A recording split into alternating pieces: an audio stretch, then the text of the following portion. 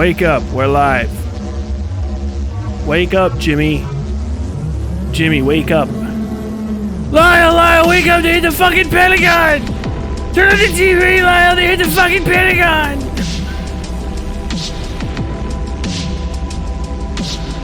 Okay, people, welcome in. We're going live.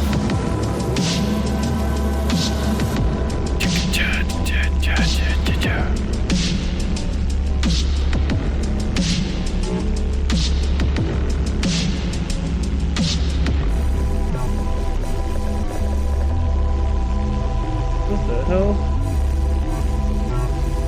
Folks, welcome to another episode of Westside Tyler.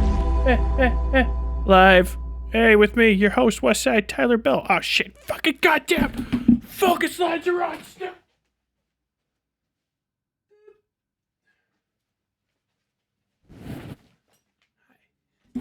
Technical difficulties. You guys remember that song? You guys remember those days?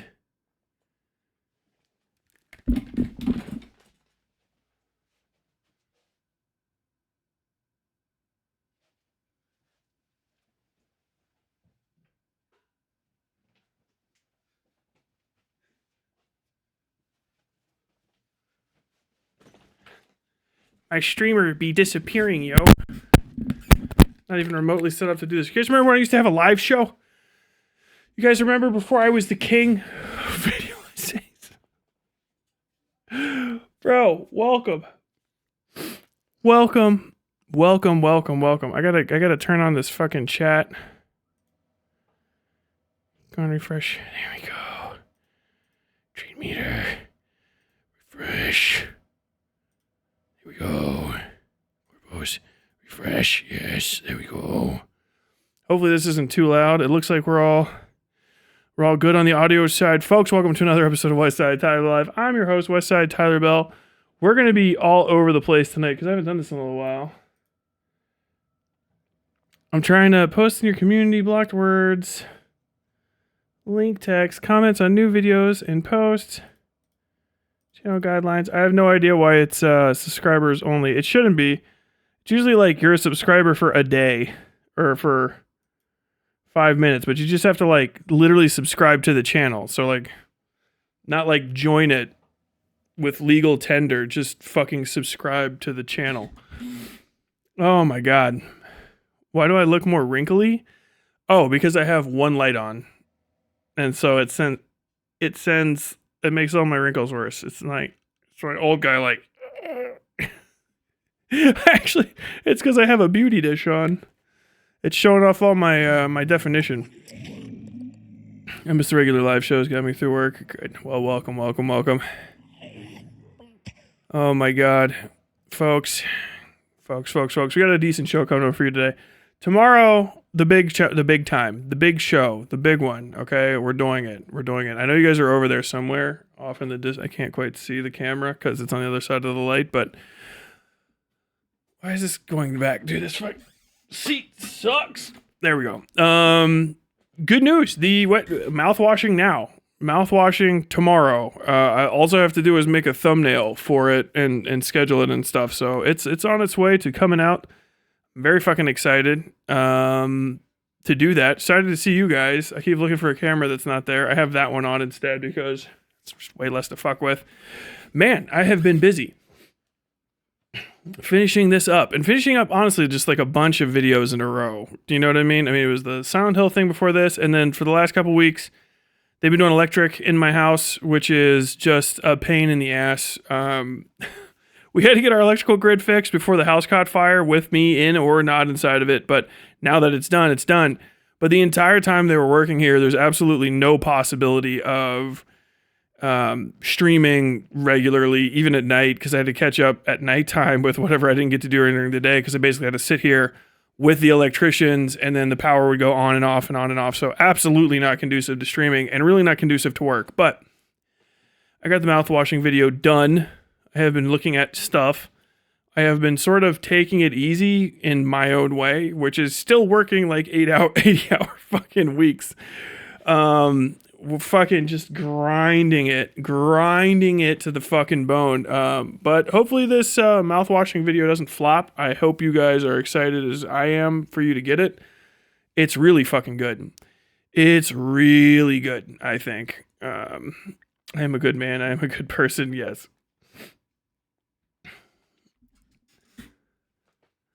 It's because you're not used to seeing his right side anymore. YouTube likes to take a while. Shadows, I'm using that from now on. I mean, it's shadows. That's why you can see any fucking contrast at all is because of shadows. You never look squished, pillowy. Jesus Christ, Triptych, shut the fuck up. Leave me the fuck alone. More book reviews when. Fuck, how about now? I don't know. I did just finish a book. I don't think it's worth maybe necessarily a whole video. I could probably make a quick video on it, like 10-minute type deal. You know, it's one of those like, would I spend longer making it or would I spend longer yapping about it on stream? I don't know. I missed good content. Dude, it's fucking shallow out there right now. Before I talk about the other stuff, we talk about the fucking content drought that exists on YouTube right now. Like, I feel bad for y'all because I'm going to fucking admit something to you guys right now. I listen to my own content all the fucking time because I am entertaining and I'm not irritating to me, which sounds insane. And it's because I guess I'm a crazy person, but I literally, when I say I wouldn't make stuff if I didn't like it, I'm not fucking around. Like, the music that I make, I listen to all the time because I think I like it more than the other stuff that's available. But like, there's still plenty of good music out there. You know what I mean? I listen to a lot of other stuff as well. But the YouTube content sphere is dog shit right now. How many more months need to go by before people that normally put out videos on something the quarter of the year it happens get their fucking videos done? Dude, we are too late for Charlie Kirk videos. Charlie Kirk died in early fucking September, people. You're done. I don't give a fuck. Wow, you know, it's time for me to finally chime in. What, now that the dust is settled? Bro, not only is he in his grave and the dirt has settled on it, JD Vance is fucking his wife on that dirt. He's done. It's so fucking far past the point of like, look at this fucking microphone go up. It is so fucking far past the point of like, hey, I have a take on this. Like, dude, you are repeating somebody else's take at this point. You have nothing to add. Shut the fuck up. Go make a video on something else. I thought I was about to be too late with it. After a fucking month, I thought I was going to be too late. Do you know what I mean? Like, it was forever for me to get that out because I was busy. These full-time fucking YouTubers dropping shit in December. Shut the fuck up, bitch. And by the way, released a video, I think I'm talking shit about. Who the fuck was that even? I can't even remember. It was somebody just released the same video as fucking FD Signifier. A month after FD. Like, just sitting around like fucking crackering it out. Just having a honky moment. You know, I have a fucking completely original thought I had. Let's just release a video that sounds exactly like fucking FD Signifier's video. Okay. Drought. Content drought. Fucking everything is so drama poisoned except for drama, which is anti-drama poisoning. There's nothing to fucking listen to. I don't care. I hope every single person who appeared in a thumbnail around the Ethan Klein lawsuit, content nuke response, I hope everybody that appeared in thumbnails at that time just gets fucking Thanos snapped out of existence. I don't give a fuck. What happened? Fucking Ethan Klein put on a fucking bandana and grabbed a fucking M69 fucking saw. I got mixed up so different things. He picked up a fucking M240 Bravo with a fucking paratrooper kit on it and 800 rounds of ammo, and he just aired out TwitchCon. Ethan Klein aired out TwitchCon. I would say fucking all right, good. We needed less of those people. Fuck yes. Can I donate to ammo? If I find other way, what happened? Dude, Frogan went crazy She got 3 fucking swords and put one of them in her mouth like Zoro from fucking One Piece and did fucking Yoshimitsu backflip stab slice attacks through the entirety of the H3 studios, and it went on a rampage through TwitchCon. Thousands of streamers are dead. Half of the Los Angeles influencer community is in literal ribbons. Yes, good, fucking awesome. Thank God. Can I send her an additional sword? Like, I don't give a fuck. I don't care, dude. It's so crazy. It's so fucking deep in it. So there's nothing to listen to. I don't give a fuck. You guys got me listening to Brian Tyler Cohen every day now. Because I've already listened to the entirety Red Letter Media's entire catalog. Beyond the Black Void, fucking every Black Tape, Shuffle, all of it. Reviews. I've been listening to fucking Red Letter Media episodes from 2013, I think. It fucking sucks. It's so fucking bad. I turned on Hutch today just for noise. Cause like, whatever. Just irritating fucking whoopee cushion sounds to disassociate to, for the love of fucking God. You guys see It? Have you seen the recent It? I'm not gonna spoil it. It's in the just shut up. He plays a tuba. You've been spoiled. It's unwatchable. Show's unwatchable right now. That is what the fuck Hutch's entire existence online sounds like. Turn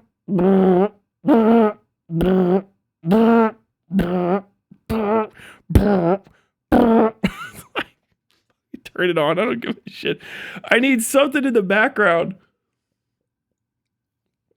When I'm doing final mixes on audio and stuff, I always turn on something in the background because in my mind, I think the people listen to my videos on YouTube also turn on other things in the background. They got their kids around. They're running a KitchenAid mixer, so I try to mix my sound over a distraction so that I can hear it at least so it's probably loud as fuck to other people. If it's too loud, turn it down. You can't turn it up. You can always turn it down. Okay? Just turn it the fuck down. Like, God damn it. People, how the fuck are you alive? I mean, I don't really pay that much attention to any of it. Why would you mention One Piece? It's not political. True. Conservative death cult video. I saw that. I did another double take when I saw someone else make another person make the same video. Yeah, I mean, there's a few of them. Wait, like a copy of FD's Kirk video? I don't know if it's a copy, but I think it's, hold on, the same fucking name. Let me come on, help me out here. For the love of God, YouTube.com. By the way, guys, Patreon. Support me on Patreon. YouTube, I have my Tyler sense is tingling. I think YouTube is going to be completely fucking dead. Yeah, Michael Burns, America's Christian Death Cult. 3 days ago. What is FD? FD signifier. Charlie Kirk and the Conservative Death Cult 2 weeks ago.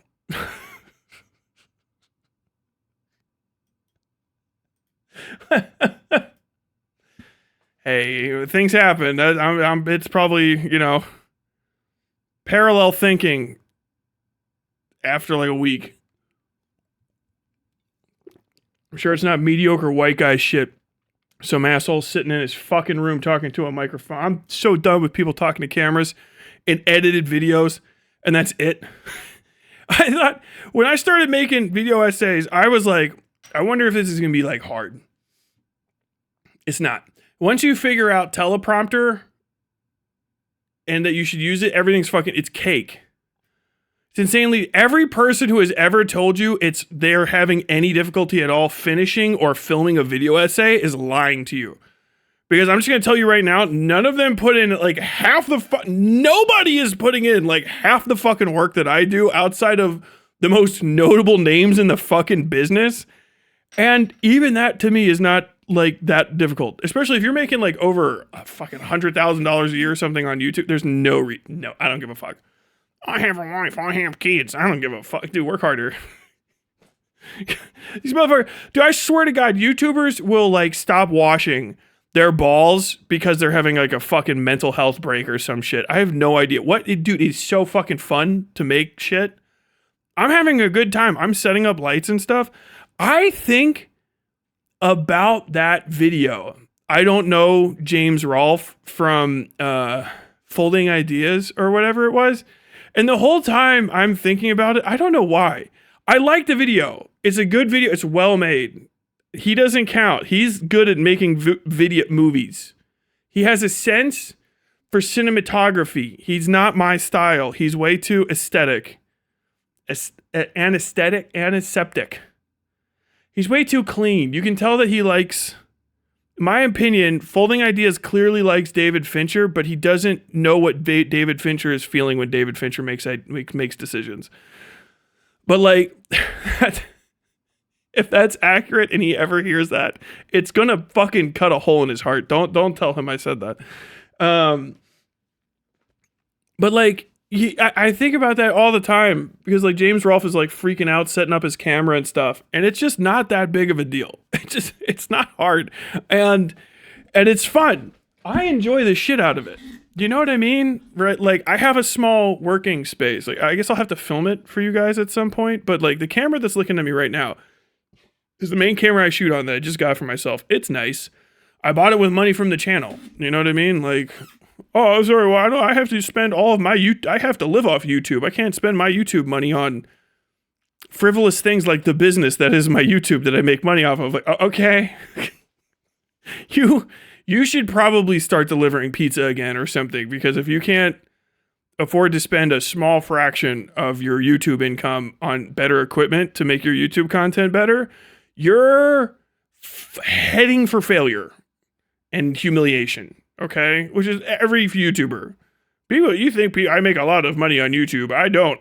I'll tell you right now, if you're a fucking way bigger channel than me and you don't make a lot of money on YouTube compared to what I make, you don't know what money is. What the fuck are you talking? What the fuck are you talking about? I make a fucking. I am a microscopic channel. I make a fuckload of money for what the effort I put into it. Well, maybe not really overall. Like I probably deserve more, but like, there's nothing to shake a stick at, and I don't have to get yelled at by fucking fat white woman hanging out the side of a Dodge Durango. So suck it. This shit's fucking great. This is best fucking. This is awesome. It's like saying like people think you don't make a lot of money as a touring musician. Like, bro, what do you mean? You tour with Fish. What the fuck are you talking? You know, fucking goofies. FD shouted out your Kirk video in that one. I listened to it in the background and I didn't hear the shout out. I should listen to it again. I think I was running Power Tools. Hey, you know how it is. Don't get mad at me, FD. You know how it is. You talk to the people who listen to your content. I know you don't sit there and take notes while I'm live, okay? He does. Find out FD somewhere in fucking Atlanta right now with a notepad like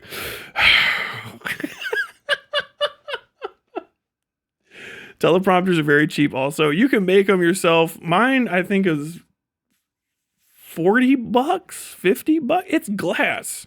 That's it. Then the one I got, I had to get fancy. I had to get a fancy one, basically, because I needed it for my camera to work with it with my camera. Anyone else, you can just go get chunk of hobby glass and make one yourself. It's the oldest trick in cinema. That the glass reflects at an angle, right, and lets it through. It's a whole thing. Do I have that near me? No, I'm not teaching you guys how to work. The Burns video didn't have too much to do with Kirk, I think, but it was mediocre Caucasian stuff. Maybe it's just biting. You know what I mean? It's too close. You know, if you like saw like a rapper, I don't know why do you have to make it black and talk about rap people? Okay, how about you see a movie come out, right? Because I wanted to talk about biting style, because I was just thinking about the fucking Puff Daddy documentary, which is like one of the greatest works of journalism in the history of mankind. No, fuck it. You see like a rap song come out and it's called like, I don't know, The Revolution, and it's like it pops off. Everyone's like, wow, this is the biggest fucking thing ever, and it sounds a certain way, and it's from people that make a certain kind of music, and then like 2 weeks after that, someone else releases an album and it's called like Revolutionary. Even if it's different, it's like, why did you do that? Why did you do that? You know what I mean? Imagine a black person.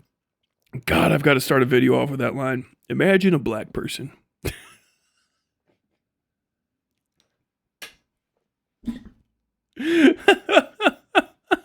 My favorite thing about Tyler is his Christ-like humility. Christ is humble insofar as he says he's the son of God at every opportunity. Do you know what I mean? It's like, oh yeah, you're very humble. Like, well, it's a fake humility because he kind of clears like the second he walks into the room. Hey, everybody. Jesus Christ. Yeah, I've heard of you. Your last name means like the savior of all or some shit. Christ, the savior of Nazareth. Oh my God. Oh, dude, motherfucker. Fuck was I talking about? Oh yeah, but dude, the content drought is just crazy. It's nuts. You know who I blame? I blame Yeet. Clip this. Send it to Yeet. Yeet on Twitter. Yeet is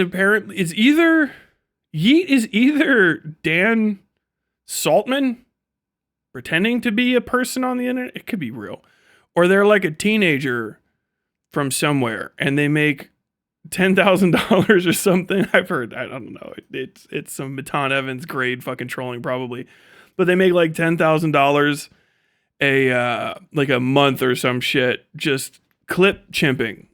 That's all they do. They clip chimp. And Yeet successfully has driven Hasanabi partway insane. And it's like, it is pathetic. It is. Because Hassan is so dedicated to seeming above the haters that you can tell they're on his mind all the time. It's nonstop. It makes his shit is unlistenable to me. I mean, I won't support him anyway after the Lowell overruled thing and the dog shocking and the black people. I said, imagine a black person. And Hassan said, I better not fucking see one fucking open their mouth. It was a weird year for him. It was a strange summer for old Hasanabi.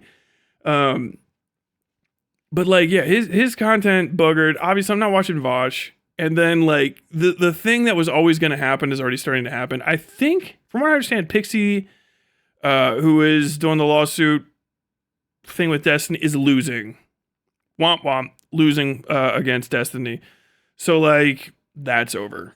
And it's a slow ass up, like creeping apology return for a bunch of his people. He's recycling. Destiny is recycling his inner sphere. He's recruiting. You guys ever see that fucking could have been records, whatever the fuck, Drewski's thing? Drewski sits there and like people come in and they do a little thing. He goes like, nah, get the fuck out of here. Too whack, too goofy, you're too old. Why do you look 30? I am 30. That's a rough 30. You know, like that's the whole Drewski, that's the thing. He's just like lightly, people show up to be like rejected by Drewski. For whatever reason. I don't even understand. I don't know anything further than I've just seen those videos. Don't care to see what goes deeper. Destiny's basically doing that, but it's for people who swallow. Nice way to say it. It's like every time they're gonna clap their hand, do you spit or? And then if they say like I sometimes spit, he's like, okay, go. So he's bringing them back in. I turned on Hutch for 2 seconds today. I think it was like 10 minutes actually, but like it just. I should make calming mosquito sounds to drown out the haters. Oh my God, to drown out your sorrows. I turned that on and he was whining about like, oh, the fucking DGGers are trying to get me back. You know, DGG is whatever. Blah, blah, blah, blah, blah, blah, blah, blah, blah, blah. Who is Drewski? You don't know who Drewski is? Bruh. Tyler Hassan is the savior of the left / only person on the left. Dude, that shit is fucking hilarious to me. I mean, we're gonna get into some segments kind of relative to that. I gotta look at some of this stuff. Imagine getting denied by Drewski. That's his entire thing. Bro, that is a fucking terrifying winter storm. I live in Kentucky, so like if you live in this area and you hear rain at night in December, that could be a tornado. So I'm just saying. Dude, whatever the fuck this thing is, I just got a zit on the side of my head. I think that shit's in the video too. Look at it. Behold it. Look, I'm Moon now. I can't type. What's making me self-conscious to type? I gotta give myself some concealer. Just push. Don't look. Don't look at the zit on the side of my head. I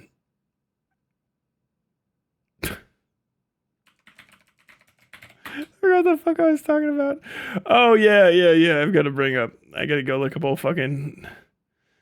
I gotta go look up old fucking Nazi dick. Dude, it's a crazy world out there. It is so fucking bonkers. What is? I don't know. Just bad empanada. I can't remember what fucking account he's on at this point. Troops Bane. Okay. Bro. Bad empanada. If we fucking invade Venezuela, Bad empanada better be out there fucking putting limpets on the side of U.S. naval vessels, or he's washed. You can't. That's gonna be the worst day for him. If we invade Venezuela, like he's gonna have to do something because it's too close.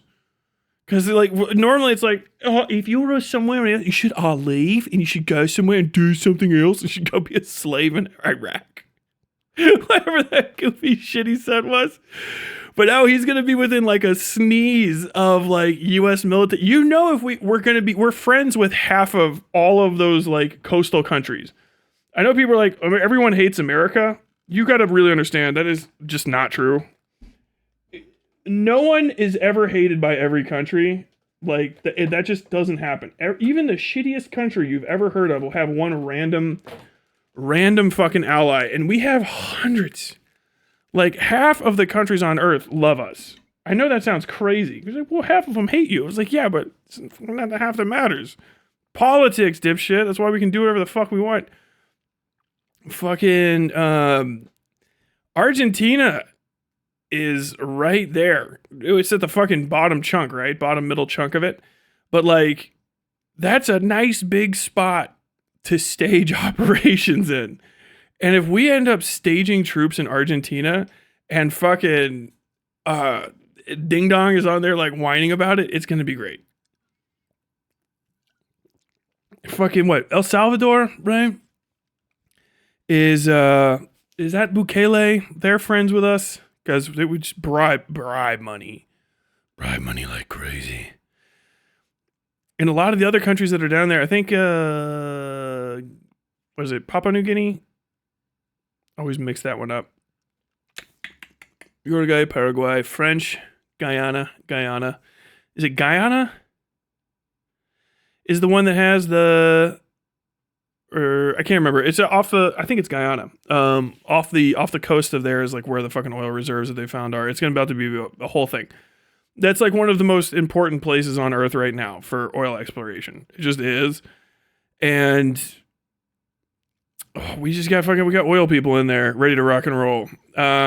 Bribery. Trump just said I got a $250 million bribe from some Israeli cunt today. He just said it. Oh my God.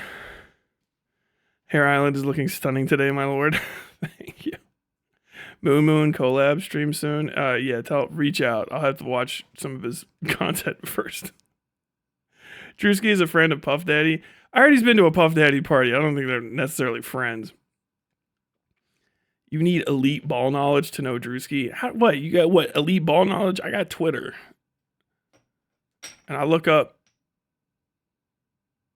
rap music. I don't know. I'm not on white TikTok the way that I should be. I should be deeper into the white TikTok. I was hanging out on all those fucking drywall videos. I started not skipping past the Spanish ones, and then it was just like, mas. Necesito más. Yeah, I can't do that. Oh my god. Chile, Paraguay, Uruguay, Bolivia. Take your pick. Yeah. Yeah, God bless Malay. I mean, Suriname? Yeah, I think Suriname, which is right up there too, was involved in it. I mean, I was reading all this stuff earlier today. I'm not just trying to do geography. I was reading who has a reason to be fucking dicking around in that area. Everybody's got a claim, though. I mean, countries that aren't even on that side of the fucking globe will try to have a claim on oil. You know what I mean? But you're gonna have to get out there, bro. If Hassan is the Joe Rogan of the left, how many comedy assassins does he have? Dude, he's got murderers. I said Mike, dude. I got Mike from PA. I got fucking Denims. I had Denims down there at the comedy.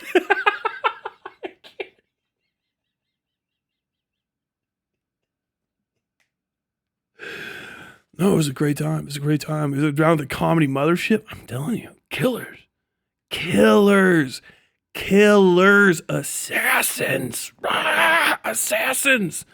Like you've never seen before. We had, I mean, this is a set. Mike from PA. Frogan did a set. Denims was in the belly room. Shonda Black was there. Taking coats or some shit. They didn't let Shonda on stage. fucking charisma about black.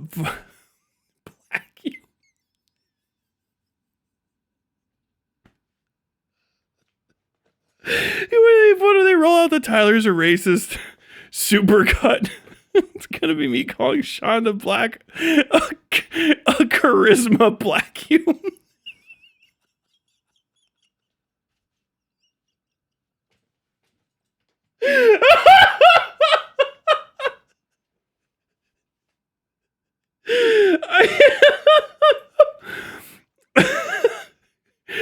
So we're so past the point of petty outrage. It's crazy.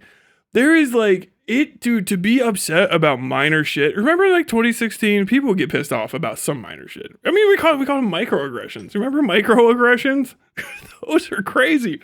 Microaggressions range from like, oh shit, you really shouldn't call black people articulate, even if they are, because it's loaded. It's a weird. Just don't say that you're very articulate to a black person. I know you're. Don't do it. Just don't do it. It ranged from that to like, you know, man spreading. It was like, it's part of patriarchy. You're taking up too many seats because your giant dick and balls are forcing your legs apart. Like, so much of it was manufactured and shit, but it's like microaggressions.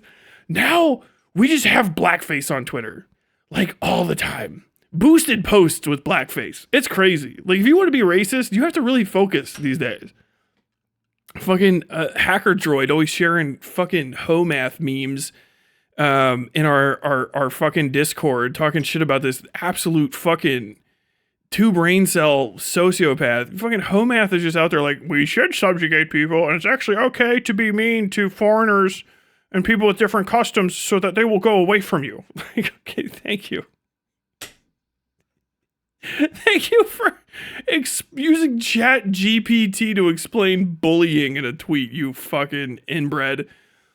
Oh my god. Shonda, to refer to Shonda Black somehow feels more racist. I am fishing. I am a fisher of men. I'm trying to start fights. South Africa at the height of apartheid was friends with Israel. Trust Tyler, no country is hated by everyone. There's always somebody's got a friend. There's no true pariah state, and that stuff doesn't last forever.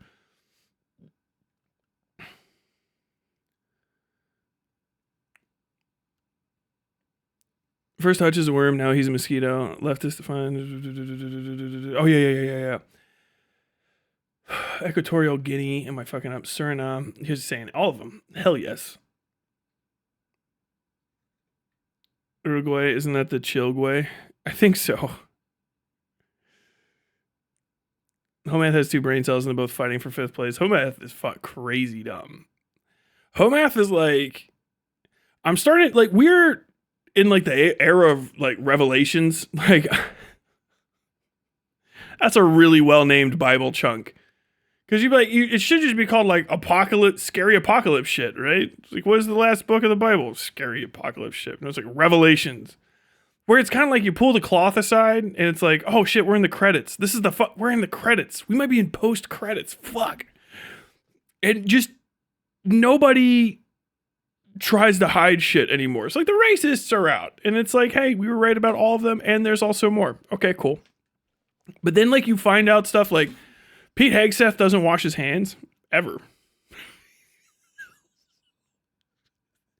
And he said that. Like, it's not like someone just like, that's an Onion article. He's just like, I don't fucking wash my hands. Why would I wash my hands? Like, what? What? Like, dude, we are so deep.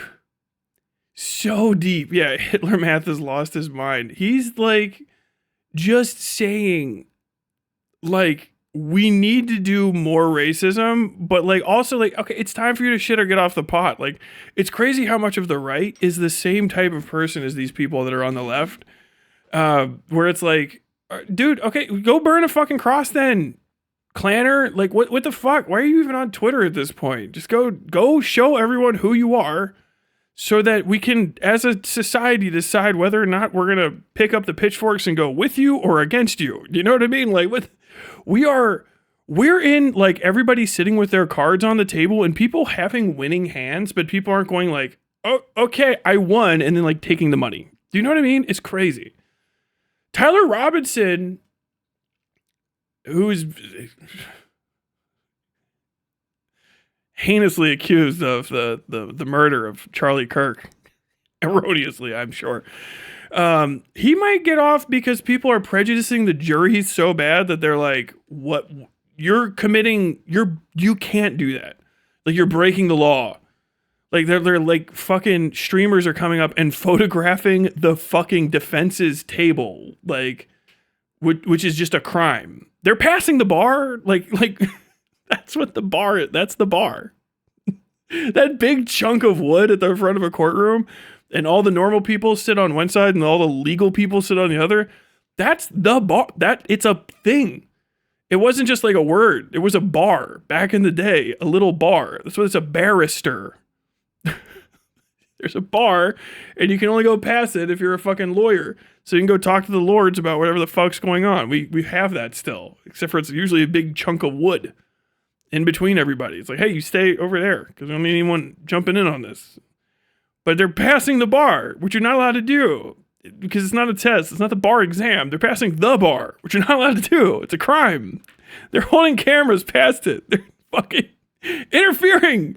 They're interfering with court processes in ways no one even imagined you would do it. And in a way that goes cross purposes to whatever they're trying to achieve. It's great. It's literally insane. Oh my God.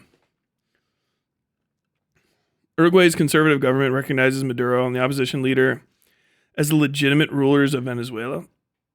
They really don't want to upset either side. They recognize both. Okay, based. Source El País. Nice.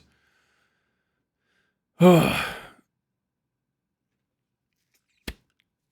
Everyone in Latin America is looking at America like, please don't do fuck ass shit. I mean, yes. Hopefully it gets shut down. I don't think it will. I don't know where it's going to go. Like, we are in a place where predictability is out the window. I know everyone's like, America's going to do the most evil shit ever. Like, somehow we're still not. There keeps being people that are resistant to just the inevitable march of evil. There's like heroes on both sides kind of shit. Dude, Thomas Massey is out swinging dick. Like, Thomas Massey's not a good guy. I know, but he's our guy. He's a Kentucky fucking legislator who's a Republican who's like, I don't know. This is bad. Actually. It's nuts. It really is showing also, if we pull through this, right, after the whole thing, and like we end up with Trump out of the White House and we restore liberal order, there is going to be no bigger L in the history of mankind, I think, ever. That will be like appropriate, like you could just stamp onto the heads of fucking like internet do nothing lefties. Oh, you want me to talk about Spec Ops? Hold on. Literally line crossing. Yes. It could be rough out there for Race, those Onion articles. Onion needs to just start going positive. Good day. That's the ultimate article from the Onion. God damn, today was a good day. This is like some sort of parody. Ryan McBeth is mongering for Invasion hard. Dude, that guy, I think, got bought. The second I saw him and liked him a little bit, I saw him a little bit later after that, and he was shit-faced. He's on fucking Destiny's podcast with fucking Dan Saltman well before all the fucking sex crimes came to light, I guess you would say. And he was clearly shit-faced, calling in like, and I don't think they ever talked to him again after that. I think because he was so obviously drunk.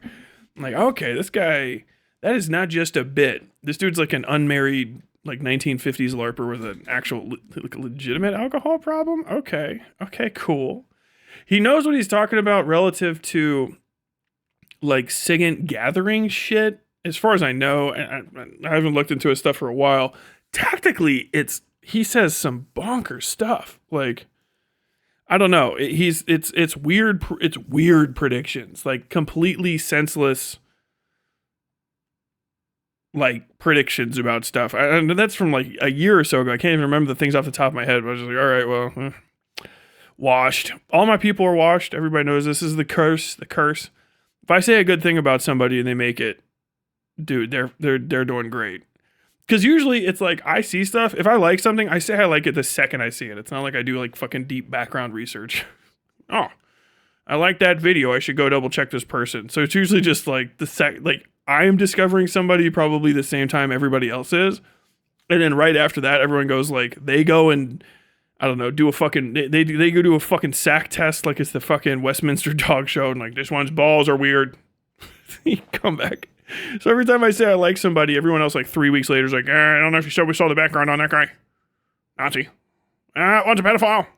This one set himself on fire. Came back as the devil. Okay. What? He told the ghost of Christmas past that he was gay. He's gay? No, the ghost of Christmas past. Oh, fuck. That's a psychotic thing to do. Who would do that? Oh, man, we got Bongino quitting so we can go back to podcasting. I think we're in a different place. It's crazy right now. Donald Trump is full dictator. Cringe dictator. He's doing, Kim Jong-il shit. But he doesn't have, Kim Jong-il nut. It's all falling out from underneath him. And he's trying to bribe the military with money they're already going to get. I don't know if you guys heard about the 1776 checks. Those are just yearly allotments. I guess he's just spreading them out amongst everybody equally, which you're not supposed to do because other people need more because that's what they need. I mean, okay. I'm sure that allotment was 1776 times all of us. The fuck? Well, you're giving a general 1776. Why? You know what I mean? What the fuck? Oh my god. Oh. But it's been fucking crazy. It's been goofy. But yeah, he's doing fucking dictator shit. But he doesn't have dictator control yet. I can't hammer that home enough yet. He's not liked. That Pete Hegseth was supposed to be a clearinghouse for the military type deal. And the thing is is there any good reason if I'm not saying it's going to be it's all going to be sunshine and rainbows because the military is going to benevolently hand the power back to the people. I'm saying if we get to a point in this country where there's a guy who goes, should I be in charge or should Donald Trump be in charge? And that guy looks down to his hand and he goes, oh, I have a gun. He's not going to just pop Donald Trump. I think that Donald Trump is going to get shot to death. I think he knows it too. I feel like he hears a ticking clock in his head all day. And not by some assassin. I feel very strongly in a weird way. And who knows? Everybody else is going to be afraid. I've got too much shit to be. I'm too busy. I'm an adult. I can't be afraid because I have stuff to do all day. But I think he's going to say something crazy and I think somebody might kill him. The generals will look at each other and go And, like it's gonna be one of those like, hey, everyone starts looking, and then you realize we're all good. You know when Frank's choking in Always Sunny, and then everyone at the table just watching him like, you know, dude, if he started to choke, I don't think anybody would save him. I don't think the people that like him are good enough at it, and I don't think most anybody else would waste the time. And I think people are trying to get the fuck out of there. I think some of them are stupid. I think Kash Patel's a fucking idiot. I think he doesn't know how bad it could be, or he's gonna flee somewhere. He thinks that he can get away. If he does, it's fine. But I think that there's some sort of snapback coming. Like, we might have a coup in America, which would be fucking neat. I mean, that would just be cool as shit. I would be so fucking down for that. Whatever, the American military junta? Okay, fine. I don't give a shit. Whatever the fuck. Well, it's already kind of like that anyway. I feel maybe it's time. You don't like liberalism? Okay, it's a junta now. Get fucking dunked on.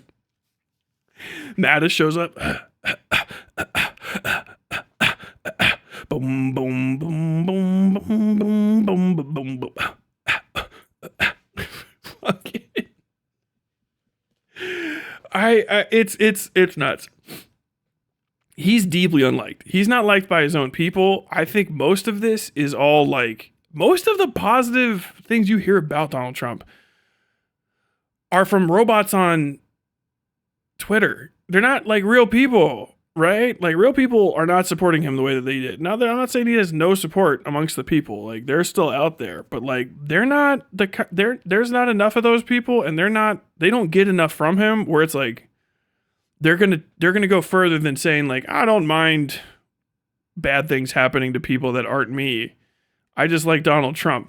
But if it's like, hey, would you die for him? I think you're gonna get like, oh, what, like, really? No, I don't think so. I don't think so at all. ICE people, I'm gonna tell you this right now. It is a matter of time. There is going to be reprisals against ICE like crazy. There already are. People are shooting ICE. The guy who shot up Brown University is still hoofing it because Kash Patel is in charge of it and just misusing resources, so people don't know who the fuck assassinated that random professor. And the thing is that goes in every direction. Like, people already know where these ICE agents are. They stay at hotels on the outer ring of cities, and they stay in large, obvious groups together, and they are the softest targets possible. Like, there is gonna be people that are irritated by them, and they're gonna fucking mass murder ICE agents. And the thing is, too, the ICE agents have an insane amount of equipment. So, like, I think to, like, gangs, right? Particularly fucking, like, Latino border gangs, cartel types who like to use equipment and have the ability to just kind of like fuck off. They're not small ball penny ante street boys. They're fucking rock and rollers. You know what I mean? If they're like, so you're telling me there are $500,000 worth of American military rifles, raw, with all of the kit you can imagine, sappy plates, comms equipment, and armored vehicles, and they are all at a fucking Motel 6 on fucking 283 outside of this fucking city? Like, yeah. Didn't your fucking grandma get, like, pushed down by one of those guys? Like, yeah. She's back in Guadalajara, but she got, like, she broke, like, 2 fingers because he got knocked her down. I would not mind. I'm going to say this to you guys right now. I would not mind a new A4. I think if I had a new A4, I think I would be happy about that. Did you guys want A4s? I think I would take an A4. Maybe some, yeah. Just go fucking barnstorm them. Like, dude, ICE is not ready to fight. ICE is bully only. They are fat. They are fat, short. They have weak arms. People are getting away from them. I saw dudes getting detained by Marines because I was one of the Marines detaining them. When I was in Iraq, there was no, like, they were like, okay, yeah, I'll surrender. Because when we came up and we're like, hey, we're gonna fucking wrap you up now. Don't fuck around. Okay? Then they go, okay, cool. But people see the ice, they're like, I think I can definitely outrun you. I'm pretty sure I could probably knock you out. I don't think you have a strong grip. Like, they are fat, out of shape, middle-aged bullies. I think most of them they're like 50% monster on the inside. Not like demon, like the energy drink. like just disgusting fat bodies. Like you can see their fucking necks leaking out of their neck gaiter is crazy. Like that's bonkers. Like the amount of fucking ice agents I've seen where I can see their neck fat through their little mask is crazy to me. Right? And so if like people start pop, pop, pop, pop, pop, you know, like that's it. And I think people just don't want to kill anyone because most people are human beings like that, but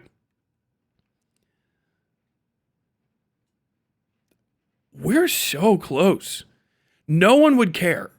Like the thing with the fucking indictments being turned down by grand juries and stuff is crazy. The legal system in America is not, I think for the best, not going to recover from this. And that's probably for the best. Like the way that the law operates, like if you're here in Kentucky, I fucking scare the shit out of you guys. I found this out the other day.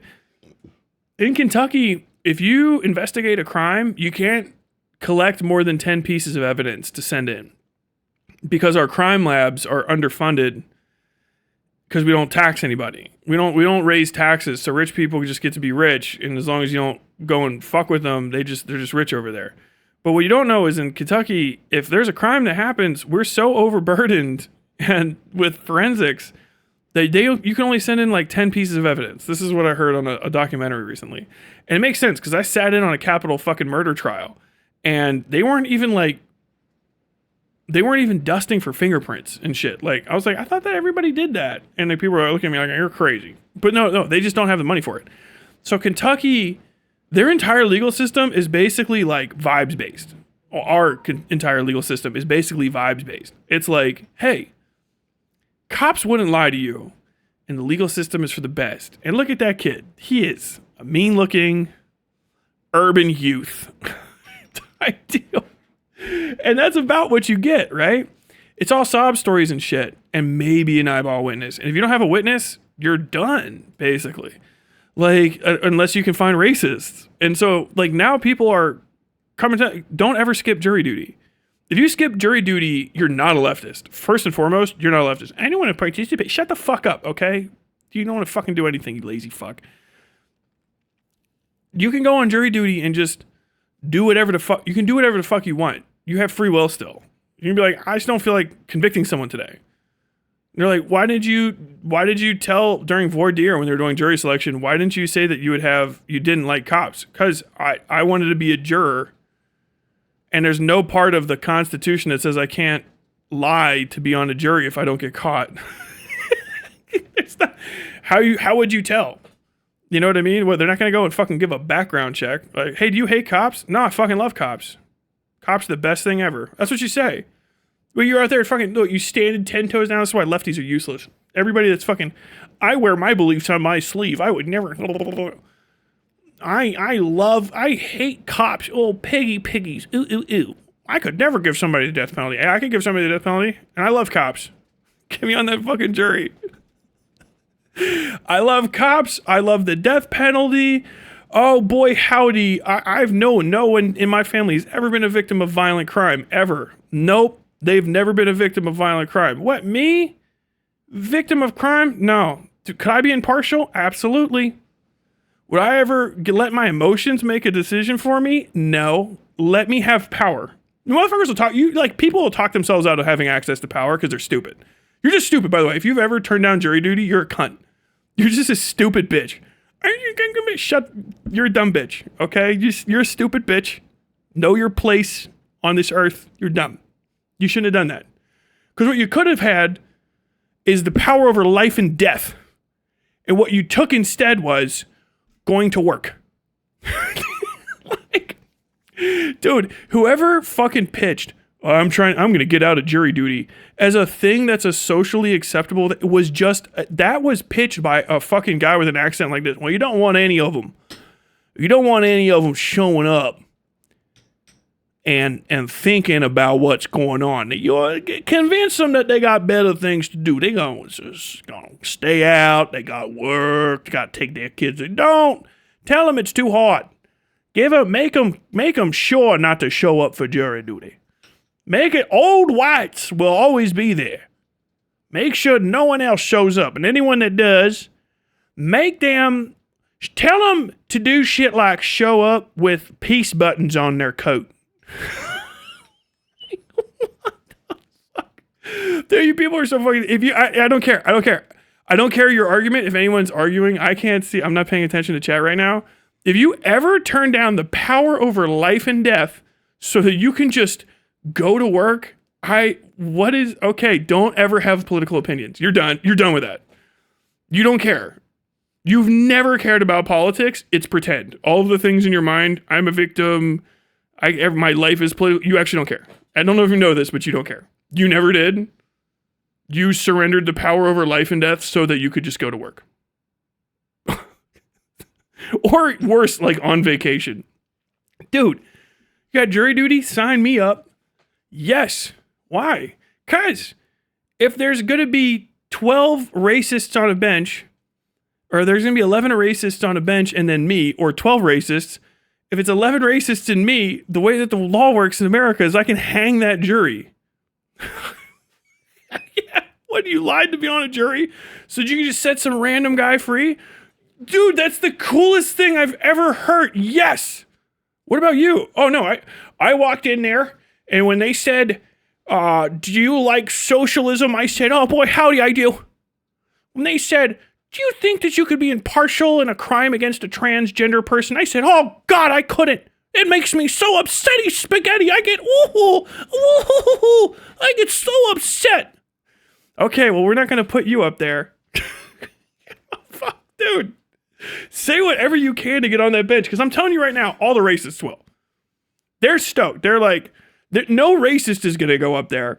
No sexist, no pro-rape person is going to go up there. And they're like, hey, how do you feel about rapists? And they're going to go like, oh, fuck. You know, yeah. Don't let me up there. What do you need me to say to not let me up there? I will tell you anything. You think Uncle Ruckus would ever say anything to stay off of that fucking jury pool? You know what I mean? Do you think Nick Fuentes would say anything to stay off of those jury pools? I mean, maybe he specifically has in his past, or he's famous. Get on that motherfucker every time. You're recusing yourself? Why in the fuck are you doing that? For what reason? Are they gonna find out? Then they can retry it. It's your personal feelings. That's the best part. Like, they're convincing people that, like, you have no control over your body. Like, do you think you could be impartial? I don't think so. Oh, God, what if someone found out I was being partial? Years down the line. What would be the penalty? Well, nothing. What? Nothing would happen to you. There's no prescription for any penalty whatsoever. They would probably declare it a mistrial or some shit if they cared at all, which they probably never would. They don't give a fuck. Wait, because they don't care. They don't fucking care. They never did. So I can just have the power over life and death? Yes. What if my job fires me for not going in for jury duty? You can sue them for more money than you would ever make at the job. They can't fire you for going to jury duty. It's your civic duty. It's against the law. It's a crime for them to fire me for going to jury duty. Yeah. Oh, it's a super crime. The judge will call your fucking place of employment and tell them, like, hey, did you say you're going to fire somebody for going to jury duty? Buddy, do you like operating a business in this state? Do you know the fucking pecking order here? It's me first. You out of your mind? Bro, get off work, get your fucking $12.50 per diem, and fucking rock and roll, baby. God damn.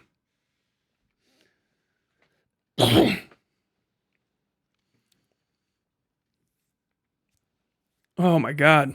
I can and will do jury nullification. Absolutely, bro. I love cops, but that cop is lying. See? Doesn't that sound better? I love cops. I see it all the time. I love police. It makes the criticism hit harder. I do worry that any reprisals against ICE will result in ICE committing retaliatory crimes against normal people. Oh. I hate that. Get bullied. Get bullied. Get bullied. Okay. Spend the rest of your life being a victim. Okay. Get bullied. That's always the worst. Oh my God. Oh my God. What if I punch somebody and then they punch me back? Like, that's the fucking, now you're doing it. Gotta hit them even harder. That's fighting.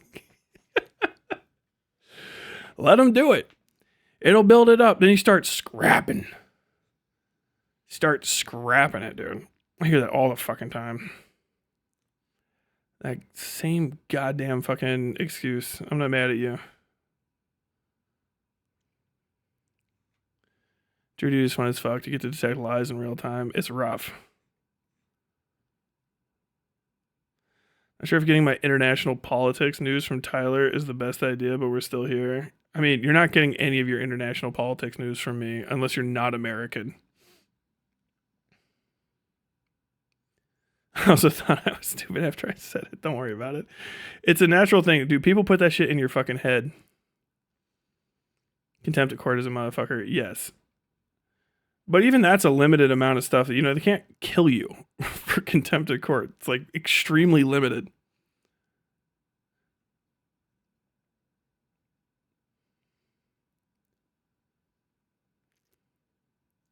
Decade-old rape kits aren't only a Detroit problem. No, they're everywhere.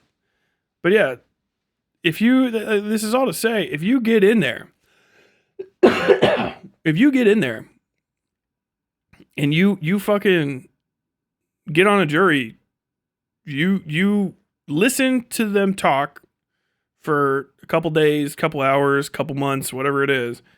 And then it's up to you to decide if somebody's guilty or not, talking to other people. You think like you did your little online debates and shit, that's the time. Take it in there and shit talk. I don't think so. I don't think that's a good idea. I don't give a fuck. Well, that's your feelings. You know what I mean? And then you can have the power. It's your right. You paid for the court. You paid for your opportunity. You're paying right now, if you're in America at least, for your opportunity to someday have a say in the court system. Every time you've ever had a moment where you're like, I think that person's guilty. I think that person's innocent, right? And then you heard someone else say the most psychotic shit. You need to go to jury duty. Like, you need to go there so bad. Because, like, otherwise, why are you having that opinion? If you're like, oh, the Johnny Depp trial, Johnny Depp was bad, Johnny Depp was good, Amber Heard is bad, Amber Heard is good.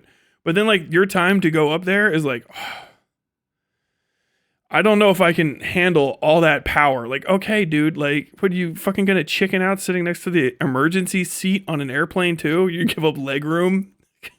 Get dork asses, bro. All to possibly like, well, I'm going to step away from the door. I know I wouldn't open the door at 40 fucking at a mile high. I wouldn't open this door and possibly kill people and cause a gigantic international accident, but I'm still nervous about it. I'm going to give up leg room and all that power so a random stranger can have the power instead. Like, okay, what the fuck is wrong with you? Out of your goddamn mind. Oh.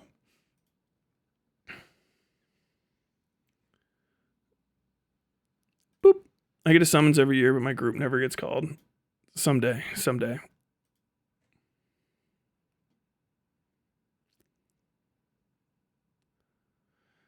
Best was I got to sit in was against the local slumlord. Got to watch a judge order a seizure of his properties to cover unpaid fines. Based.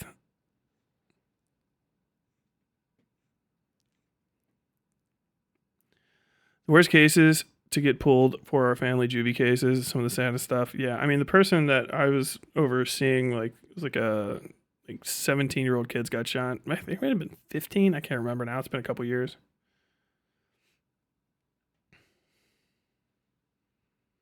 I should probably read some actual news first before I watch commentary on it. Yes, you should. You should not get your news from me. I don't even post regularly.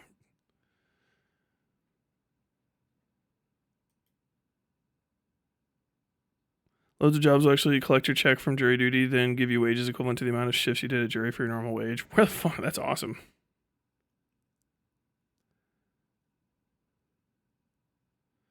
I'm not American. I live under a Swedish rock. Oh, okay.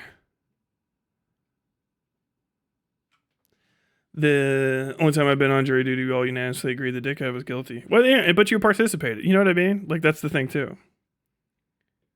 In mine, it was like the cops sucked at their job. So, like, I didn't want. Well, I'm not going to get into it.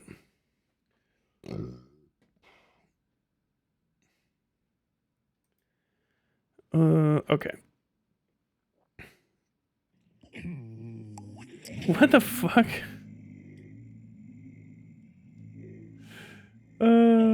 Okay.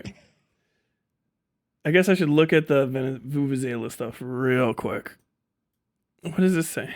I live in a state where trans women go to women persons, dumbass? What is that? Oh, people fighting 50 feet down into my comment section. I was like, what the fuck? When did I say anything about that? Keg's breath. Okay, so this is from the AP. I'm just going to read a little bit about this, see what's going on. House rejects resolutions to limit Trump's campaign against Venezuela and drug cartels. Dude, vote, vote, vote, vote, vote. This is always the thing, dude. The down ballot lack of stuff. Look, the DNC and its machinations will never go away, okay? This is like the most irritating thing about talking to lefties online is they have no idea how the world works. Your great cause will not come about without struggle. And nothing about yapping on Twitter or gossiping on Reddit is struggling. It's not. It actually, and I'm just going to fucking go crazy, it doesn't really matter. Outside of you're in the way, right? It's like you're standing on sidewalks, which is really what the internet left has been relegated to. The people with the most radical ideas have the most worthless. And I really have to hammer this home. You people are worthless. Worthless in your fucking organization. It's crazy. Because you refuse to understand the importance of conversation, compromise, and construction. This is crazy. If you have like a really strong belief, but then everything that you do makes it so that that belief doesn't come true, you didn't care about that thing. This is what I'm going to try to hammer home with people about Palestine, because it's going to be probably the thing that I harp on for the rest of the time I'm online like this. The pro-Palestine movement in America specifically is dog shit. There's probably very few movements I can name, much less think of. I can't think of any off the top of my head that are less effective at accomplishing their goals than the pro-Palestine movement in America. To the point where I'm about 80% sure that it's filled with ops.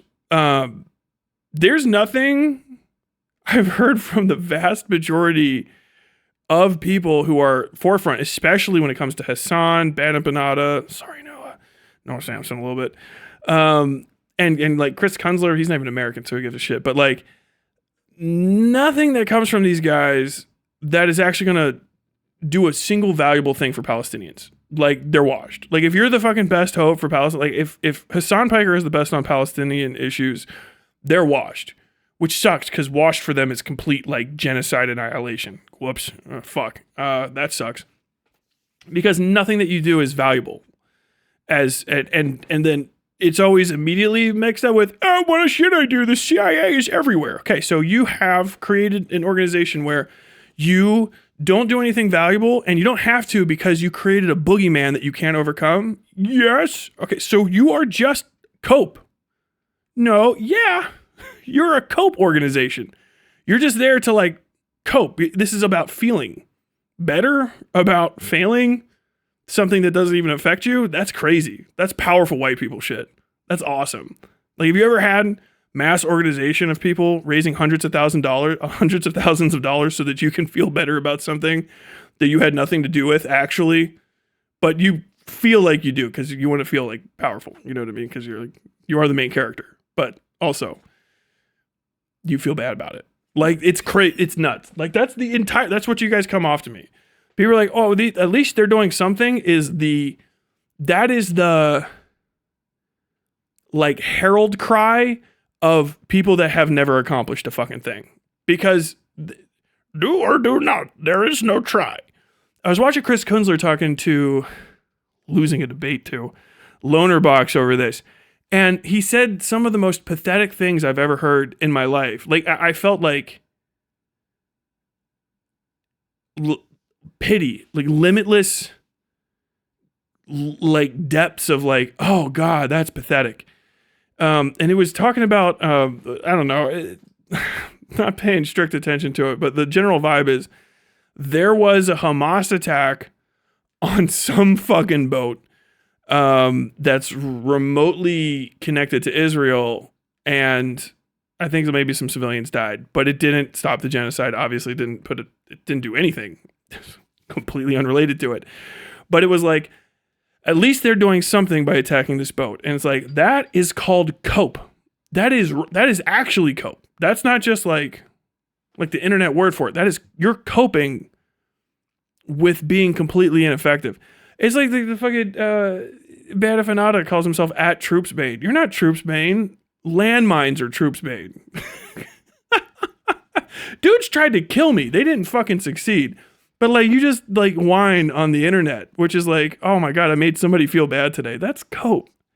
That doesn't stop anything actually. And you're wasting your time. You only have so many hours on this earth. So if that's how you spend your time, and you spend your time coping, you're a loser. And that's why no one wants to join you. That's why no one gives a fuck about your causes, and why everyone just goes like, okay, we can be disregarded because you're cope.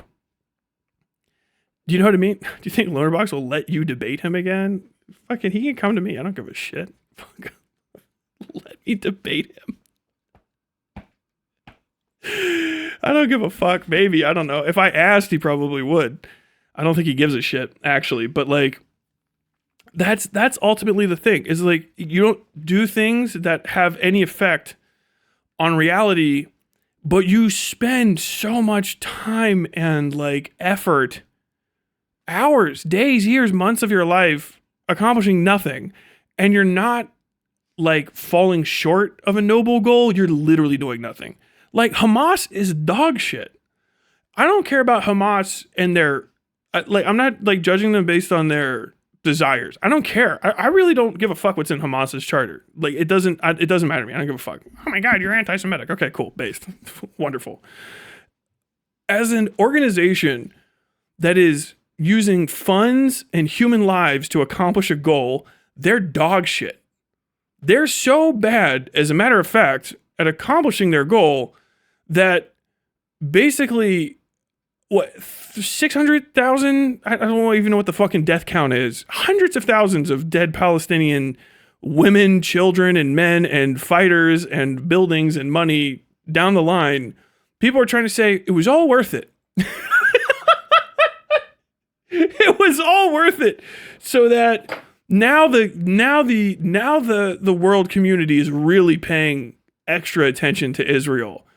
And it's like, dude, that is the most pathetic thing I've ever heard in my life. I would kill myself before I was a loser like that. Like, I think this is why people hate Americans. I can't fundamentally understand what it's like to take L's that hard. I think that might be the gulf. Dude, people are like, I hate you, you're mean, whatever, mean to me online. I'm not.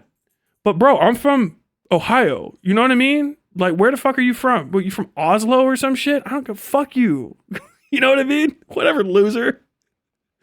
I go fucking, I don't know, suck some Nazi dick so you don't have to fight in World War II. What do you fucking people have to be proud of? Like, what, you came in fourth behind us at the Olympics? I don't understand what it's like to be such a loser that's a win. So if you want me to tell you how to win, you can listen to me. That's what I give people. I'll tell you what the fuck, I'm in the halls of power. I'm not like deep into it, but I've been in there. I can tell you what it looks like. Hey, you guys know what the top of the mountain looks like?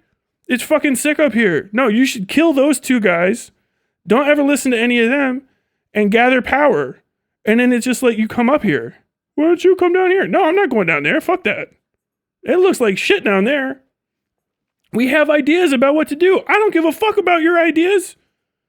What are you, fucking knee deep in sewage right now? All your ideas look like shit. It's your fault. Okay. I ain't gotta change the shit up to your fucking knees. I don't know what to tell you. You gotta do successful things and be better at what, like, you are engaging in things that do effort. They cost effort. You make a plan, you execute the plan. And then somehow, in this small subsection of people that is just permeated with what can only be described as CIA agents and Mossad, only there specifically do people regularly spend all of their effort, time, and money on shit that not only doesn't work, it does the opposite. I could not convince anyone in the United States military, that attacking civilians and killing 2,000 civilians or whatever the fuck, I don't give a fuck about the number. I literally don't care. Killing 2,000 civilians in order to accomplish no military goals and then lose 600,000 people on our side. I couldn't convince anyone in America that that was reasonable or a good idea. No one would go along with it. No one would be like, okay, so what we're going to do is we're going to go to Canada. We're going to fuck over to Ontario. We're going to kill 1,000 people at a mall. And then we're just going to get piss hammered by the Canadian military for 2 years and lose hundreds of thousands of people. And then people go like, damn, that's a good move. That's a fuck, holy shit. Dude, what? Dude, say that again? I'm going to put that on dude, good move. Crazy. And then to have people going like, Hamas are freedom fighters. You got freedom from being alive, homie. Like, don't join that fucking group. Shout out my future dead. Holy fuck. The worst. So fucking dog shit. Oh, their heart was there. Dude, there's so many fucking countries on earth that have fought successful counterinsurgencies against way worse forces. My country was one of them. Fucking Vietnam rocked shit. The Taliban, they did a pretty good fucking job of getting rid of us after a while. What in the fuck is wrong with you and the entirety of the pro-Palestine fucking movement, especially in America, where you would ever go like, Hamas is my dude? Well, they got a good cause, but they're fucking it up. Like, your dude is washed. I don't give a fuck. They fucking suck. That's the thing. They suck at whatever the fuck it is they're trying to do. I don't know what that's like. I don't know. I guess I'm from a place where we fuck you guys up. And then this is what it's like to have to take that shit. But if you want to fucking listen to me about how to not get ground into the dirt, first off, stop killing civilians as your main method of communicating your upsetty spaghettiness, because it just ends up getting a bunch of your guys killed. I don't know why y'all are still doing that. I don't know why. That happens to us. That's why every time we've ever lost anybody, it's always, you killed some civilians. Yeah, fuck. We fucked that up, and then you killed like 1,000 of our guys. Yeah. You guys killed a bunch of our civilians. We killed like 300,000 of yours. Yeah. A bunch of them were civilians. Yeah. Cycle of violence. Horrible. Yeah, we should probably not do that. Stupid thing to do. But especially if you also don't have any fucking money, what we can do is reparations. We can bribe a whole new guy. You guys ever try that? You don't have money for that? You bribe a whole new guy? Is that crazy? It will blow your fucking mind. Have you tried bribery? You got Hamas is fucking making cookie rockets and shit, whatever the fuck that is. Have you tried bribery? Just bribe a dude? You can make a guy. They do it all the time. Little Manchurians and shit. You just make a dude. Fucking China, I think, made a dude. That's Hassan. You just make a guy. He's your guy. And you go and you pay to get him in there. People do that to my country all the time. That's why, like, there's a bunch of countries that exist at all. You just bribe us. You guys have tried bribing anyone? Oh, you're just gonna kill kids still? Are you too poor for bribes? So you gotta kill kids and people that are like at a fucking music festival? How fucking lame is that? You just cringe. That's what it is. You're cringe. I'm not afraid of you. If I die, I die. I got white supremacists around here. I'm more likely to get killed by a fucking clanner than I am any fucking like fucking Arab terrorist, Muslim, whatever the fuck, from who, wherever the fuck. I'm not gonna get fucking smoked by any of those people. I don't give a shit. But like, what are you doing? What the fuck? What is this? It's so fucking pathetic. It's deep levels. All right, let me tell you about the history of the region. Let me tell you about the history of the only thing that fucking matters, and it's who gets killed and then things get better. If you aren't starting with who gets killed, things get better, the most important guy, then you're wrong. Who did you kill? I killed the most unimportant people. Oh yeah? Just fuckos. We just found fuckos. Found some cunts on a beach. Found some cunts at a fucking, at a little party.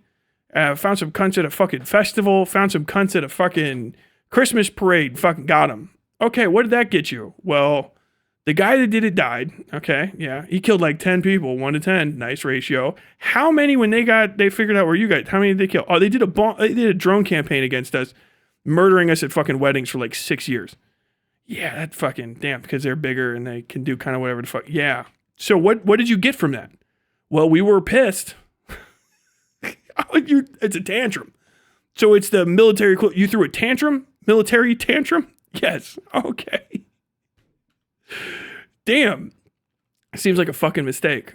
That seems like you're fucking up there. What should I do instead? Well, kill an important person. Like what? Which one? I don't know. How about the one that signed whatever document led to your guy getting fucking cracked? Figure that out. That's not possible. It sure as shit is. You guys are taking one-way trips all the time. Fucking, all these fucking Muslim terrorists shoot up a fucking beach. Dude, fucking Ben Gurion walks around in New York City. You could get you could take a subway to the guy. You know? Oh God, this Americans being racist against these people. I see their news. You Americans, you love racism. We're gonna kill random Americans on the street. What? The guy works on the Avenue of the Americas. If you're mad at a Fox News host, he just works in a building in downtown New York. Just go there. You could just yell at him. You don't have to kill the guy. Just find him. They'll walk out of there. You throw a fucking egg at him. Start small. No, I'm gonna shoot a preschool up. The fuck? What? Why? Stupidest shit in the fucking world. All these guys, major donors to AIPAC and all this sort of shit, they have like meetings where it's all the, I fucking hate AIPAC. I hate them. I hate them. What are you going to do about it? You know, look up where those guys that run that thing that you hate and attack them for doing the thing that makes you mad? Now, I'm going to kill random civilians. What the fuck? Okay, so you're down 2 guys.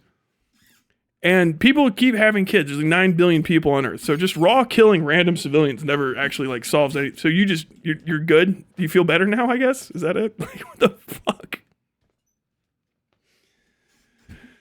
Oh my God.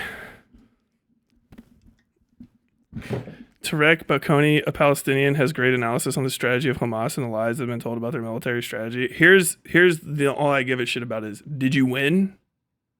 Check box yes, check box no. That's it. If I have to go, and here's another thing, if I have to keep going to people, fucking Hamas, it's just the pro-Palestine crowd is, have you not dug through 700 piles of books, 20 million years of history to figure out what's going on there? You know, dude, just do propaganda on your own. Just pay for it. Pay for propaganda. It's so fucking cheap. And don't pay for Hassan Piker. Okay, get somebody good like Asmongold that's just gonna read the lines. Just get a fucking Asmongold. Dude, if you just successfully bought Asmongold as Hamas, you would do more. I don't give a fuck what you think you're doing, because I'm just telling you right now, you're losing. You suck. I don't give a fuck. Unless tomorrow, all of a sudden, all them diamond towers fall in Israel, and it's like Hamas won. Oh shit, they were that good all along. Very cool. Otherwise, I don't give a fuck. Win. Okay. Do you know why? You know why everybody knows what happens at Iwo Jima? Because we built a big fucking statue after we beat their asses to death. Which killed the Japanese until we owned that island. Oh, but there's all this. Dead Japanese, own the island, flag, statue. Okay, cool. That's what winning looks like. If you have to play 16 hands of cards and have a 15-hour long talk about what victory looks like, you didn't win. Okay? That's at best a can kick. Ting, ting, ting, ting, ting, ting, ting, ting. You gotta win. You gotta win. You gotta win, and you gotta tell your own fucking story. Start spending money on propaganda and spend it better than whatever the fuck you've been doing. Okay, first off, if I was Hamas and I wanted to fucking make my shit look better, I would fucking clip. I would start fucking putting hits out on streamers that are on my side in America. The best thing ISIS, Al-Qaeda, fucking Hamas, any of you guys, the first thing I would do if I wanted to try to boost my fucking image over here and get people like supporting my cause in a way that matters and is going to lead to success, dude, I would clip bad. That makes you guys look like shit. Oh my god. Oh my god, bro. Fucking rough.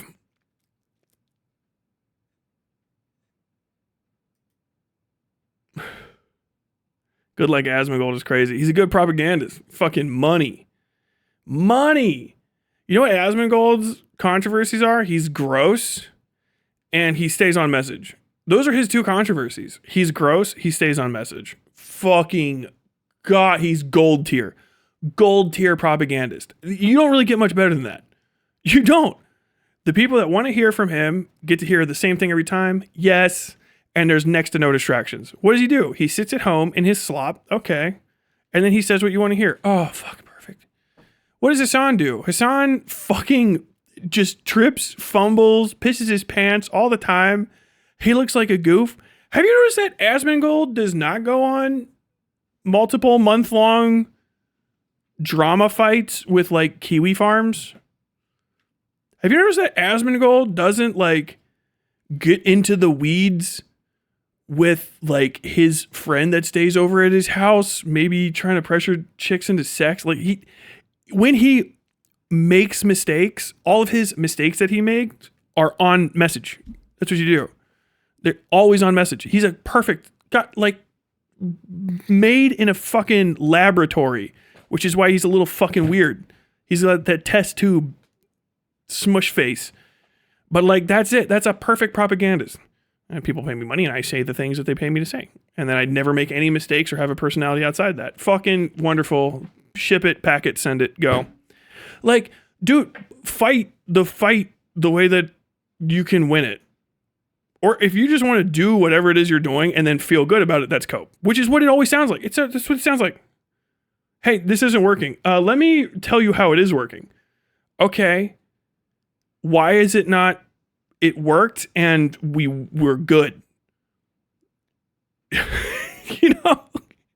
Let me redefine success for you in a way that doesn't sound like anything you would consider success. Oh, okay. Am I talking to an American pro-Palestinian advocate? Yes. Okay. That's wonderful. That's great. People are telling lies about this. Okay. Tell better truths and say it in a way that makes you not sound like a smug, condescending cunt. Can you do that? Can you be pro-Palestine without sounding smug, condescending, and like a massive cunt? Can you do that? No? Okay. L. Dude. It's like, just be humble for like 2 seconds and try to get your message across to people that don't fucking like you by being respectful. No, I'm not going to do that. I think I would actually try to like own the libs. Okay. You're like 15 rows back in people that are trying to do that. And so you're competing not against the people you're trying to own. You're competing against the other people that are already trying to own them and owning them. Do you not understand? Oh, you don't understand fundamentals of propaganda? You don't understand audience pool? You don't understand fucking penetration? You don't understand market? Okay, cool. Why are you talking? Talking to talk? You fucking wasting your fucking time? I'll tell you what, Tyler. I'm going to get in your comments section. I'm going to call you a Nazi. I'm going to argue with you for an hour. Okay, cool. You're never going to convince me because I don't care who you are. And now you've wasted all that time. Dude, it's nuts. The amount of distraction people are capable of, like online, for just great swaths of people. It's the best shit I've ever heard in my life. The biggest, most beautiful, like, line anyone has ever been fed is, you are too morally pure to have to take criticism. Anyone who's not as morally pure as you can't give you criticism, and your criticism is the most valuable thing you can give to the world. Really? Yeah.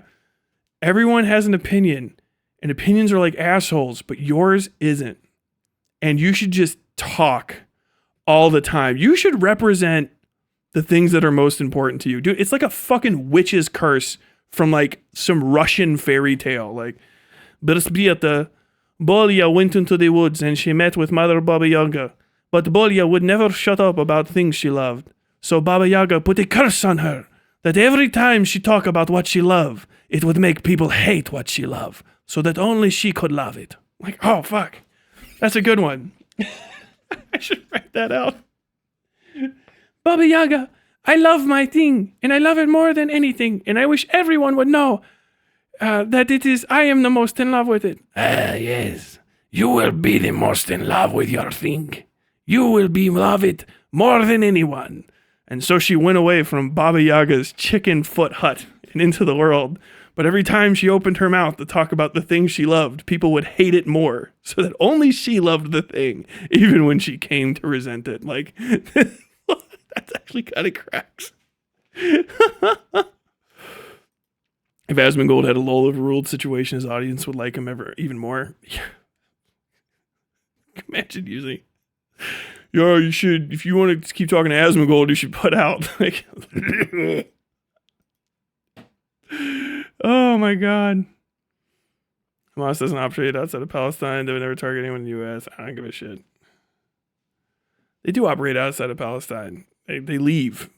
If they go to other countries, they operate outside of Palestine. If they leave and make money, they operate outside of Palestine. First off, they should be operating out of Palestine. That's one of their first mistakes. Palestine is a dog shit battlefield. That shit sucks. You're fighting a defensive war against an overwhelmingly superior foe. You need to leave. Hamas should be fighting in downtown fucking Tel Aviv. Hamas should be fucking scrapping with Israeli leaders wherever the fuck they are. Like, wait, what? But most importantly, they should be doing PR. They should be, hey, we're good guys. Have them put on, dude, Hamas needs to start wearing fucking khakis and flannel and going doing fucking cookouts over at fucking Candace Owens' house or whatever the fuck. You gotta fucking, it's such a bad operating idea. I don't, what in the fuck? Okay. I don't give a shit. My God. Tyler in here inventing new Baba Yagas. Yes. I'm in military operations. I did too. If you understand, okay, let me teach you how the military works. If you have an operation and it requires things from outside the operation zone, then that is actually expanded. If you're saying they don't carry out attacks outside of Palestine, okay. But they carry out military operations outside of Palestine. If you're raising funds for your military, you're carrying out military operations. By the way, those are all things that can be hit legally underneath the Geneva Conventions, is because you're doing military operations. If you have military leaders flying back and forth between countries, even if it's an unmarked area, that is not a military flight because you are flying for the purposes of engaging in your ongoing conflict. That's a military flight. Sounds crazy, but that's how it was when I was in. We took civilian charter because we couldn't fly a military plane, but it was still a military flight. So it's a chartered civilian flight, and we'd have to land in Turkey. Shout out Hassan. They don't do international violent assault. I mean, also they do, because if they have their operations out of Qatar, right? Which I know I've heard that before.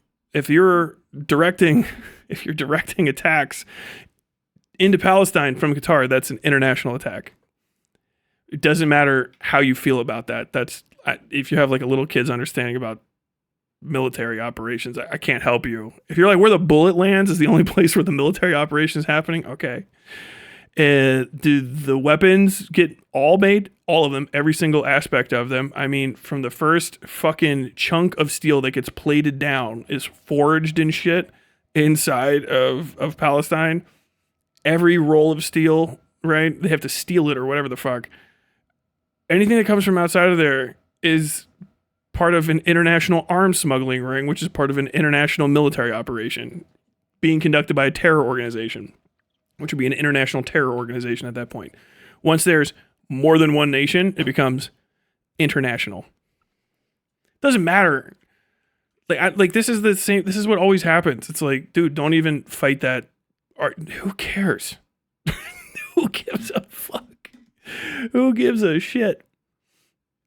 Also, with a lot of these jihadi style fucking Wahhabist, whatever the fuck, it doesn't matter anyway, because I understand how these things fucking work. All right.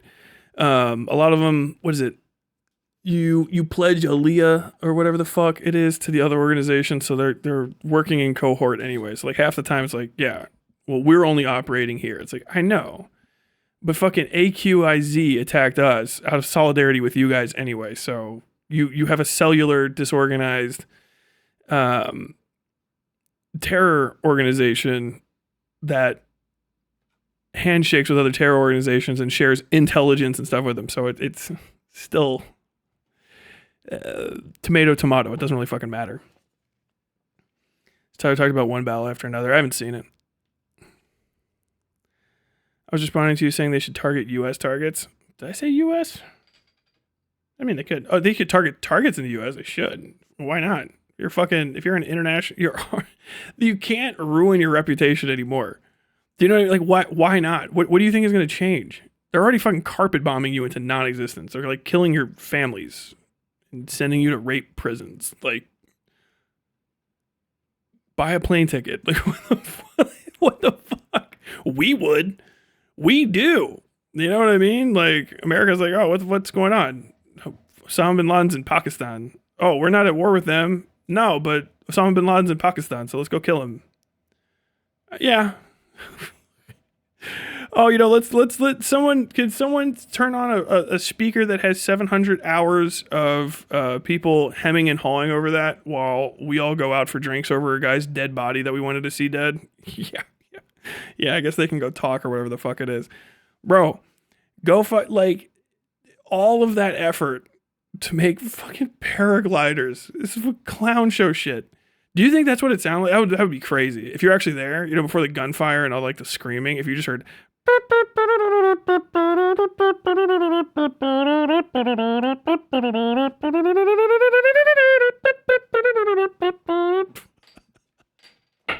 flying on fucking hang gliders.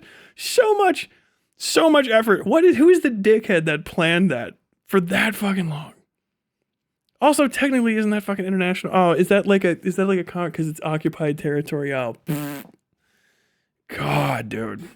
Talk to anybody that's on the fucking Israel-Palestine conflict. 700 fucking layers of pedantry. So much pedantry, dude. Like, it's like trying to fucking stab through the hide of a bear with a toothpick. Like, oh, God, here we go again. No, it's not an international attack because it's not technically, it's occupied territory. Okay, no, it's not a war crime because actually, if you look at the 7th paragraph and the 13th, and actually, what you gotta understand is, and even Klein would agree that you could attack these because these are technically combatants because they're occupied. God, Jesus Christ, why don't you learn how to fucking shoot and stop learning how to talk? Stop talking. Jesus fucking Christ. Ugh. 3 is a case before the UK judiciary. They are not a terrorist organization. Who gives a fuck? Okay. Neat. I don't give a fuck. Wahhabis can't do PR because all Wahhabis PR is Saudi.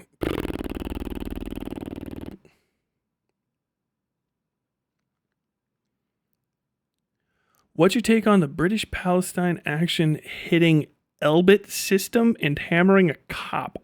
I need a translation on that sentence. Why must you be this way? Putting a music festival outside a concentration camp knowing it would be attacked is a pretty impressive move by Israel. Yeah, it's called a fucking basic trade. Come on. I don't know if you guys know. This is like this, dude. Perfect cope. Perfect cope. I don't know why you would just put your pawn there. I don't know why you would just put your pawn there if you didn't expect me to take your pawn. Why did you just put your pawn there if you didn't expect me? I don't know who would just put their pawn out and expect someone not to just take it. But just because I took your pawn with my queen doesn't mean that it's okay for you to take the rook across the chessboard and then take my queen. I only had one queen. I don't know if you understand this, but 57 years ago. Okay, whatever. Little kids arguing over fucking scraps, bullshit, dude. Absolute fucking clown show shit. You took the bait? You know, I would really like to kill a lot of Palestinians today, but I don't have casus belli. What should we do? Hey, let's go fucking just irritate them. Because they're predictable, and they'll eventually do something insanely stupid, and then we can try to mass murder as many of them as possible while the world's on our side. Yeah, that's a good idea. And then they did it, and it worked.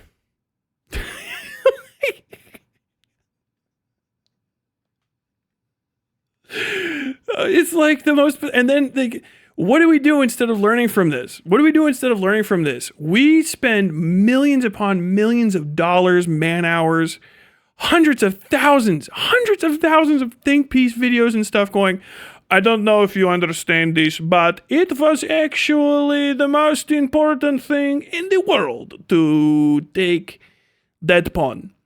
While the pawn was, maybe you could call it bait, it was mocking us, it was an insult, and so we gave up everything for a losing chess move, but because you should be on our side because we are good people, maybe you, how should I say, go fuck yourself. Have you ever seen somebody be so smug about losing? That's American pro-Palestinian advocacy is like, hey man, you fucking suck at this and your people are washed.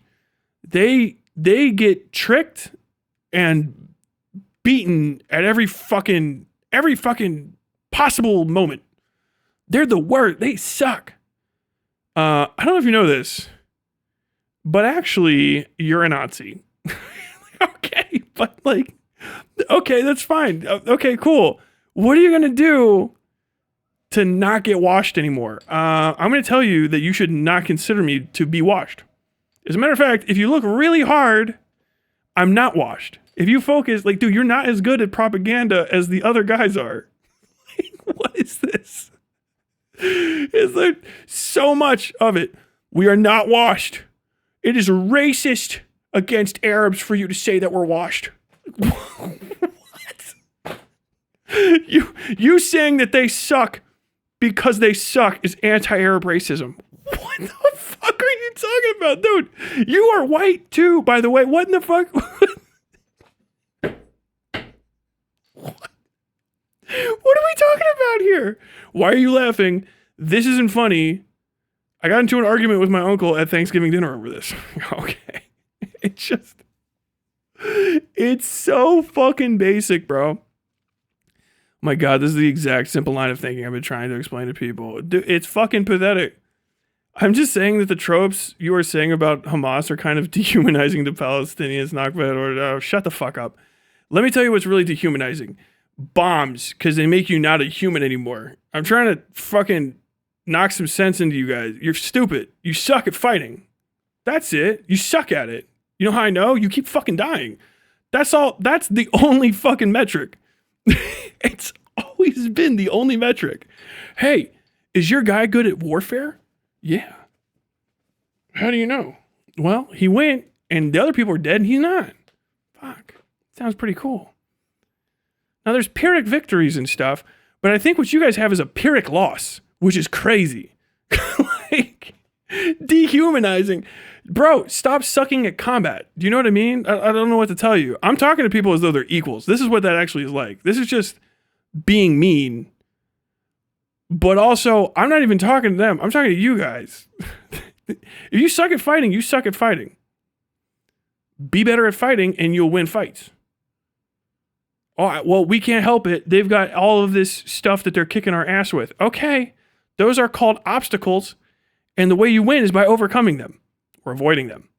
These aren't arguable aspects. Like, if you like the fact that you got to go like, you should feel bad. Like, why? What the fuck? I don't give a fuck. I don't fucking care. I literally don't. There's no part of me caring that would help save anyone's life. Now, if you did the shit I'm talking about, you'd probably die less. I'm telling you that right now. You shouldn't make that chess move. Don't make that. You're gonna die. You know Barry? You guys ever seen the show Barry? It's about me. It was me right after I got out for a while. No. Don't raise that gun. Don't raise that gun. Don't raise that. Don't point that gun at me. Don't point that gun at me. Pop, pop, pop, pop, pop, pop, pop, pop. Like, what the fuck? Dude, incompetence does not deserve kind treatment. Stop sucking ass at what you do. You suck dick and blow cocks at fighting. Don't fight. What do you mean we should not fight? Yeah. Don't. This is a great one. Bad Epidotta. If you saw, it was Bad Epidotta talking about Bondi Beach, the Bondi Beach killings. If you saw a KKK Christmas party on Bondi Beach, wouldn't it be okay to shoot up the KKK Christmas party? Historically, literally no. We have answers to that because this is going to blow your mind. Not only were there KKK Christmas parties in America, there were Ku Klux Klan's Christmas parades. They had big ones. It was a reoccurring thing where the Klan won hearts and minds. If black people had started going out and shooting up the Klan Christmas party, we would have had a different result. I will just say that right now. Nothing about hyper-violent resistance to the point of just attacking Klanners' kids at a Christmas party ever was a thing I've ever read in any revolutionary literature or statement. There's not a Martin Luther King speech. It's like, oh, we should go shoot up, and then we shot up a Ku Klux Klan Christmas party. What the fuck? Like, that's how washed y'all are. They're so pathetic. You did the wrong thing. Whoops. Oh, you guys trying to get more rights? You guys trying to get, like, some sort of favorability to your cause? Whoops. You fucked up. Sorry. That was the wrong thing to do. And to the point where it's like, you have to do, like, extra work on behalf of people who you don't want to see get fucking mauled to let everyone know that, like, yeah, dude, it's not all Muslims are like this. Like it's the best thing for anti-Muslim sentiment and pro-white racism is Islamic terror attacks. By far. There's nothing better than that. It's the best thing. I remember, like, fucking, Osama bin Laden thought America was gonna fucking, Great Satan's gonna fall if we hit the Twin Towers. Dude, we're good. Too big to fail. 20 years of fucking people up overseas. We lost, what, like 5,000-6,000 people? And depending on who you ask, the death toll's like 3 million on the other side. Don't do that is definitely a fucking takeaway. Did we do the right thing afterwards? That's kind of for us to talk about. Obviously, you didn't like it. Should anyone on that side bomb another World Trade Center? No, that's not a good idea. Because we love vengeance. Who fucking doesn't, right? But the thing is like, we have the ability to take it out, carry it out, and you don't. So if you do a reprisal killing, you get very small numbers, and then we'll do a reprisal and get fucking really high ones. Really high numbers. And that is an aspect of deterrence. I'm sorry to say it. That's part of, like, having militaries and shit. If you don't get it, you don't get it. But the thing is like, the counter arguments against my point here is just like, well, terrorism's good and you should just whenever somebody just mass murders civilians, you should just hear them out afterward and do whatever they said. Like, okay. Probably there's some conversations that should have been happening, but it's going to be really hard to talk over the screaming child that's playing on loop relentlessly on every channel. So don't know why you're still doing this. Kind of a fucking idiotic thing to do. Great. The counterpoint, yeah. If it was a Ku Klux Klan Christmas party, why not? Would you feel bad? First off, yeah. You shouldn't be so desensitized to violence that you never like you completely actually like a sociopath don't care about bodies anymore, because then you're just the same monster. It's just your side, my side. You know what I mean? You can get got because you're not on my side. You're a monster. Bye. But also, like, historically, literally, that just is not how we fixed the Ku Klux Klan. We actually fixed the Ku Klux Klan by ignoring them, making fun of them, and slowly but surely isolating them from American society until they became like a punchline of their own existence. And they keep coming back because it's a fucking hate organization. But like, if you had started shooting up KKK Christmas parties, you would have built sympathy for the KKK. Now, if you shoot up the KKK cross burning party on some black dude's front lawn, Mississippi, 1962, no, they're committing a literal crime. They're fucking sociopaths starting fires and scaring black people in the middle of the night. What's the difference between that and the Christmas party? If I have to explain fundamental and obvious things that like that to you, you're washed. It's like there's not a debate to win here. You could try to make me feel bad, but like at the end, you have nothing of value to say even to your own side, much less whatever side I'm now on, because we're of this gulf between us. It's insanity. I mean, wait, shit. He wanted insurrection, but not stupid murder of northern racists. Hamas has condemned civilian casualties consistently and didn't plan for them. I don't care. They happened. Would you take that excuse from America? Would you take that excuse from America? No. God damn.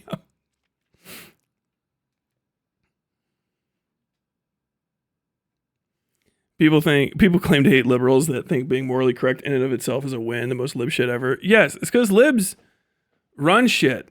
And so people don't understand that they have been fighting on the battlefield of libs for so long that they actually have accepted all of the rules of that fight and all of its diminishing returns to their side. Because the lib, you could only be a lib if you already won. Libs are what follow whoever fucking murdered everybody. Then you get libs after, because they go, oh shit, now that we're in a post-violence society, we can monopolize violence with a small amount of people and talk about everything. At which point, moral grandstanding and smack talk and owning each other is like an actual possible thing that has effects on the political outcome of stuff, which is why I'm kind of between both worlds here. You know what I mean? But like, if you don't have access to that monopoly on violence, or it's squarely aimed against you, you can't really own the libs. You know what I mean? You can't like selling 250 kilos of cocaine on live to own the libs. You know what I mean? They're like, oh, well, you didn't. You're going to jail, bud. Hyperviolence only seems to get results for the side already holding the power. Yes, because you're saying you want the exchange to be violence, right?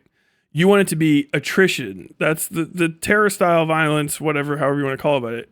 Anti-civilian violence is attrition style violence. You're attacking the foundation of the pyramid. The thing about that is, it's a fucking pyramid. It has a lot of foundation. The amount of Americans you would have to kill to make Americans start going, maybe we shouldn't fight anymore, is a literal number in the ballpark of pushing 100 million people. And that's assuming you kill them fast enough they haven't fucking replicated.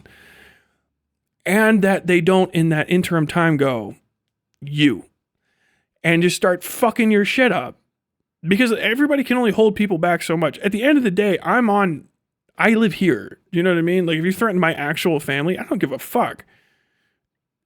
I'll kill you. You know what I mean? And it's not like a light threat. That's it for you. Because, hey, man, you might have a good cause, but that's my people. Sorry, bye. And, whatever, you're going to be mad about that, but then all you can do is be mad about it. That's like, be mad. Oh, you mad? Okay, well, this is gangster shit. Now, we're killing people.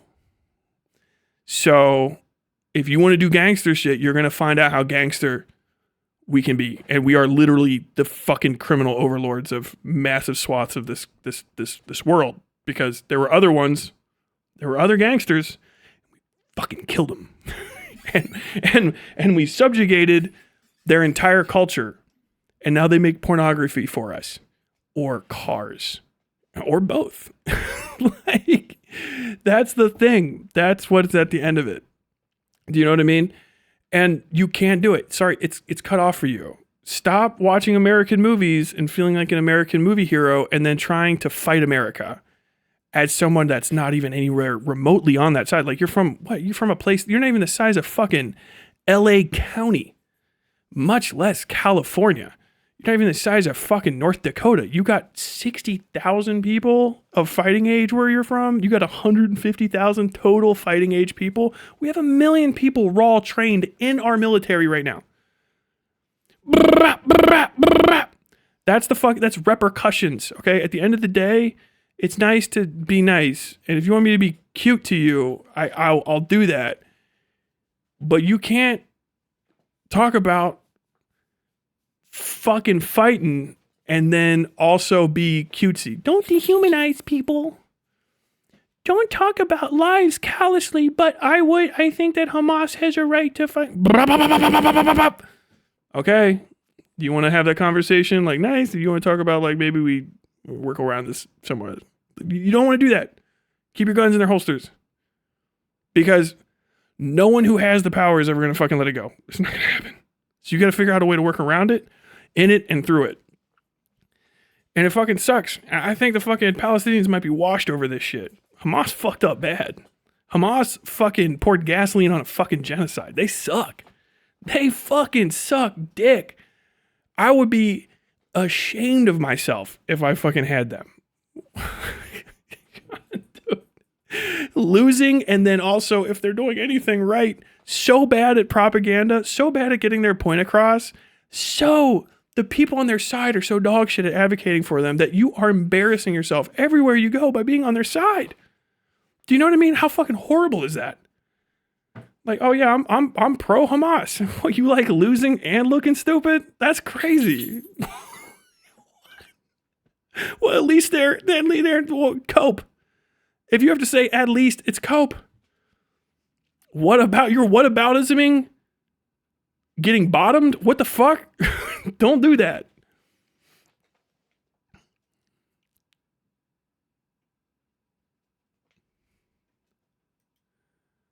The cross burning is unlikely to have eggnog. It's true. I'm trying to explain all of this to explain why a lot of Palestinians in Palestine still support Hamas and why that means Palestinians who support Hamas shouldn't be seen as terror supporters. They are terror supporters. It doesn't matter. I don't care how you feel about it because it sounds like cope. That's kind of the point. Hamas is a terror. They are terrorists. they terrorized. They terrorized the music festival, and they fucked up so bad doing that. They got hundreds of thousands of their own people fucking killed in a retributive attack that they could not defend against because they suck at fighting.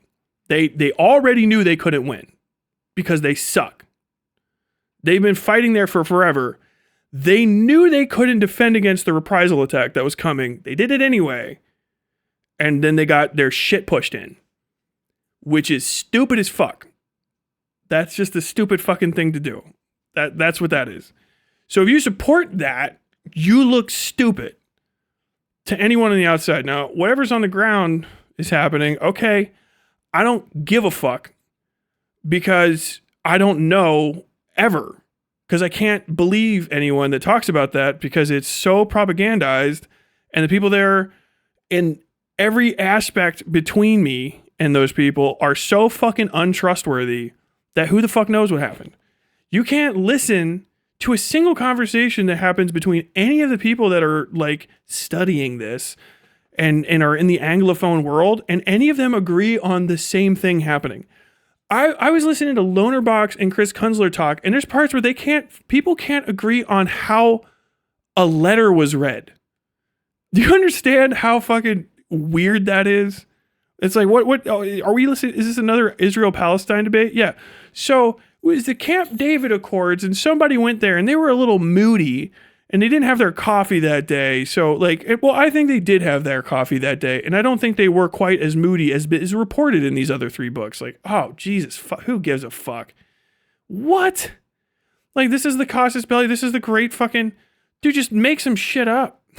At this point, what the fuck? Why are you so bad at propaganda? Get better at it.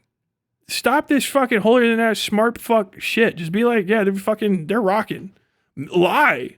Tell stupid, simple lies. Okay, let me actually tell you how to fix this. Tell stupid, simple lies about Hamas constantly that just make them sound good and are fine. Just literal, small, stupid lies is the foundation of propaganda. Just every day, post a picture. Use AI to make it up.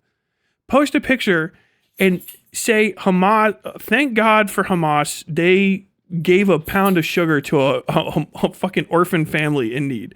And just start building up like that, okay? And try to get your people out there and do some fucking hearts and minds shit. Because right now it's just like, what do they do? They lose fights, and they are the best hope for fighting. Okay.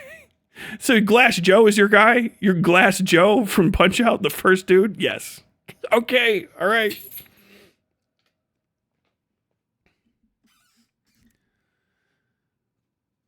There's better rhetorical battles to fight. It's kind of what Tyler's been trying to say this stream. It's every time, dude.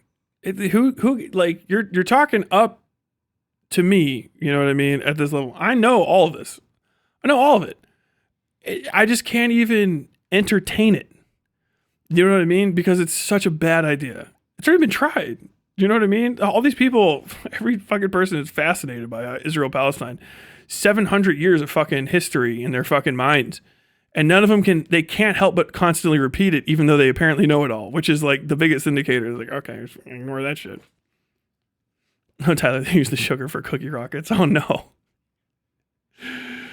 Oh, it's a propaganda term. It's like saying nuh-uh to propaganda. It doesn't work. Yeah, you're just constantly trying to, like, clean up shit. It's pointless. It's a stupid fucking argument. Yeah, they're fucking terrorists. Okay? Terrorism's based. Just say that. Terrorism's fucking cool. Okay? What? Why? Because sometimes you need to be a terrorist, okay? That's your platform anyway. You've got to be able to answer that question and make that move, because that's where you are. Hamas is an international terror organization, and they are considered terrorists, and they do stuff that anyone that is not, I don't know, an idiot would consider terrorism. Raw. That's it. So if you say that, like, Hamas got a point, you have to be able to say terrorism is good and then say why, concisely, directly, and in a way that someone can't go like, well, you just hate America. Do you know what I mean? Okay, well, that's fine. So you're just my enemy. It's literally what that means. And if you're just their enemy, then fine, you're just their enemy. That's cool. Okay, cool. Then we just gotta wipe you out. Those are the basics of the conversation.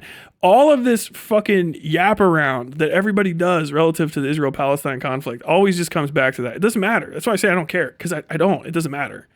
All that superfluous shit is just fucking added in. It has no bearing on anything valuable. To say, do, know, understand about the conflict. It's worthless. Because right now, you're backfooted.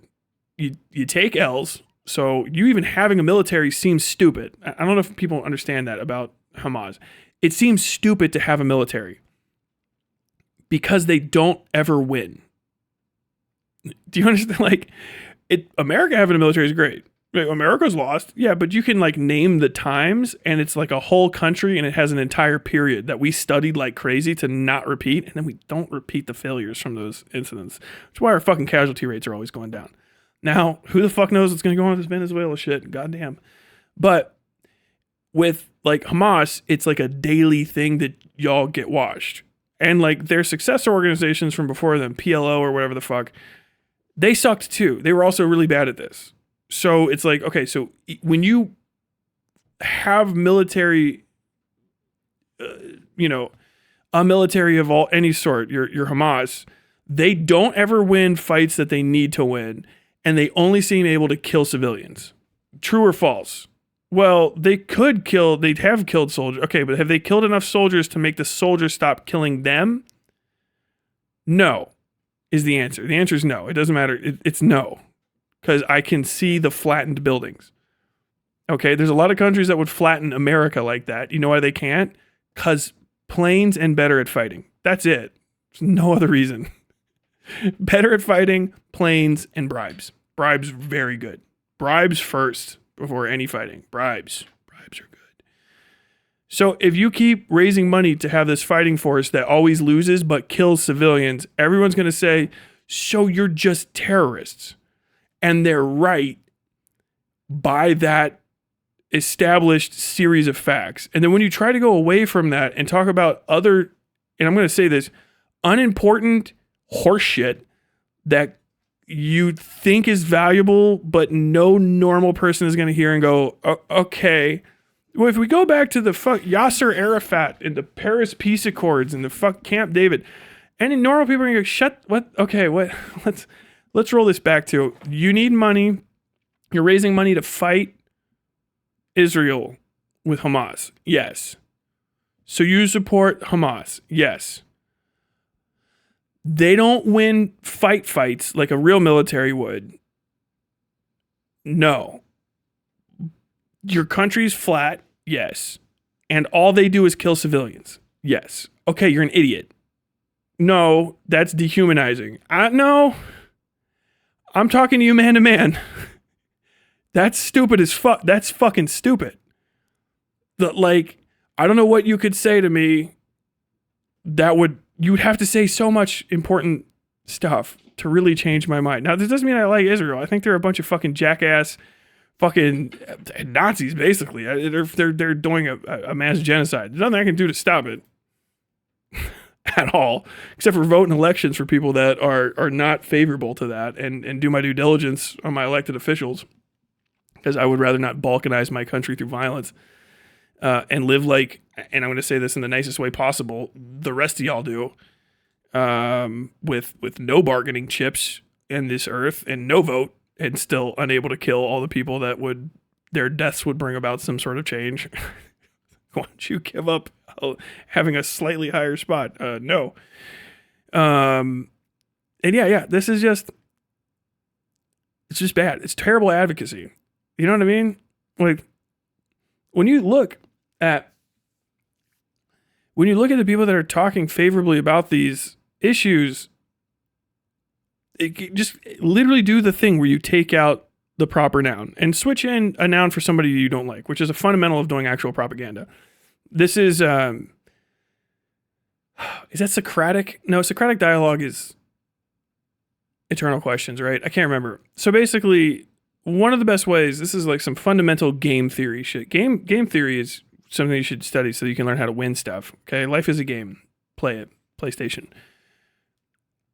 One of the best ways to beat somebody is to know about them at all and to try to see them past your dislike of them.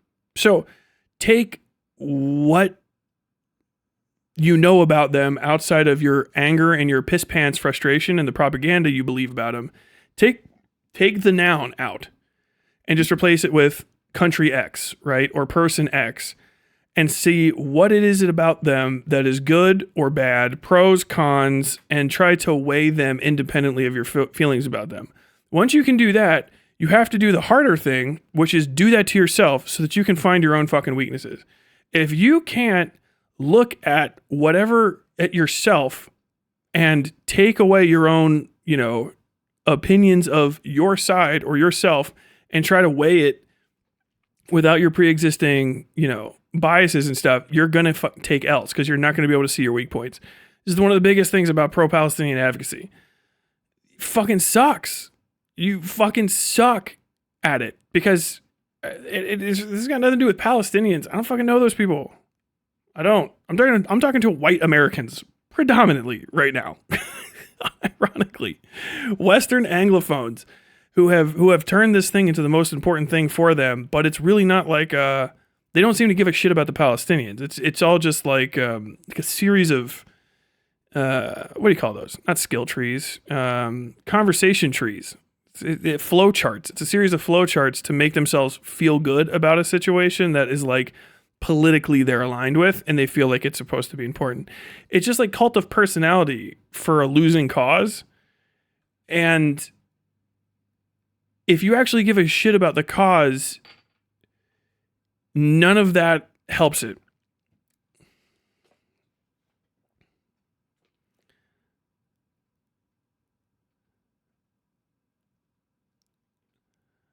This is literally, all they do is kill civilians is just objectively wrong. There is a lot of evidence the Nakba forces took extreme care to, just say Hamas, took extreme care to not target civilians, which colors visions of whether the group is terrorist. No, we've already decided that as an entire world. Everyone knows that Hamas is a terror organization. Even the people that are on its side know it. They're just trying to have their cake and eat it too. They're trying to be pro-terrorism, which is fine. That's a position you can take, but you can't lie to yourself about it because you'll put yourself in a bad position where you say, I don't want to advocate for a fundamentalist right-wing group, for the record. What you're doing is advocating for a fundamentalist right-wing group. I can't hammer home. That's literal advocacy. Advocacy, as in an advocate. You know when you devil's advocate? You are speaking apologetically or in defense of or in support of something. You are advocating for Hamas. That is what that is. Now, you're not being paid for that, but that is pro-Hamas advocacy. It just is. It's not moral condemnation. I'm just telling you, that's what you're doing. And this is your like great. This is the same thing. I keep coming into it over and over again. If it feels like I'm prepared for this conversation, it's because I am. And I've already had it a bunch of times. In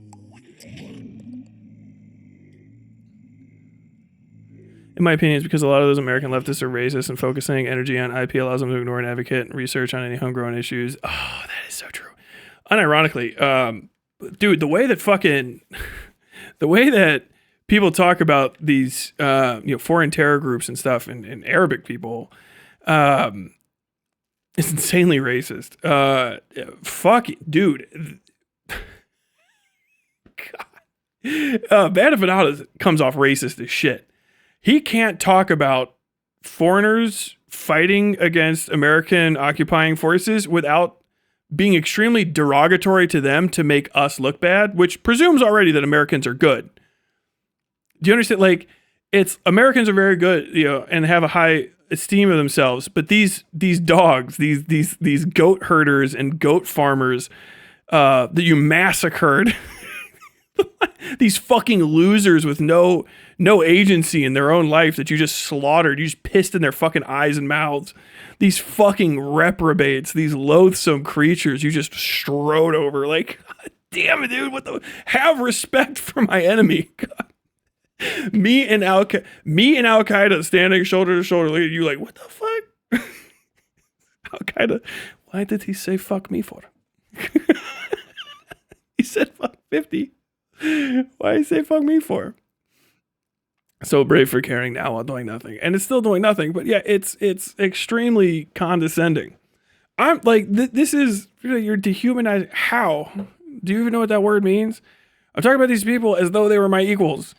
Literally, I wouldn't do that if I was in your position, and you should do what I do, because I think you can. I think you have the capability to be better than your incompetence right now, which means I think that you're built like me. You understand? Like, that's what actual similarity is. That's not dehumanizing at all. But then I hear like lefties, American leftists ever talk about foreigners that fought us, and it's like, oh, these goat herding back, they could barely read. Talking about the NVA, the fucking North Vietnamese army, fucking rocking and rolling up there, like, backwards goat herders, farmers, Like, dude, how are you condescending on terms of class? And it feels like race and also nationality at the same time. It really comes from a place of, I do feel like I'm better than all of these people. And you, the fighter, should feel bad about it because you did war. Unlike me, highbrow, smarter than thou person. Now, to call me a white savior would be a pretty egregious statement. However, I am a savior and I am white. Like, damn, bro. BE is one drink away from going blatantly anti-Semitic at this point. Well, he's already... No, I don't think... I think the only further step he has is just using the K slur at this point. White Americans plastering the photos of dead bodies on the internet, so that's going to help do anything positive for anyone involved. Shit been happening for decades, and motherfuckers act like they're so brave for carrying out... Oh, I didn't read that before.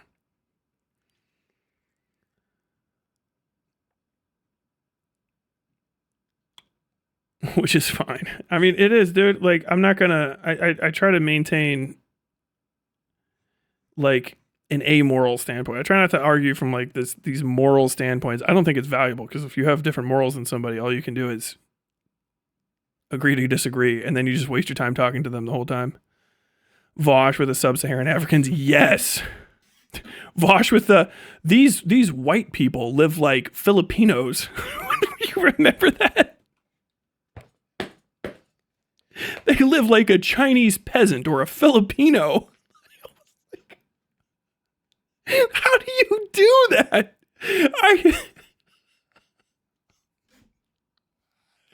Like, God damn. The Tarek Baconi piece I linked earlier discusses how it feels to be a Palestinian seeing racist tropes about Hamas. I'm going to go ahead and tell you I'm not reading it, and I don't care. I don't know how... Okay.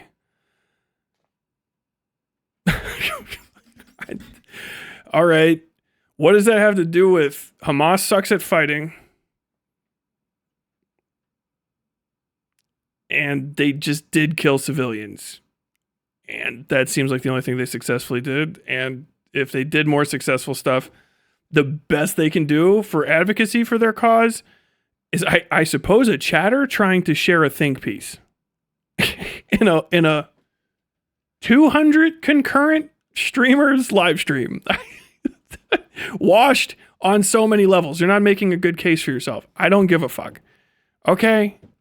Yeah, racism is bad. So when you experience it, it hurts your feelings. If you're trying to say that talking shit about Hamas is racist, then I'm a racist now and I can't do anything about it because it's got nothing to do. If they were Arab, Russian, white, I would still talk shit about them for sucking ass at what they do. Understand that. But if it makes you feel better to say that I'm a racist for thinking Hamas sucks, then please, you can feel that about me and say that about me. You're not going to get kicked out of my community or anything. It's just too fucking cringe. You can consider that viewpoint or not my choice to make. No shit, idiot. I'm sorry, was that on the table? What? What a weird thing. Okay, you are fucking with me. Do you not know how weird of a thing that is to say? Do you not know how weird of a thing that is to type out? Not my decision to make. No shit, bitch. What? Can I call you bitch? Who the fuck are you? Duh. What? Are you over here controlling people's lives and shit? Not my decision to make. Duh. Do you say that when people are checking out at the Costco? You can get that milk. Not my decision to make. Oh, fuck, bro. That's it. That dude. If you haven't attended a country club, I'm gonna tell you. You lived too close to one growing up, because what in the fuck kind of sense is that to write to somebody? Not my choice to make. No shit. Duh. What the fucking weirdo, bro? Oh my god. What the? I can't. Who writes that? Dude, the fucking arrogant, dude, failing Palestinians. Like, did you think I'm going to go read it now? Did you think you had your one thing you thought could help Palestinians, which is me reading a think piece? You had your opportunity to pitch it. You could have said anything. You could have said anything to get me to read that. You could have paid me $2. Tyler, hey, you have some free time. Would you mind reading this think piece about Hamas and giving your opinions on it? You never even thought of that. It never fucking crossed your mind, did it? You could have had me reading that, and I could have gone, oh, okay, hey, there's a vibe. But you started out combative, and then you got rocked, and then you acted like a simpering cunt and left having taken the L and being fucking condescending about it. You failed Palestine.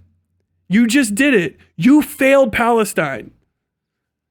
I'm telling you how you could have done it better. Go to any other fucking streamer that's my size right now that doesn't know about this and do what I just told you. Go and give them a $2 super chat and say, hey, I'm trying to spread awareness of this article. Hey, have you ever heard of this? This is so interesting. I want to get more people's eyes on it. Or like, have you seen this yet? $2. $2 fucking dollars. And I guarantee you go to those people and they'll probably check it out. You failed those Palestinians. You failed them. It's inarguable. I know you'll try to argue it, but you failed them. You failed to help Palestinians because you're a cunt. That's it. Thank you for proving my point. You are truly a Hamas supporter because you did the thing. All you had to do was accept the fact that your position is dog shit. Fuck. That's the reality of my position. It's dog shit. I'm a fucking loser. God damn. I got nothing. People don't like me. Hey, what can I do to get in people's good graces? I should be a combative dickhead, lose the fight, and then act like a weepy little bitch on the way out and say weird condescending shit. And then not get what I wanted anyway. Except for if you wanted to feel good about it, hey, you're a better person than me. Morally better than me. You've got it. Hey, I'll admit it. I'm not going to read that, and I'm a racist for it. Look, I'm not going to read it, and I'm a racist for it. How many Palestinians just got saved? How many people got educated? How much better have you made life for Palestinians as a pro-Palestine advocate? You suck at your fucking job. You suck at your hobby, I guess it is. These dead kids are your hobby, right? Here, I said that. You're probably like, I don't get paid for this. They're getting what they pay for. That shit fucking sucks, dude. I would be embarrassed. To be you. I couldn't fucking imagine. I don't believe Asmongold on the whole I don't ever shower act. He has to at least do once or twice. Oh, I think he gins all that stuff up. If you actually pay attention to his community, they're like, oh, we got somebody to believe another thing. I think it's like with Fuentes. What in the fuck, dude? Am I fucking falling apart? Probably. It's the bigotry. Hey,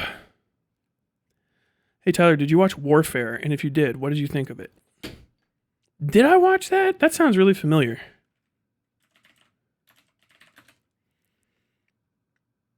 No, I didn't. I saw clips of this. Scrupulously realistic movie Warfare takes aim at the combat movie. Bro, why are you guys that close? I'll tell you what, that looks like Iraq. Did they film there? Or is this like Qatar or something? It looks similar. These gates are wrong. The gates should be blue. If you look at this. Let's see. Fit checks. What is this? Army? Hold on. No, I need to fucking do this again. Open image in new tab. WebP. Fit checks. Let's see. All right. Well, there's a good one. My man's got he's got his map on his wrist. This dude right here. He's got his little strip map or whatever. I don't know. It might be some new stuff now, but this is the guy that runs your stuff. I mean, we got a couple of them. You'll put like your information that you need here. So if you're like, oh, dude, we need to go hit this house, 102 fucking, Red Brick Street. You put it in there so that you know what other stuff, and you have your map there or whatever too. This might be a new thing. Your watch is in the wrong direction. Watch should be like this.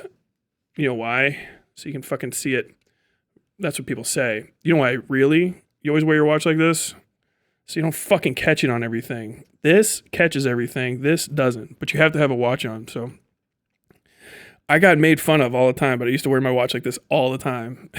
Once I got out, I had the same shitty fucking like Timex for years. You always have to have your watch on. You get in trouble without your watch. And he's got his on right. He's got his on right. I don't know what era this is, but you shouldn't have your sleeves rolled up like that. That's bad. That's fucking combat shit. You can always kick your fucking wrist out. Your whatever you've got is gonna pop out. You know what I mean? But if you've got your sleeves rolled, I mean, some guys do this if it's just fucking hot. But when I was over there, we got that canceled. I mean, if this is fucking 05, 06, 07, they should be in flight suits. I think those are army fatigues, so whatever. But you do it because of fuel accelerant. We fought in gloves.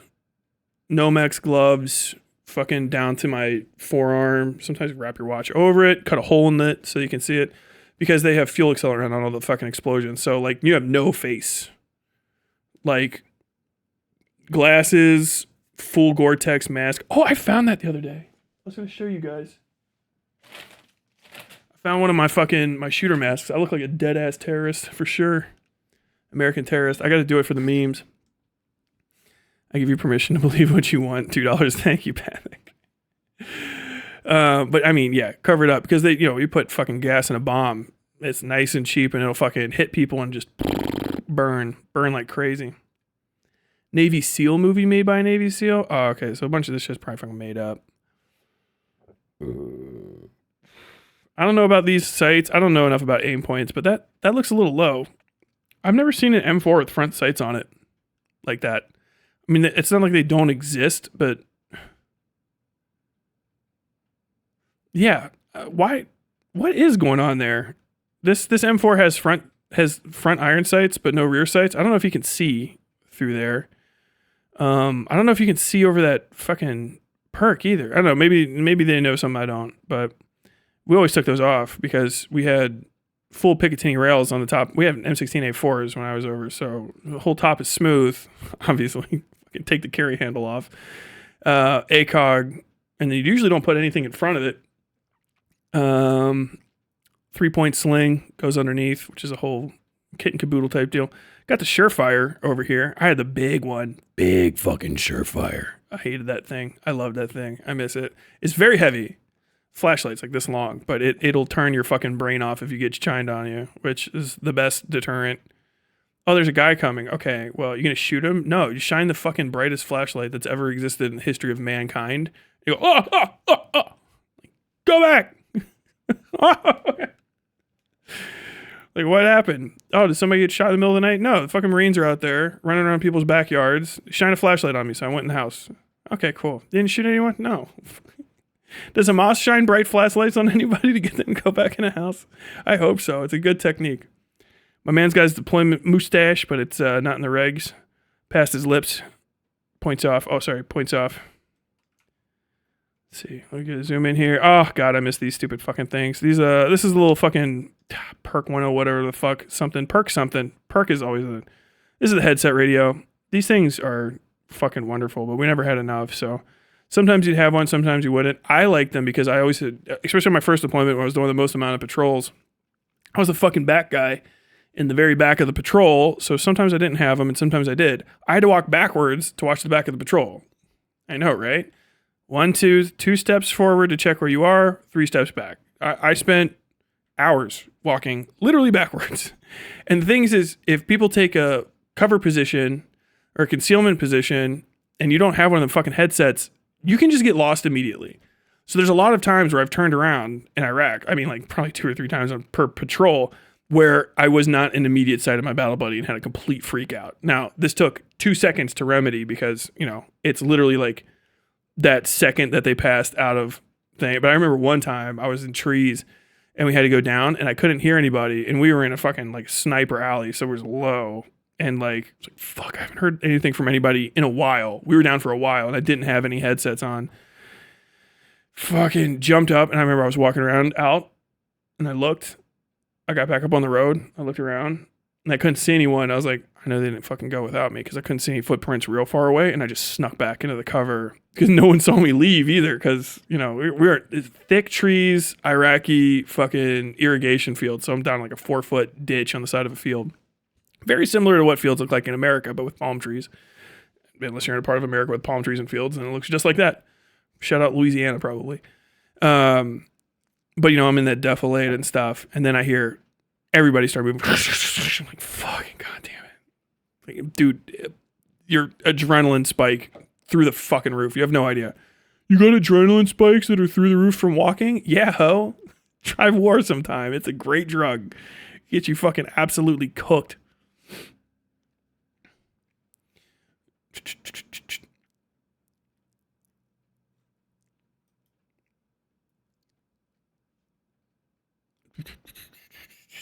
Tyler, have you seen the knitting cult lady? It would be interesting to see your opinion on her takes as she was an army captain. Oh, based.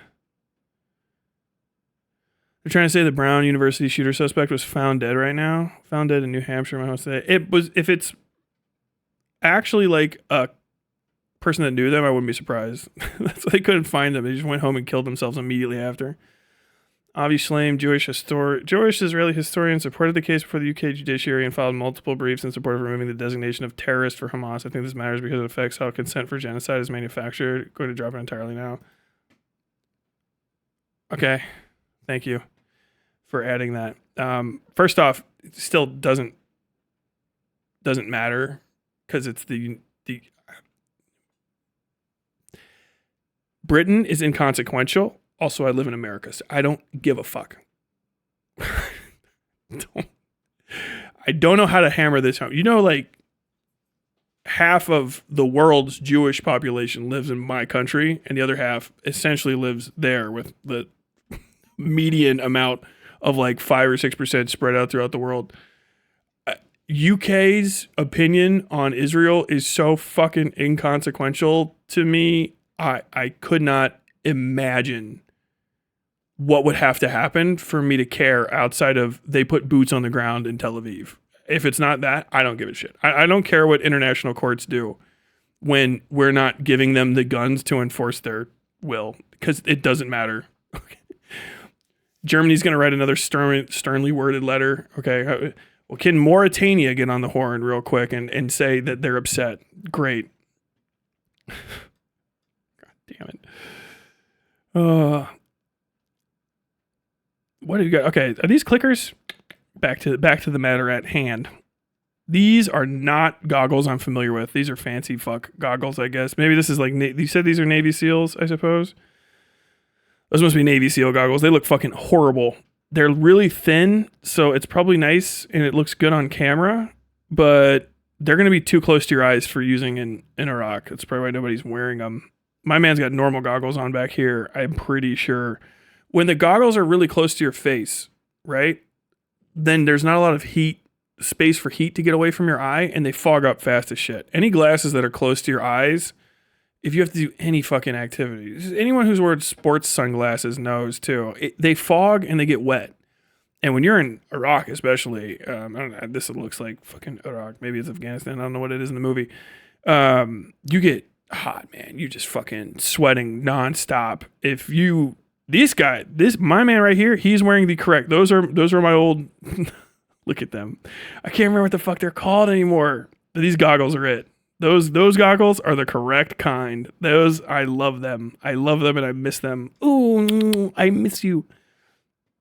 God, they're good. Nobody's wearing cat eyes. I guess maybe that's not a thing that you do in the Navy. They should have something. They should have reflector tape or something on the back of their helmets. In the Marines, you wear something called cat eyes. They're ancient invention. It's a band. If you ever see people in the military, or at least in the Marine Corps, with a green, elastic, fibery looking band around their brow of their helmet, on the back of it, it'll have two little tabs about the size of my pinky joint, or your pinky joint too, possibly. And those tabs reflect IR. They reflect infrared light, so that if you are shining infrared or anything, you can see those. They show up like cat's eyes in the dark, and you can see your people. This guy, I think, has clicker for his unit. I don't think everybody has it. So this is a IR strobe, IR clicker. Probably one of these two are, maybe both of them. That's going to strobe IR. It might have heat strobe too. I don't know if it has to be a thing because people are using FLIR so much. I don't know. But basically, these things saved our lives at one point. I don't know if exactly which one of these might be, but we would have them. We didn't have a lot, but we had a couple guys with clickers in our unit, and we actually got almost very closely got fucking strafed by I think they were Hornets. Now Hornets a fixed wing Cobra gunship, yeah. 2 Cobra gunships in the middle of the night. I mean, I can't tell you exactly what they are because I heard about it secondhand because they were flying over us in stealth in the middle of the night, which means you cannot see them, but you can feel them and hear them. And we're like, oh shit, are we gonna die? Are we gonna get fucking blue on blued? Are we gonna get bobbed here in the middle of the night? But we had the clickers on and they go and they are bright as fuck. Like way better than fucking reflective patches or even an IR laser. And we managed to radio back to fucking COC and COC radio to like Fallujah Air Ops or whatever the fuck it was. Probably Takatum, honestly. Takatum Air Ops, whatever was doing cast for fucking Sac Louis at the time. And they're like, hey, don't kill our guys. And you can feel the moment that the guys above us were like, oh, okay, cool. Because there was like quiet, too quiet for big helicopter, many missiles, many guns, very big helicopter, fancy helmet, look at ground, shoot. Very scary thing to be over you. 2 of them, they fly in pairs.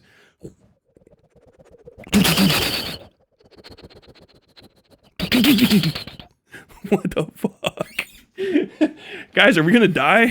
What do we do here? Lay down, we turn the clickers on, and we hope that we don't scare the helicopters. Then they left, and we had to go do the rest of the patrol. It's like fucking 2, 3 in the morning, right?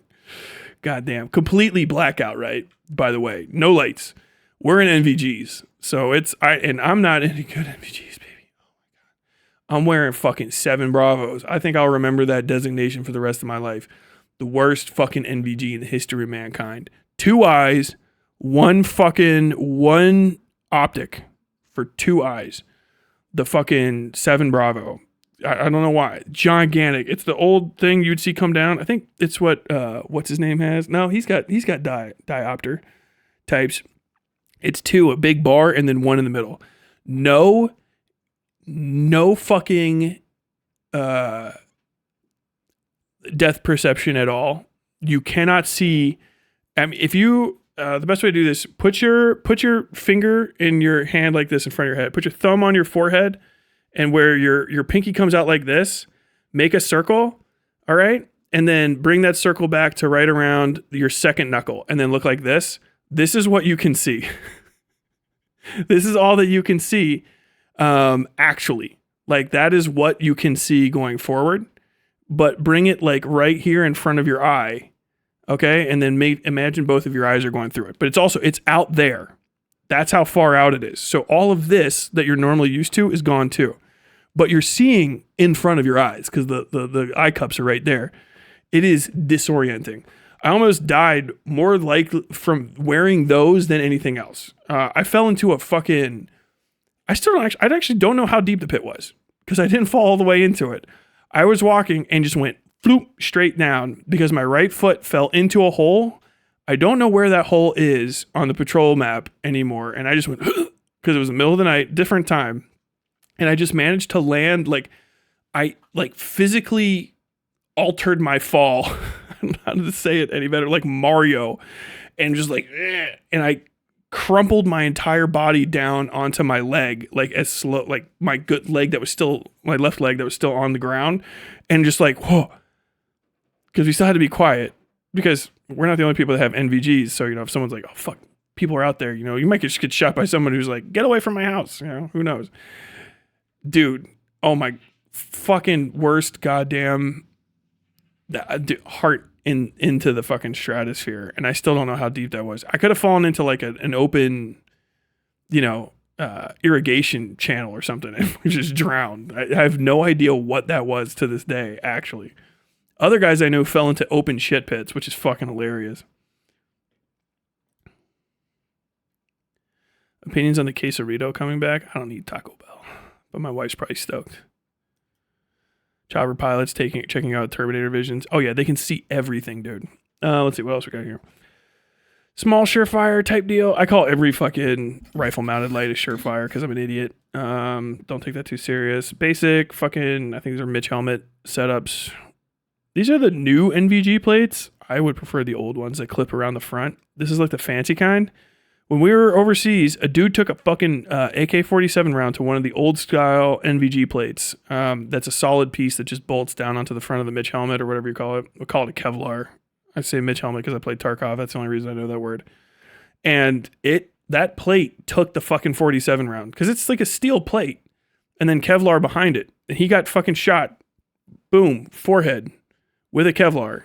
I think it put him to sleep for a second. But the bullet, we all saw it, was lodged in that fucking plate. Fire. All right. You never know what's going to happen. Otherwise, let's see. It's more important stuff, okay? We got the fucking broomstick, Stanag mags, pretty basic bullshit. I do not know why this must be just like a filming thing. Why the fuck does everybody have the front sight post on their gun still? On their rifle? Because I mean, look, you got the whole Picatinny here set up. This is just in the fucking way. Just put the fucking other gas block on it. I didn't even know they came like that. One knee pad because you're a cool guy. Put that other knee pad on, killer. You got the sweat stain for it. You need that knee pad. If it came off because of something in the show, I believe you. Wrap around knee pads. Yes. Never not have a knee pad. There is nothing worse than kneeling on whatever the fuck is on the ground without something on your knee. It's death. It is death. Too many pouches, not enough pouches. My man's got the day pack on. It's empty because he's an actor and not a fucking killer. All right, he's not in it. Look how new these boots are.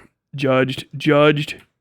Fucking actors. All right, I'm not buying this. I'm not buying a ticket to this movie. Look how much fucking tread is left on this. Look how deep the tread is on the heel of this boot. Should have had these guys walk around in these for a little bit. I can tell it's new. Your set designer fucked up. These should be flat. Why is your boots not bloused? You're going to get fire going up your shoes. You're going to get fire going up your legs. The fire's going to go up your legs if you don't blouse your boots. I'm having a good time. It's been a minute. We got 16 mag holders. I don't know, it's random pouch. This looks like an IFAK. Do we have tourniquets on the shoulder? There we go. Yeah. Twisty tourniquets. Okay. You guys, all right. You guys are cooking. No camelbacks. I do not see, that's like the most necessary shit. They might be on the wrong side because if these guys are all right-handed. Is there anyone who's left-handed? No left-handies? No lefties? Oh, my man's got it. This dude right here in the back is hooked up. Look, see that? That's a camelback. Camelback is a big old water pouch, like a camel you put on your back. Is the most useful shit you'll ever have because you'll die without it. Nobody's drinking out of fucking canteens because it's not fucking Vietnam. You have a little tube, you drink out of the tube. One thing that these guys don't have that they need to have is a drop pouch, which you don't ever see. No, fuck me. I said that and he's got one right there. Is that what that is or is that a fucking mask? I mean, it's empty, but mag drop pouch is the fucking most clutch shit. It should be hanging down here. We don't have any no dick protectors. No dick protectors, no ass protectors, no side sappies. I guess this is fucking Navy SEAL shit. We don't wear any fucking armor. Okay. Well, you'll fucking get killed by another goddamn random fucking shepherd. Just fucking cracking you with a goddamn Galil. Let's see, 1, 2, 3, 4, 5. 1, 2, 3, 4, 5. Well, dude, our fucking saw gunner is up there, bro. Saw gunner, he's got the 100 mag pouch, 100 bullet pouch. He's got the fucking flip out. Yeah, paratrooper buttstock. Yeah. I mean, you want to put sights and shit on there. Okay. Go on, champion. It's heavy enough as it is. Not a lot of iPro. No one's wearing iPro. That's probably just Hollywood shit. You absolutely have to have iPro on all the time. War is like basically like a construction site. Hand, eye, ear, knee, pro for everybody. Shoes too clean. Camis are way too clean. If I ever make a war movie and I have somebody that's been out like this, I mean, these guys have clearly probably like, okay, we're going to roll around in these for a bit. These things should have no color.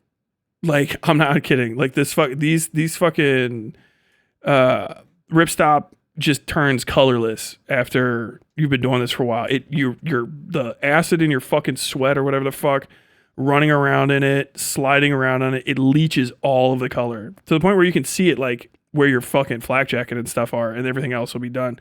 If you just take like a belt sander and a fucking like an ironing board, you could probably get them to the right level. There should be at least 2 guys looking like fucking slapdicks with the dick blown out of their fucking BDUs, because that happens too. These stitches give out because the seam stitching on all these BDUs are fucking dog shit, and your dick will fucking explode out of these fucking things. And a little shiny. Where's that old pistol? Actually, no, you got a pistol. I need to see Gerbers. Where's my Gerbers? Where's my Leathermans?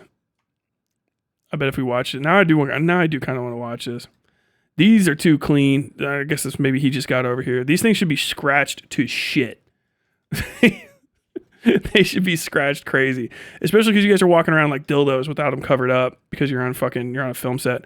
These things all come with a big cloth wraparound that goes over the top of them. Looks like a big sock. So if you ever see anybody from like these deployments back in the day, you'll see their goggles will be here, and there's like a little sock on the side of it, right? That's to cover the goggles up. If it's off of them, they've been using them. Otherwise, you'll see like a big poof, like a big cloth poof.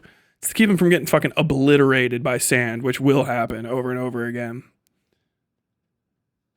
Warfare lacks boot realism. Dude, the boot shit is the best. That's what I miss.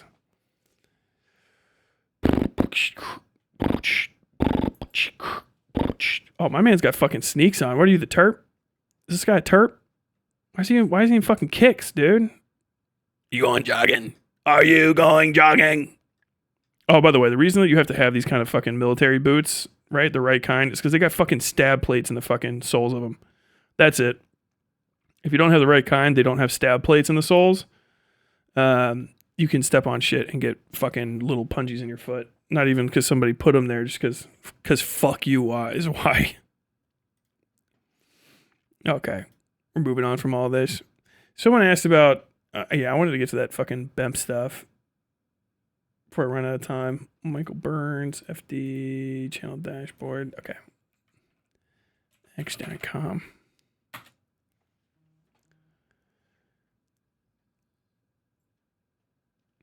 That's UV radiation breaking down the thread and dyes. Had a hard hat turn pink on me once. Well, there you go. I believe that. I got fucking cooked, bro. Your pumpkin Putin wants to give America its own Patriot Hunger Games. Yes, I'm ecstatic for it. Dude, we're getting bread and circuses. This is fucking amazing.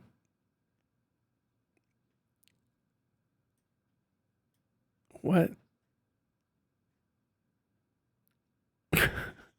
Every time I turn on Twitter, I get distracted because people are fighting each other in my comment section, and they're no one I know. I love it.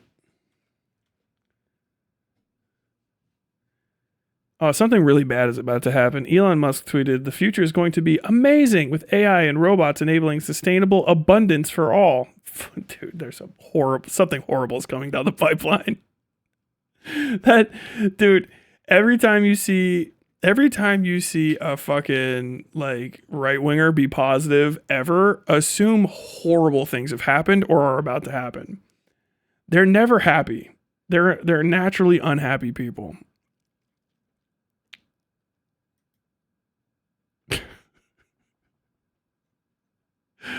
Oh, where's the funny one? Oh my god, I don't even know if I can get all to the rest of this. What I was cracking up about, I was on fucking YouTube the other day. Shocking, I know, right?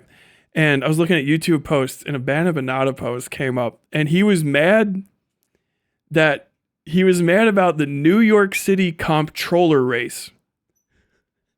Because Mamdani didn't endorse the DSA candidate for comptroller in New York. And I was reading it, and I knew for a fact no one in his audience knows what the fuck a comptroller does. There is no fucking way they have any opinions about comptrollers.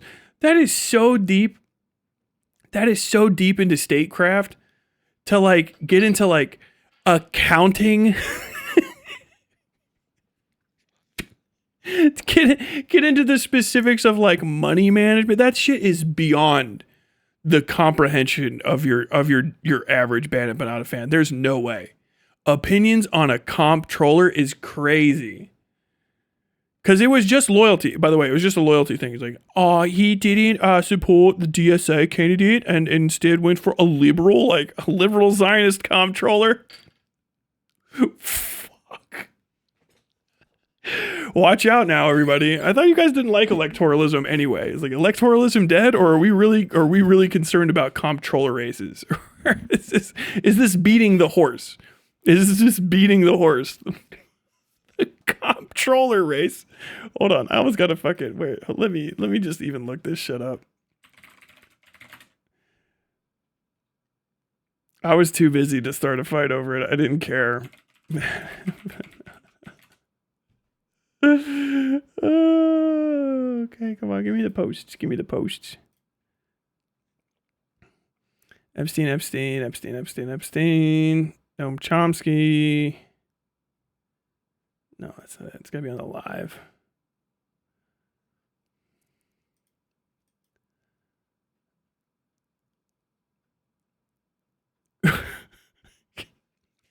My man's doing some Jew math. That's fucking awesome. 47% of Jews in the world are Israeli. 64% of Israelis have served in the IDF. So at least 30% of Jews have been active members of a terrorist organization. That's more than 1 in 4. Hey, if you shoot any Jew, you have a 25% chance of killing a terrorist. Oh, damn, my man's cracking the Jew math. Most U.S. Jews are emotionally attached to Israel. Oh, God. Washed. I wonder if there'd be an equivalent outcry for an attack on a Christmas event organized by the KKK. God, this shit is so good. Oh, come on. Where's the funniest thing I've ever read? Zoran Mamdani has endorsed New York City comptroller Brad Lander. Oh, it's for Congress. Damn, I'm so sad now. Zoran Mamdani has endorsed New York City comptroller Brad Lander for Congress over the DSA's candidate Alexa Aviles, which forced Aviles to drop out of the race. Didn't really force them to drop out of the race. I think it's just, you might as well have at that point. Brad Lander is a generic liberal Zionist. Oh my God. It seems that for them, Zionists are fit to be a whole lot more than just the local dog catcher after all. How much higher over the fucking of the dog catcher is the comptroller?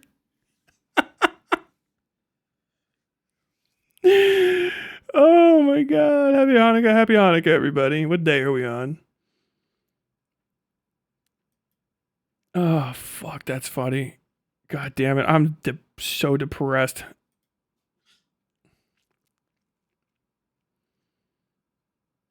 What?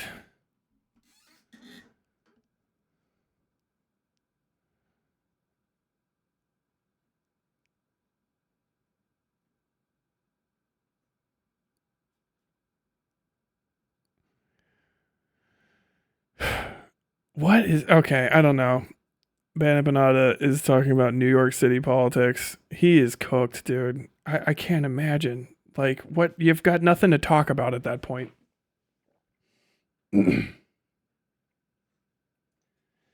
Oh, thank you, Moon, for being a member. Thank God for good men. Oh, dude. I think if that gets into the right communities, people are going to be pissed at that. I think I missed 2 people. I missed comments. Where the hell are they?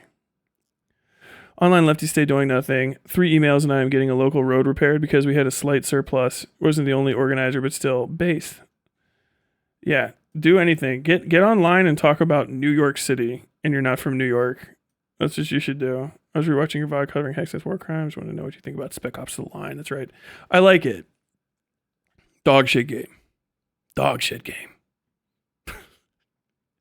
I remember the game not being great, but the story's good. It's like one of those like they got away with because that was the era of just the most generic dog shit cover shooters ever. I think they just had that sitting around. I think there were other Spec Ops games before that, but it was a nice little like story gameplay experience. I think it inspired a lot of people to do interesting stuff with games and game programming and organization. So I appreciate it as a thing. I can't recommend it to people. Don't. It's probably better that you go and watch a playthrough or just a retrospective on Spec Ops: The Line. It wasn't a good game when it came out. It is not going to be an enjoyable experience for you now. It's pretty boring. Has the DSA ever accomplished anything? I mean, probably. Somewhere. Do they have any level of accomplishments next to the great Uniparty? Absolutely not. They don't hold enough power. But, I mean, you got to work up from somewhere. Hey, bud. What's the matter? Do you just want attention? I know I'm talking to the computer, but there's people on the other side this time. It's not just me. I'm not just rambling. You just want attention? Would you like a cookie? Would you like a treat? You been locked in here too long? You got a treat for being a good boy? Should Buck get a treat? What do you guys think? Should Buck get a little treaty treat? Buck, should you get a little treaty treato? Oh, you got a bath yesterday, so you're all soft now. You got a bath and a shower, and my hair clogged up the drain because I'm a big stink. Buck, you got your little Christmas tree over here. Do you deserve a little treat? A little treat for Christmas?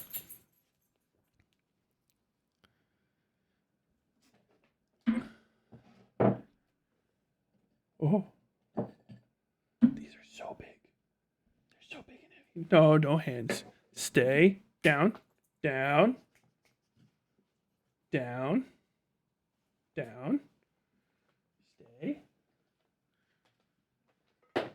Stay. Okay. Chat says you can have a treat, Buck. Go get it. Go get a treat. Are you even gonna get it on camera? Come here, Buck. Oh, he left. It's too big. He gets a big treat. It's precious. He has to leave with it. He's gotta go hide it somewhere. Treat for Taco, please. Yes. You got him.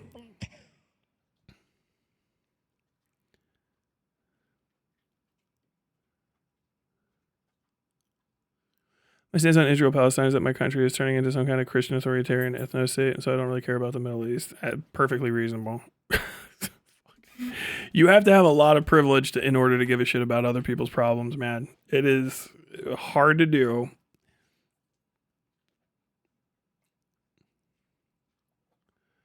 Brown. Let's see what's up with the brown shooter. Dead of suicide by 2 bullet wounds to the back of the neck. Here on CNN.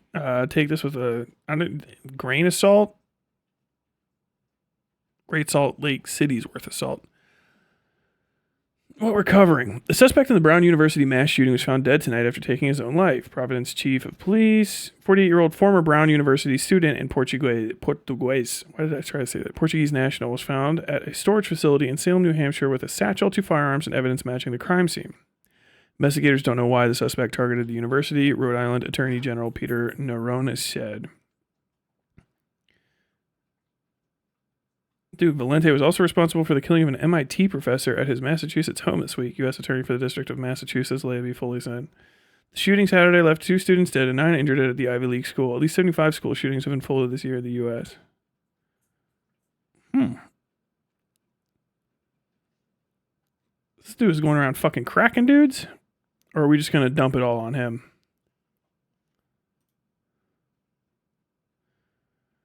"48-year-old former student is kind of crazy. Like when?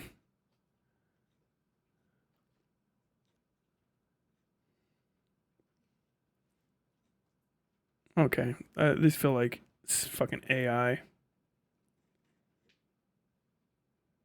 Engage with your audience. What the hell? Members only live stream. I'm not doing that. Members only. Come on.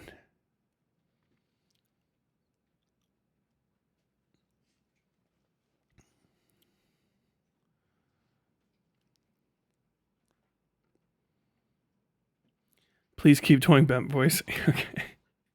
Some Goebbels math. Yes. Fifth night, all candles will be lit sundown of the 21st. L'chaim, shalom. All my best on a Hanukkah. Be safe, be smart.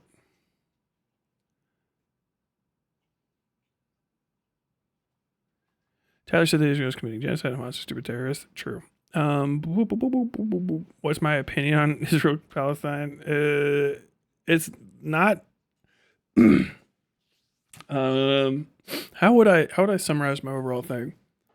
The vast majority of culpability for the situation lies with Israel. Israel, more than any other party, can choose to fix everything immediately, and they're intentionally fucking shit up in order to get away with the genocide. This is the most obvious thing in the world. I don't really care to hear counter opinions to it because there's nothing anyone's going to say to change. I'm not going to pretend that the counter evidence exists that would convince me otherwise, that they're not trying to commit a genocide. I wasn't born yesterday, and I don't intend to buy any bridges in Brooklyn anytime soon. So the big issue here is that something probably could be done about it to some degree, or at least the can get kicked down the road, and a long-term thing. They're not the first and they're not the last apartheid state in the history of mankind. The problem is, for whatever reason, and whatever of the reason is, Israel is paying for it to happen as well because they studied their history. Basically, Israel does controlled opposition in Palestine in order to accelerate the situation. And I think they pay for, and I'm going to say this the nicest way, idiots and useful morons in America to be supportive of possibly the stupidest anti or insurgent group, pro-insurgent group, whatever. One of the stupidest, shittiest, most ill-equipped and incompetent fighting forces on earth, Hamas. They constantly permit Israel to justify wholesale slaughter of Palestinians through intentional overreaction to any perceived slight. Because ultimately, and this is the thing that people don't understand, law doesn't matter, power does. And that's the end of the conversation. Law doesn't matter, power does. Power does not lie with the laws, the international laws that are supposed to prevent, quote unquote, things like this. And so nothing is going to happen. So people like to go and talk about, I don't know, Stockholm and the ICC. None of that matters because no one gives a shit about Palestinian people. And they like Jewish diamond mines too much. Well, they like Dutch diamond mines and blood diamonds being recirculated through North Africa into Israel and then laundered through there, blood money laundered through there in order to produce microchips and other sort of industrial cutting equipment and stuff like that. But I digress. Israel has a lot of value as a foothold in the Middle East and as an economic powerhouse in the region. Now, they could have, without reservation, lived peacefully with the people that are around them. It's just completely possible. You have to be the most fervent fucking anti-Muslim person to believe it. Otherwise, I think that all of Hamas and a lot of these insurgent groups that are in the area are just full of fucking al-Zarqawis, made up boogeymen. But basically, where we are right now is the genocide has been planned for decades and decades and decades. And the people that are resisting it, quote unquote, don't do anything but provide grist for the grist mill in order to facilitate it happening harder, faster, and more effectively. The Palestinian people should not be getting genocided. That is horrible, and it shouldn't happen. There's nothing I can do to stop it. Literally nothing. My country already has enough issues that I have to focus on. It's not my country. I don't speak the language there. I don't have any connection to them as people outside of they're also humans. There's a lot of other people on Earth that are being murdered and suffering to the same extent that I'm also not talking about or doing anything to change because I'm one person. I think a lot of people are in that same boat where the pro-Palestine movement in America is more of a cult of personality built up around mid-late 20-something, early 30-something e-celebs who want to have something that's kind of like the first thing that came to my mind is black people. Palestinians as living people right now are very similar to black civil rights leaders of the past that are dead in this same situation, because you can kind of make dead civil rights leaders say anything. Pro-Palestine Americans do the same thing right now, and they basically can justify any dipshit behavior. You see them do this all the time now. I'm kind of disgusted with Noah Samson to a small degree. I feel bad because he was nice to me one time, but like I have to say it. He's doing it. Hassan Abi does it all the time. Chris Kunzler's done it. Bad Banana lives for it. And I've seen a number of other creators do it too, where it's any criticism of your behavior is happening because you're pro-Palestine, right? Which is crazy because are Palestinians saying that, and do they need you? Like, oh shit, I shouldn't have brought up that you electrocuted that dog because fucking Palestinian kids are gonna die now, you know? So like it's become this wedge issue that is people pretend like there's something they can do about it, but they can't. And because they can't do anything about it, they pretend that anything they do about it is as effective as doing something that actually would change it. So you have like Chris Kunzler, like I was saying earlier, say stuff like, well, at least they're doing something. But when you do something that doesn't do anything, we call it wasting time or coping normally. But because of the way that this is set up, where it's become a moral battery, is really what they're talking, a moral battery for people that don't accomplish or do anything politically otherwise. It's essentially just turning dead kids into like a permanent clout reservoir for like predominantly white Western people who want to always be able to shift arguments about more pertinent things to arguments about shit that doesn't have any bearing or effect on the matter at hand. So that's what I think about Israel-Palestine.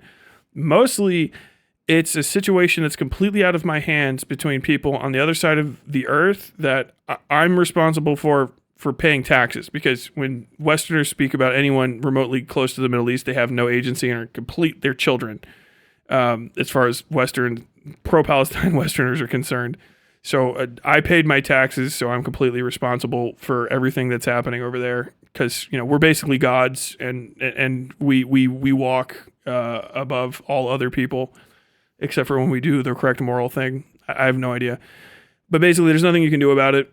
It exists because people that you have not met, you may never meet, have blood grudges that go back for forever. And one side is actually in a position to obliterate the other side. And so like the Hatfield-McCoy, if it went all the way, they're going to do it because it's the thing that's happened in humankind for all history. One side can kill the other side and get away with it. They're going to do it. And that's it.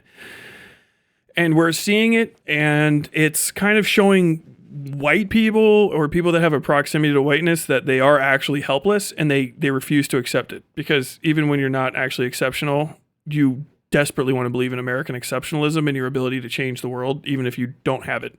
But you are helpless to do anything about Palestine. You can't do anything at all. Nothing. You can piss in the wind. You can, set fire to your own crops. You can mold. You can whine. You can do whatever but you can't actually prevent anyone from dying. Not here. I mean, if you vote and stuff, you can, but otherwise you can't, because it's different countries and different people, and you are not a military or an army, and goes back from before pretty much anyone on earth right now was born, with a few minor exceptions. So that's the Israel-Palestine conflict.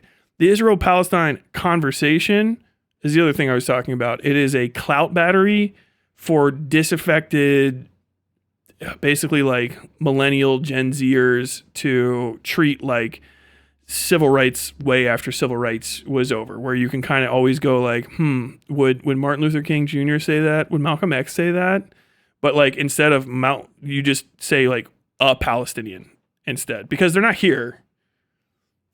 You know what I mean? And, you know, you can't go and get like a collective poll of all of them, what with the genocide going on right now.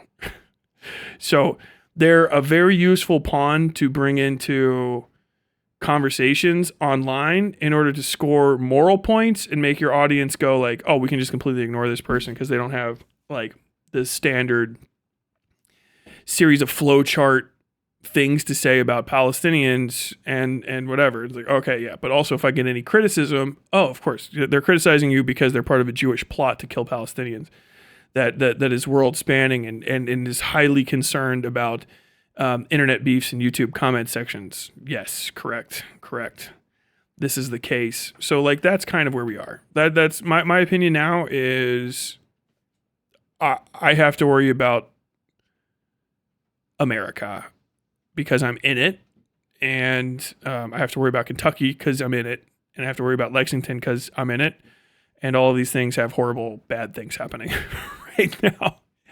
And if I focus on those things and we establish power locally and stay focused on local issues and building power locally, then you will eventually grow to the amount of influence that you need to affect international issues. But right now, yeah, nothing you can do. You're completely hopeless.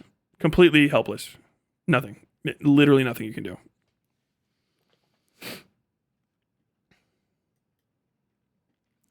I'll be honest, for the longest time I denied the genocide because people were saying genocide was going on. We're annoying people like Hassan. It wasn't until Tyler explained it through a military lens I finally conceded the genocide was going on. I mean, that's like,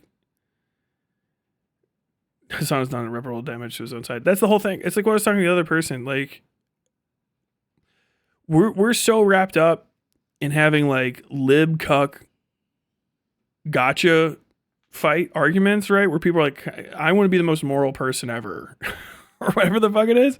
And everyone's like, oh, dude, don't ever call me racist. Don't ever call me anti-Semitic. How could anyone ever say I'm not great on trans rights and stuff? And it's like, dude, so we're in this world where you have to have this armor of like infallibility to have a conversation about anything. And so like all of the conversations are built up around being like somehow avoidant of some original sin, you know, whatever. And it's just, it just creates this useless perpetual feedback loop of people denying that they're human and fallible over and over and over again, which I say, I don't want to be racist or anti-Semitic or transphobic or ignorant or bigoted or anything. But like my thing, that's not the thing for a lot of these people is you can say it. If you think I am, you can say it. You're not going to get kicked out. I'm not going to probably blow up on you unless you just give me a stupid fucking argument, which is stupid arguments. But like, you can say that here, which is like a weird thing. No one offers that because I feel like it makes people feel comfortable. Like, Tyler, you're being racist. Okay. And you feel like you could say that? And like, maybe I am. Maybe I'm not, but maybe I am. All right, cool. We don't have to shut everything down. But like, these guys are so hyper fixated on these like perfect standpoint arguments that it comes with this side of like, also, I am perfect and I can just condescend to everyone all the time. So like you turn into these like demon heads of constantly having to get into these like, I'm a perfect person riposte, and your arguments and your audiences are all focused on like maintaining this semblance of perfection, and you become completely immune to conversation. Like, not even immune to criticism, immune to conversation at all.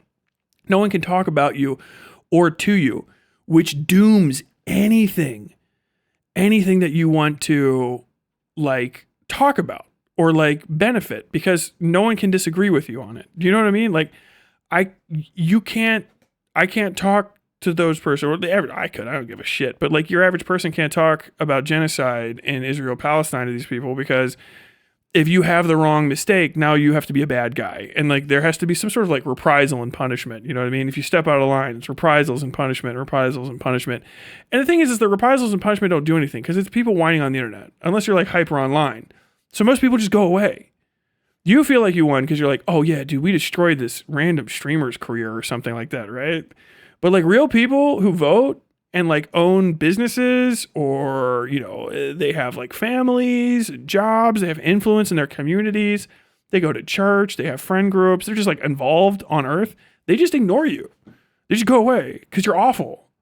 Like, oh, okay, that's miserable. Like you run into their community and you talk to the community and the people are all hypersensitive and then also hyper alert and aggressive. So they're mean as fuck. And they're also very, very sensitive to being hurt because they have to be perfect, but they also have to be right. And they can't, so you can't talk to anyone. And it's just miserable, which is the thing I hate the most. I wish the right was more like that all the time because it's the best way to shut down any progress for conversation. It's what I say with the I feel statements. Like, nah, we're good, okay? But just let people come in. They can be wrong. Just don't give a bad argument. That's the whole thing. You give me a good argument, which is just like, hey, here are facts. This is where you're wrong respectfully. You know what I mean? You don't even have to be respectful half the time. Just like, hey man, this is the thing that you said. I'll tell you how this is the thing that you said. Here's proof that you said it. Right? No, like I'm half remembering this. Here is the thing that is right. Here is where you can find it so you can check yourself. Okay, cool. I'll go do that. And then, like, if I get that information, like, okay, I have no standpoint to argue, right? I mean, everyone always brings back the fucking crossbow. I thought crossbow bolts could go through fucking chest armor, which sounds stupid as fuck now to say it, but I was wrong, right? I was wrong about CS gas and stuff. It was just, like, I made a mistake, right? But, like, other people just won't do that. They just won't. And it makes it impossible to talk to them about stuff. Completely fucking impossible. You have no idea if you're in those communities, too, how bad it is until you get out of it. And then you go, oh, it happens to me all the time. People are like, I came here from Hassan. I came here from fucking, rarely from Destiny say that, but I came here from Vosh is bad. And they're like, now that I'm out, like, what in the fuck? Why can't I just talk to people here? And it's like, I can't be rude. You can't be racist. You can't be a fucking dickhead. But if you just act polite, you can be wrong. You know what I mean? Or you can make mistakes. And you don't feel like you're walking on fucking eggshells all the time. And that lets people learn. Because that's the worst part about the online left, is that you have to have been perfect the whole time. I think I saw Van Benata make a post or a video about that. He's like, some people say that you have been born perfect. You have to be born lucky. I've never had that problem. I've never been wrong about these things. I think it's weird people were. Like, oh, okay. Yeah. I don't know why it's so hard for people to lose weight. I've never had a problem keeping weight off. I don't know if I have like, people try to say that you have like an eating disorder or something, but I don't. And I don't know why people would say that. Okay. So fucking weird. Oh, you're in Kentucky? My condolences. Don't give me condolences. I love Kentucky. All right. There's some good people here. Some fuck asses here. All right. Some ignorant people, but there's ignorant people everywhere. Never forget, you can talk all the shit you want about Kentucky. Donald Trump is from New York City. He's from Manhattan fucking Island. Okay? Libcuck Central is where he is from. Ronald Reagan was from Los Angeles. So, talk all the shit you want about Kentucky. The worst people come from fucking New York City and LA. Every fucking time. It's like the horseshoe theory, even though it's mostly bullshit politically. These political talking heads start the journey wanting to avoid racism and are perceptive to their own inconsistencies, but then they get too high up their ass and become high and mighty about that stance they believe they hold perfectly, that they cannot accept the opposing view of them. Cognitive dissonance, final boss. Yeah, I think really the horseshoe theory is just that actually people are cunts. People are assholes. People are dicks. And people are zealots. You know what I mean? The real reason for the existence of a horseshoe theory is just that personality flaws are not alleviated by political prescriptions. They're not. There are racists who are nice. They're just genuinely good people, except for that aspect. It's hard to believe, but if you get out there, you run into it. It's because whatever happened. They're dickheads for that. But they are nice, they're respectful, they're even the people that they're racist against, they're like very good to. But then they have like this horrible racist belief. I mean, what in the fuck? Where does that come from? Like, if you haven't been around it, you can say that that's crazy to you and you think it's impossible. Okay, I'm telling you about the world. You can live wherever the fuck it is that you live in your head. That's just the way things, and you talk to, it would be impossible for you to ever go like, bro, can you stop? Because even if you tell them, like, you're being a racist. I don't want to hurt anybody. Okay, I'll just shut up. Okay, fine. Whatever the fuck. Nice as fuck otherwise. Then there'll be people that have perfect politics, so to say, right? Not anti-racist, fucking pro fucking trans rights, anti-misogynist, the whole shit and you want to fucking strangle them every time you talk to them. Like, they can't open their fucking mouth. You don't want to jam your thumb in their fucking eyes. Condescending, up their own ass, fucking zit-headed pieces of shit. Oh, I fucking can't stand you. And that's the thing, is that political prescriptions do not alleviate or even predict personality traits very often. Sure, people that are far right will have a bunch of issues with them, but understand, people that are far anyway will have a lot of issues because they're far. They think that wherever the standpoint of most people are is like, it drives them crazy because it's not where everyone should be. So they're going to have personality flaws, but those would probably be alleviated if they got what they want. But then there's just people that are assholes. They just fucking suck. But they might have the right politics. They might have the wrong politics. And a lot of times when people see horseshoe theory, it's just because entertainment and politics selects for assholes.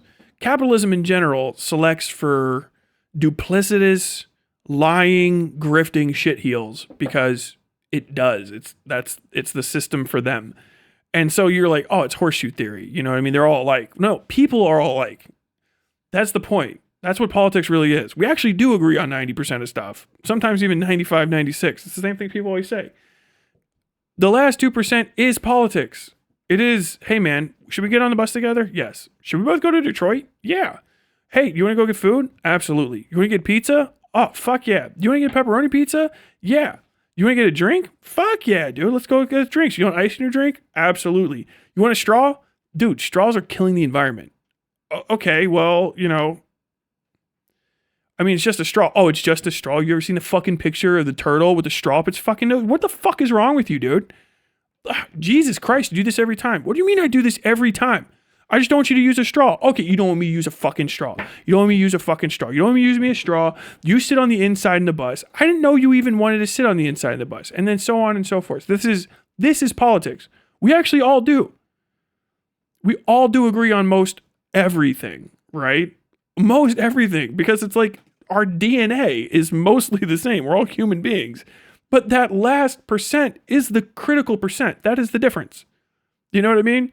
It's like if I'm a guy and then the guy and I'm 100% normal me, but the guy to the right of me, 1% of him is a knife I jammed into the side of his fucking head. Well, that 1% is significantly different. And how it arrived there is a very big story, even though it's just a little bit of a percentage overall difference. It's like people are on it, but they always want to go to like, hey, this thing is, it's irritating because it's just the way things are, and you kind of don't want to deal with it. You're like, fuck. Because it is hard to find out, you know, like, what? Wait, so you mean we're all just never going to really agree 100%? No. Duh. Dude, I'm married. I love my wife to death. And then we have disagreements that are shocking.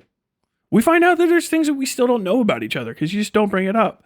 Having 25 years-ish of history before we meet each other, you just have like a lot of time. And you have like, you don't know the lyric to that song after 10 years. You know what I mean?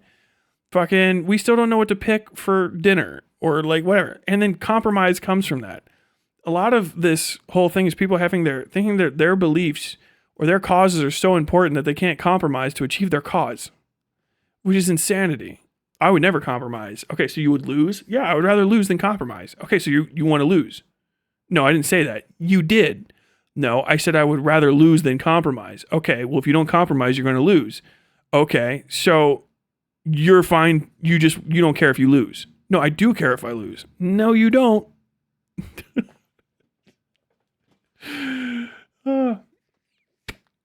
Do I have any channel recommendations? I cannot give channel recommendations anymore for a reason I talked about at the top of the hour. Every time I recommend anybody, they end up washed in a week.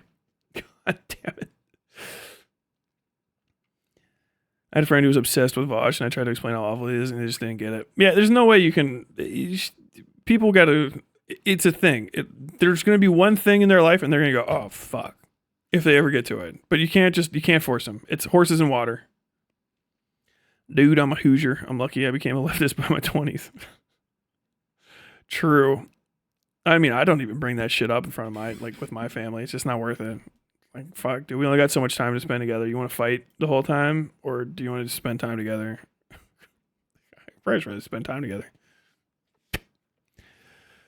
People are odd. My boyfriend and I were in a deep red part of Maine on vacation. We were scared people would pester us, but they were so friendly, even if you could tell they were super conservative. Also, Maine rocks, by the way. Such a cool state. I've been trying to travel around the country more since America is rad outside of the governments. It really is. Dude, you got to get out there and talk to people. People want to talk about themselves. They want to make friends. This idea that you need to find perfect people is a fool's errand. Get out there, meet people. You might find people that have the stupidest, most evil thoughts, and you're the one that's going to fix them over a few years, not by a dissuading of them, but just tell them this shit's not important, right? Well, I'm pissed off about the Indians coming on the fucking 1B visas and stealing the jobs. Yeah, but what about the UK game this weekend? We're fucking playing UC. Stomp them, right? Yeah, fuck UC. Yeah, fuck UC. Do you want to talk about UC, or do you want to talk about Indians and H1B? What the who cares? You don't even work in tech. You work at a fucking rallies. You should be worried about the fact that you work the last rallies. As an assistant manager to who? Who needs assistance to manage your rallies? Okay, stop fucking with me because I work at rallies. What the fuck is wrong with you? Who says that? All right, well, I'll stop fucking with you about that. Just cut out the fucking Indians and the fucking H1B visas, you weirdo. Let's talk about fucking UC versus UK, all right? God damn. Dude, that's it. Facts, and I say this is a New Yorker, yeah. Trump and Reagan being cons that came from lib cities have that Christian convert energy. Bro, that's just how rich people, man. They're all like that. Oh, I got to scroll down. Oh, I'm fucking lagging. This is what's going on right here. From a straw to a knife, that gave me white flash. Every time I bring a movie up, what's that? You haven't seen that movie? Dude, the amount of movies we haven't collectively both seen is crazy.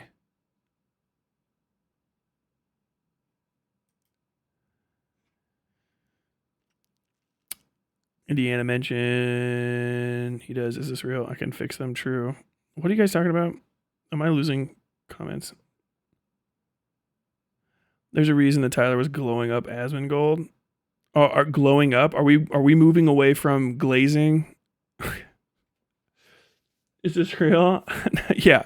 I was saying Asmongold is a perfect propagandist. He's ideal. Big reach, stays on message, no controversies that drag away from his message. That's it. I think he's a scumbag. I don't like him at all. But it's one of those things, you gotta give people props for what they do right. And that's it.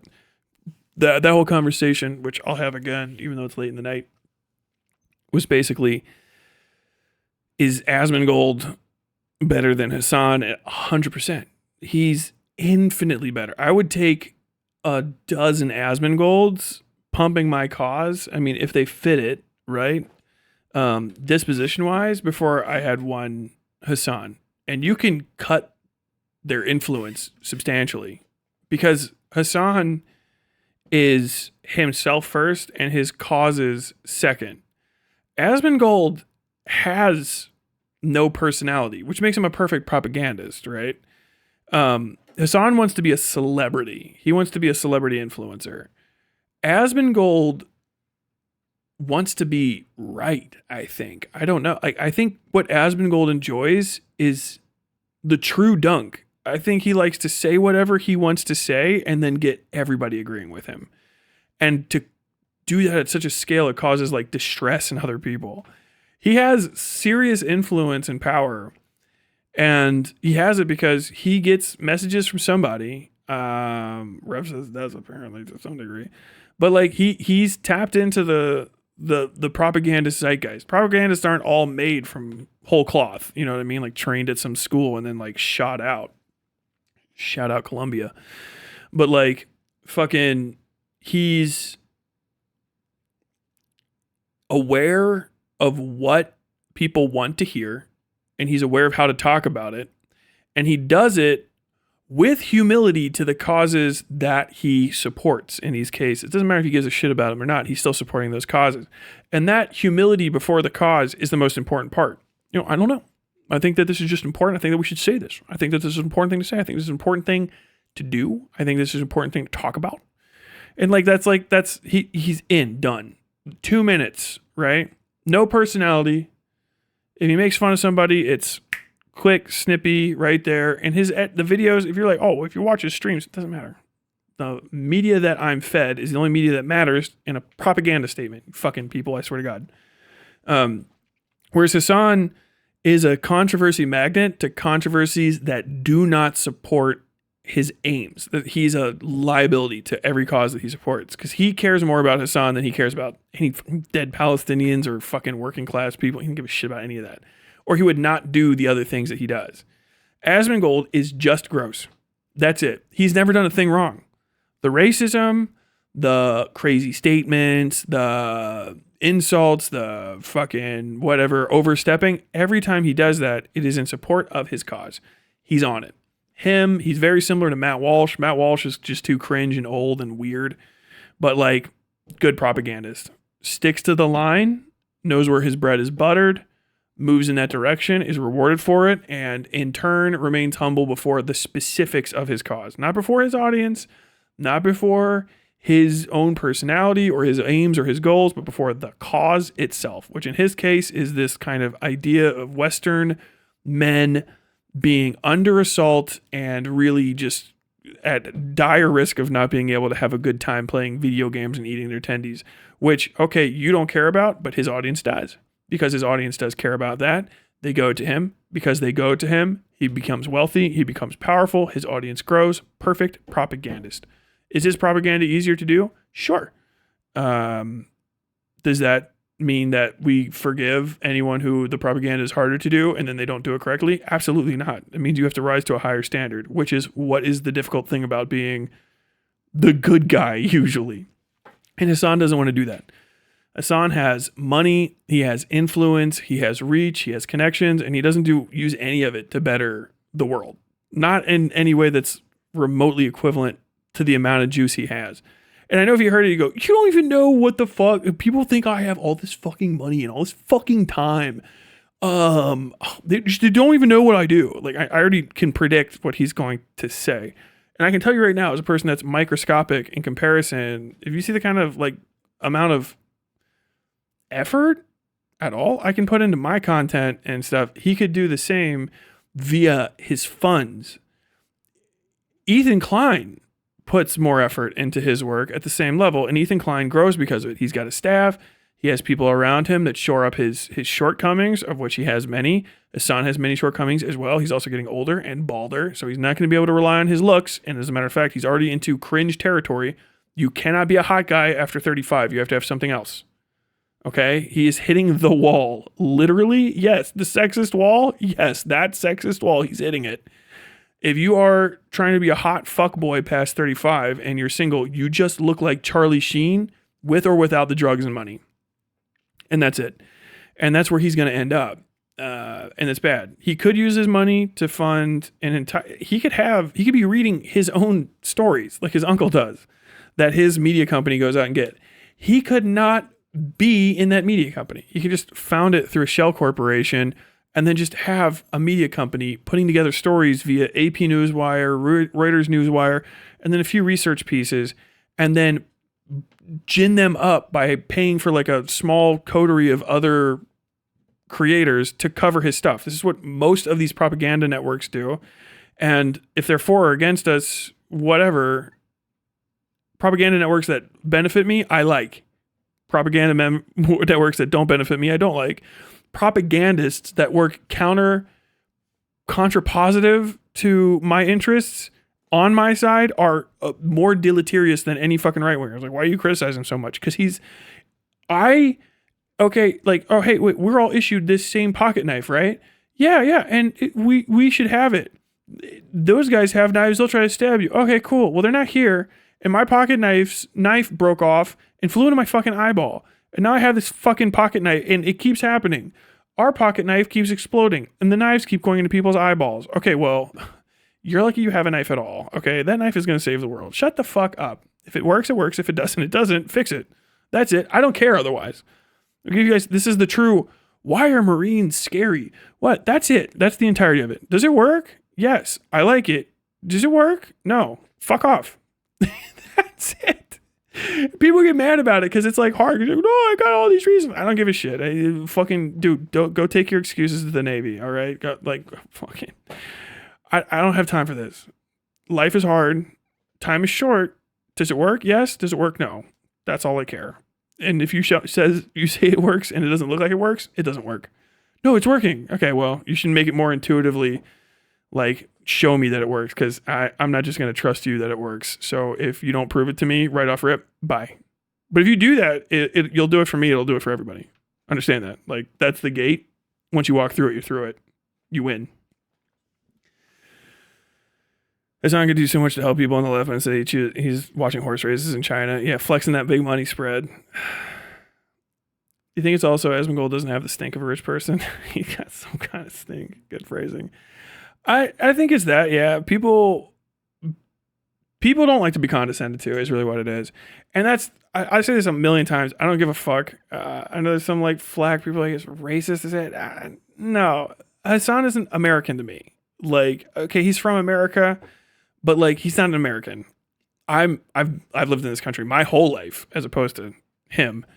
And I was in the military. I've met people from every corner of this fucking country. Every corner. I didn't serve with a single person that was actually like him.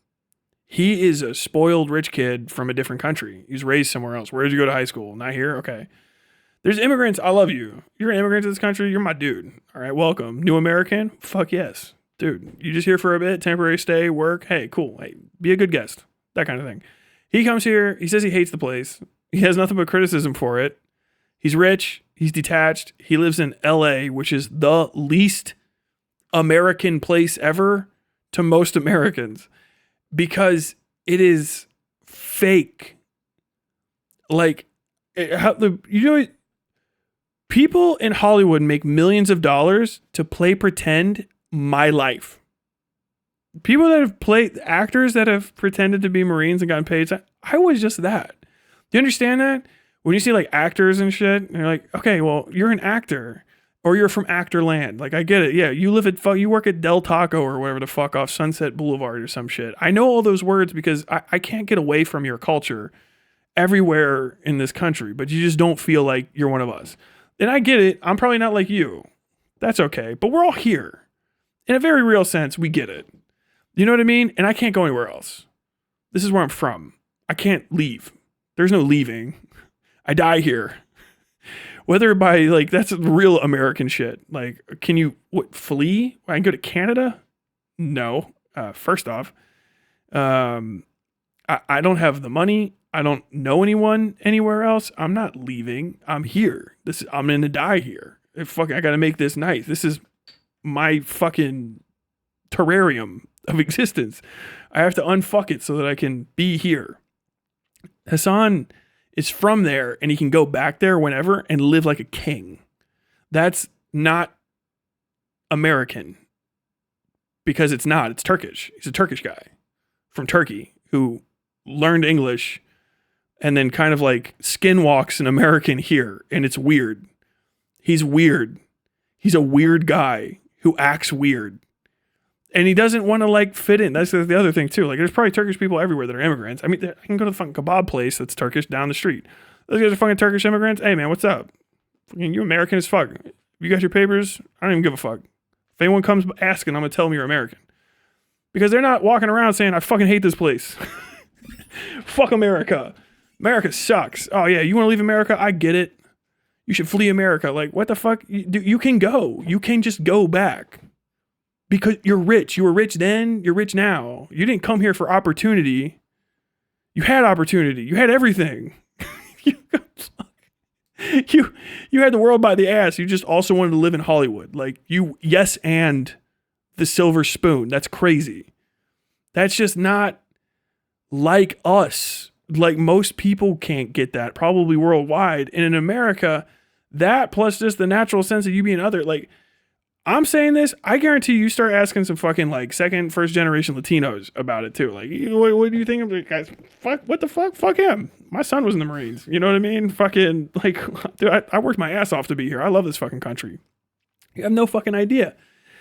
It's just a weird way to be. Like, no one ever like thinks about that, but like, I mean, I get it because he sells that idea of anti-Americanism to like white suburbanites that can entertain like, oh, what if I just fled to Ireland? What if I just went to Germany? Oh, I guess I could just wait out the fascism in fucking Sri Lanka or something for a while. Like, I don't know what the fuck that's like. I'm here, dude. If the Gestapo starts marching down the street, I got to figure out what to do about it. And none of it's leave.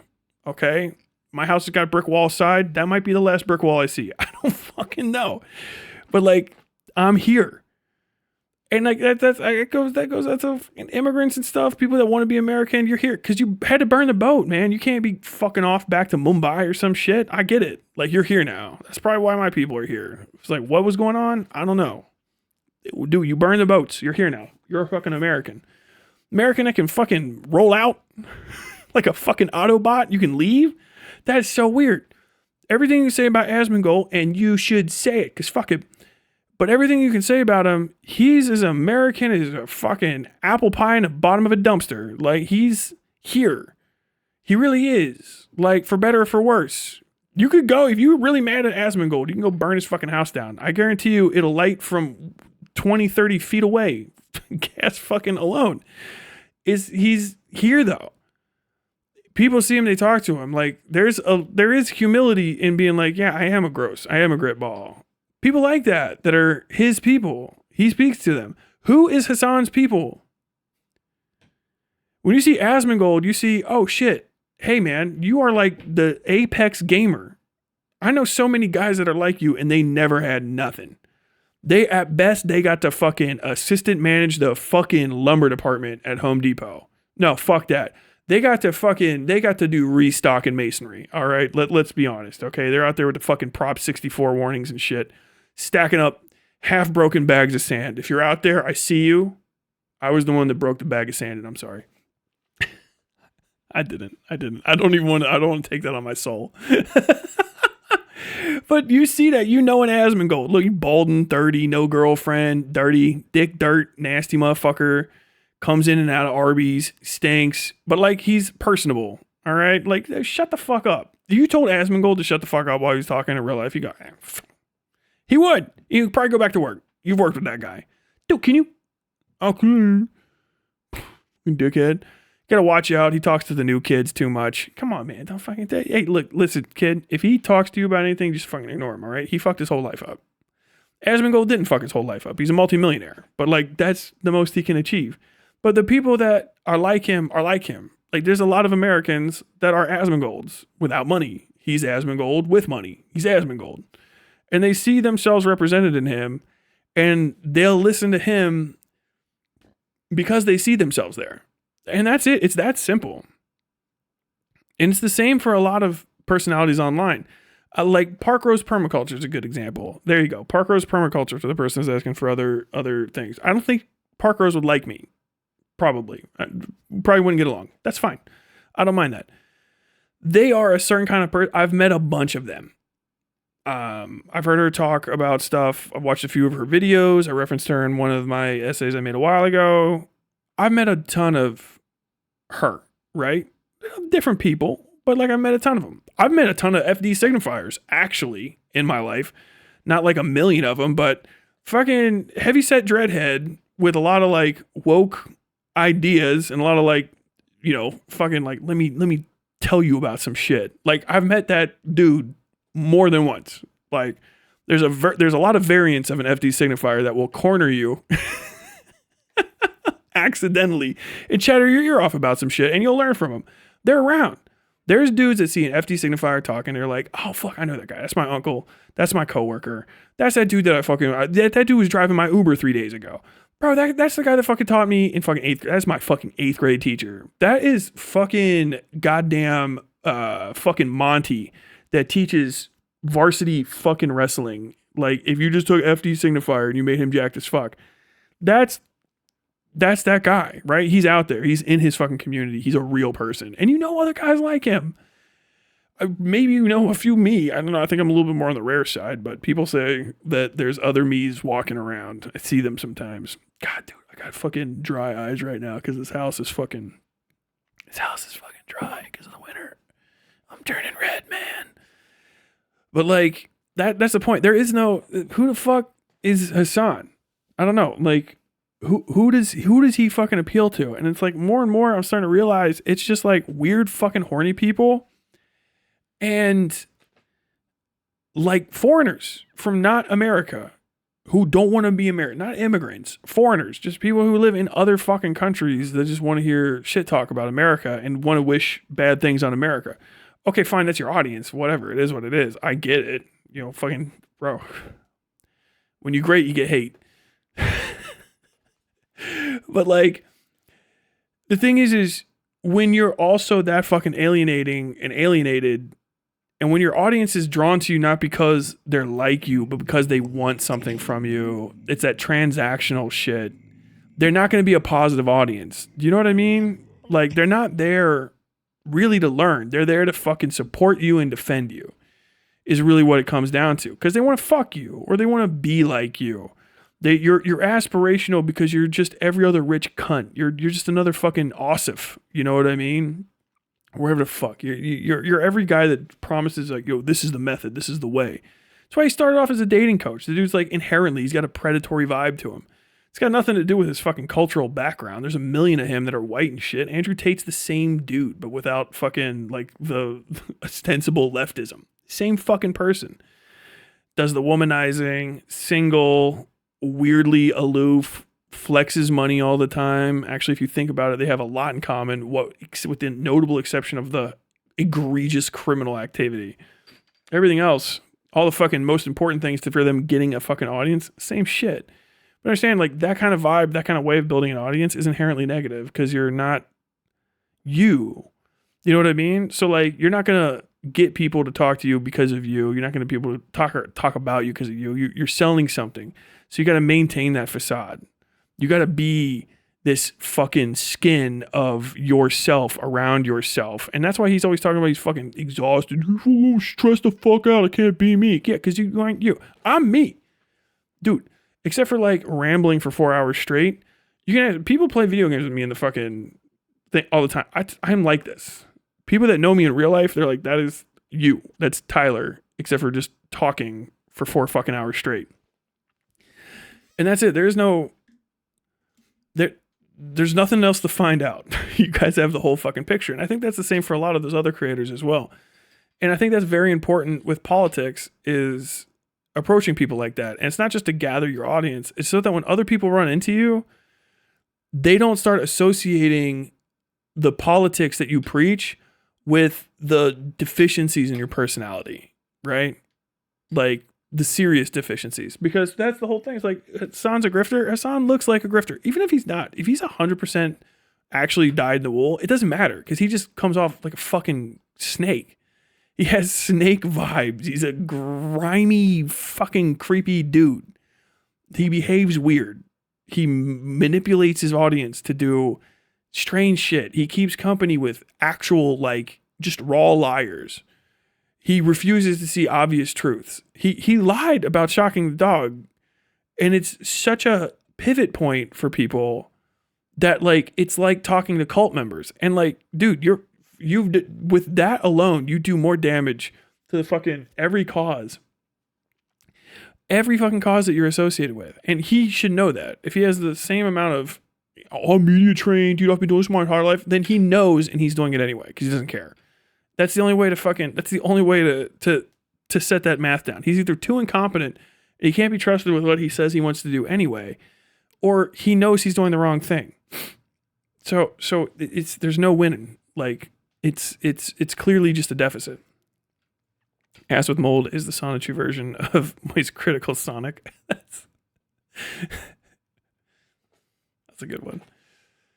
He's at the mercy of his own ego. He can't stop himself from derailing his stream when he reads a critical chat. He might be making a good point, but he throws it to complain to haters. I mean, I do that same thing too. I don't even think that's a bad thing to do. I think it's like, I think the problem with that is that he gets derailed by stuff that he says he doesn't get bothered by while he's lying about it. I think the derailment shit really became obvious during the Collargate stuff, because you can go and talk about him abusing his dog, which he says he didn't do, and he gets crazy mad about it. You guys start telling me I abused my dog. I'll be like, what the fuck? I mean, I have to ban you if you keep spamming, but like, where's your evidence? If you think I'm abusing my dog, tell me. Kind of, you know what I mean? Like, but for him, it's a sore spot because he just got caught and he doesn't want to have to face consequences because he is a rich kid from another country play acting as an American to make money off of hating America, which is just a weird thing to do. If you flip that any other direction, it's actually extremely offensive. Like, if you think about it, like if I move to Vietnam and I learn Vietnamese and I go and move to Vietnam and I just make my money selling anti-Vietnamese hatred to Vietnamese, disaffected Vietnamese people, everybody would fucking hate me. If I did that in Germany, if I did it in Russia, if I did it in fucking India, if I did it in Canada, anywhere, if I did that anywhere, people would hate me for it.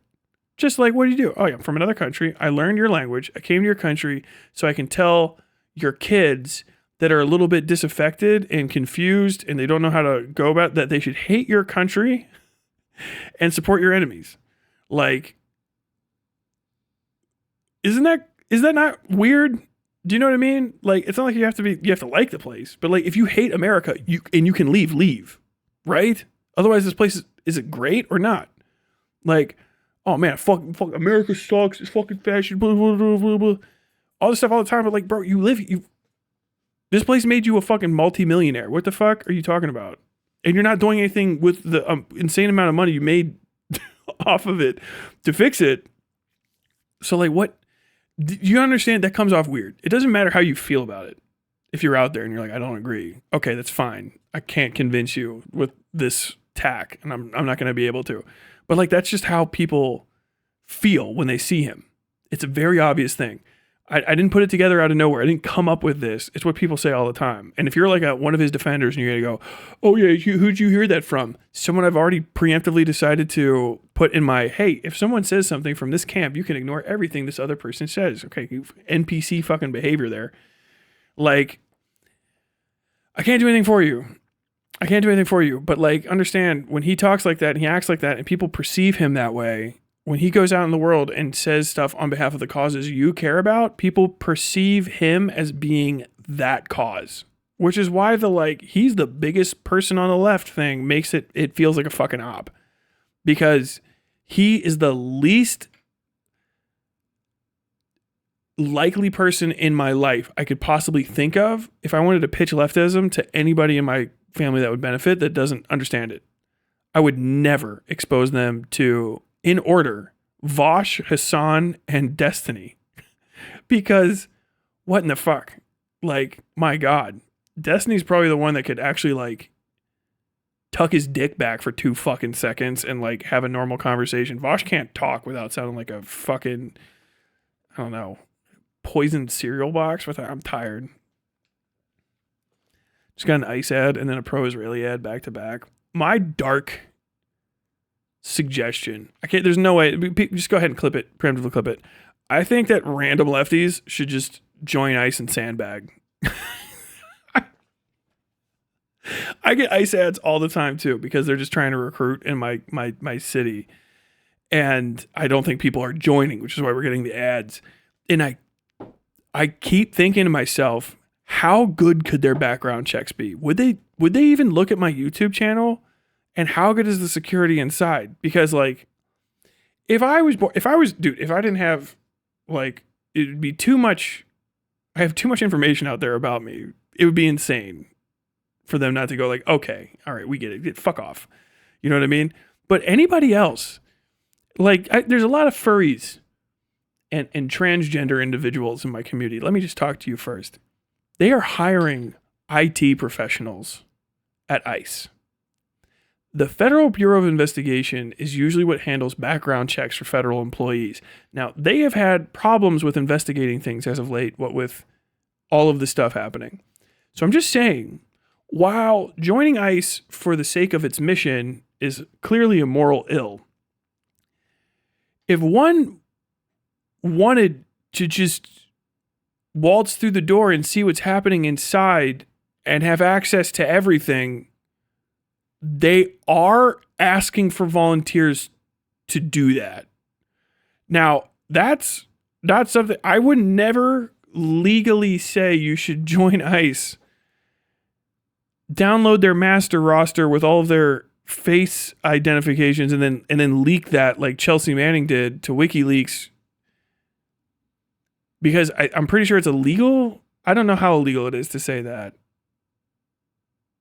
in Minecraft. But I'm saying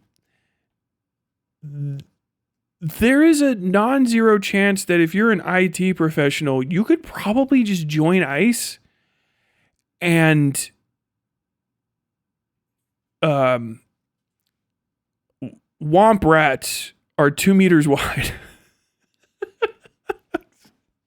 Dude, writer's mind, tired, burning, trying to find out a way to say that.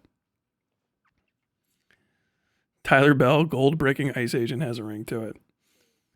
The only extensive social media check if you want to come into the country, apparently. Dude, that shit's fucking crazy. It's really, you know those things where people are like, I want to do something and then I could do something. If you really don't like ICE, they really don't want their faces revealed. And if you were to join them, there are computer databases that were secured by Doge and the Doge post-Doge layoffs. So like, I can't imagine there'd be, and understand every federal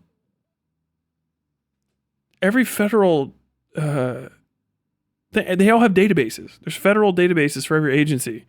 And they all have pictures of everybody's face with their names so that they have it. And I'm just saying,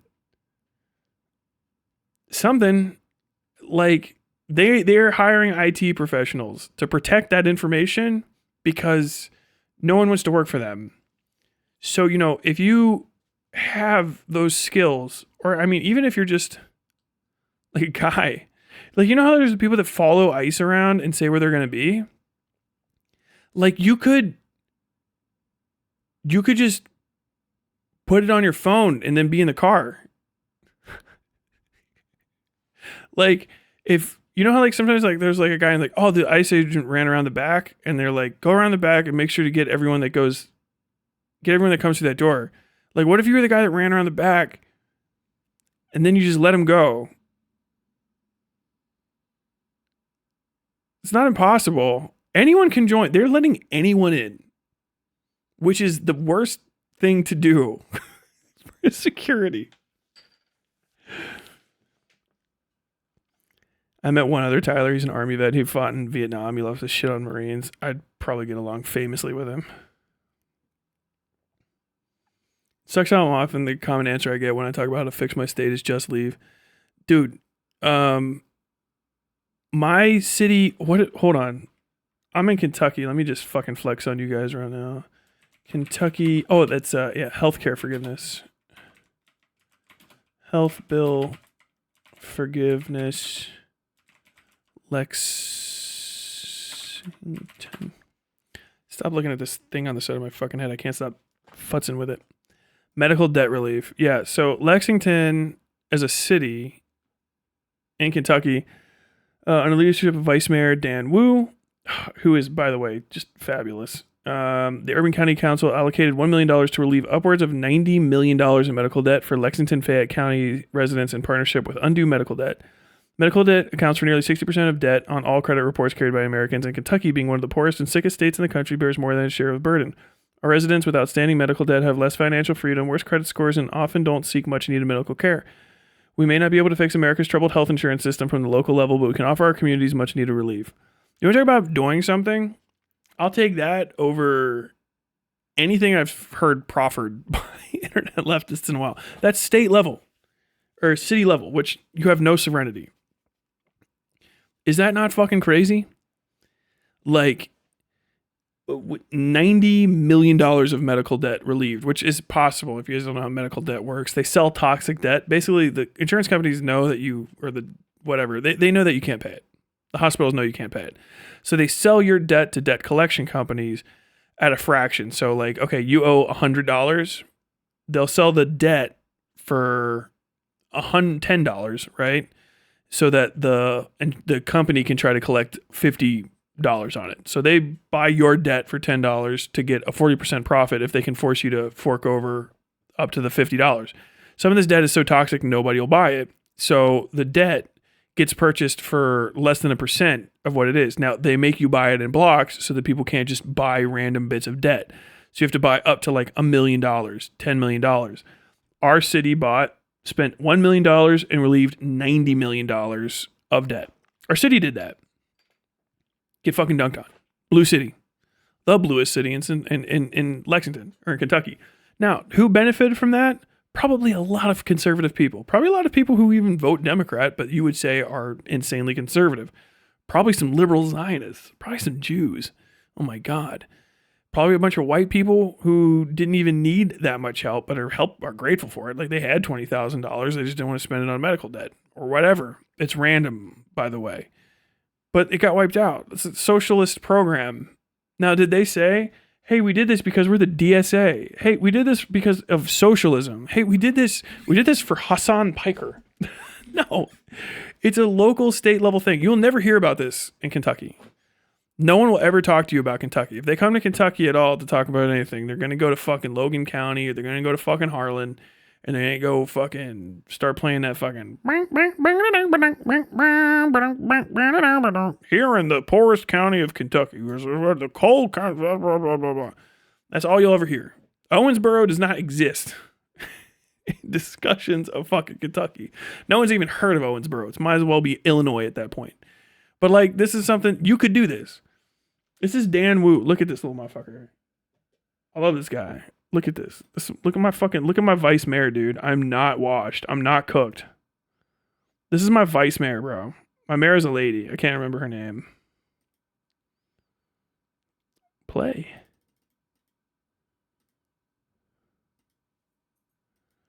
Fine.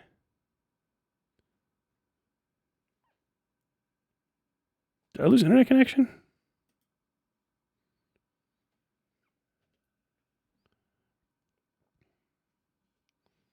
No, I don't think so. This must be fucking, dude. Fucking switch over to AI shit. This is killing me.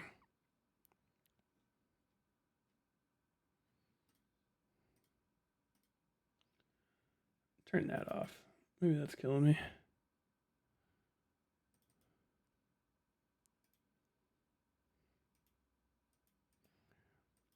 Dude. Okay, hold on. I'm gonna have to end that entire process.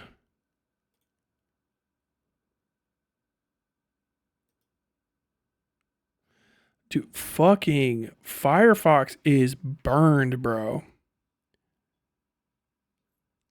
And Tyler's got a degree in photojournalism. You want to find his best work, look up the Kentako Hut. Crushed, killed, obliterated, brutalized, but it's true. Rob Ford, did you ever slash the pumpkins? No, I've been working on all this stupid shit. I'm so sorry. I have the pumpkins on my back porch. It's rotted to dick.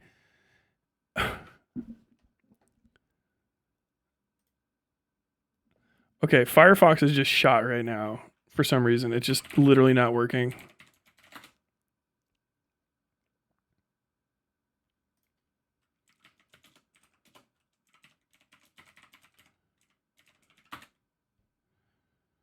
Thank you.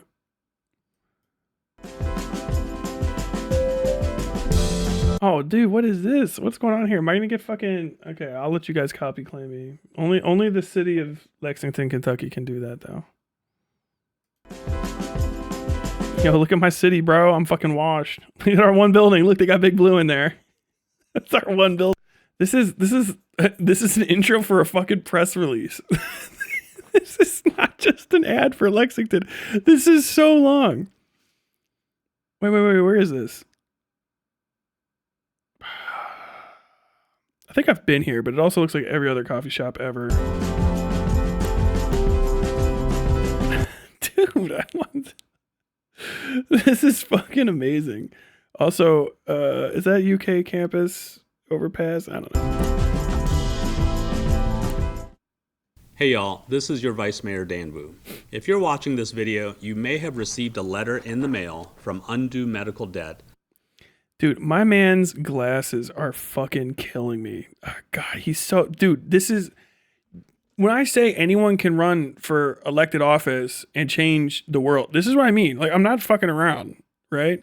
If I was to show you, like, a dude who's, like, just killing it right now, first off, you've never been to Kentucky, you don't realize that this is, like, he's a little underdressed.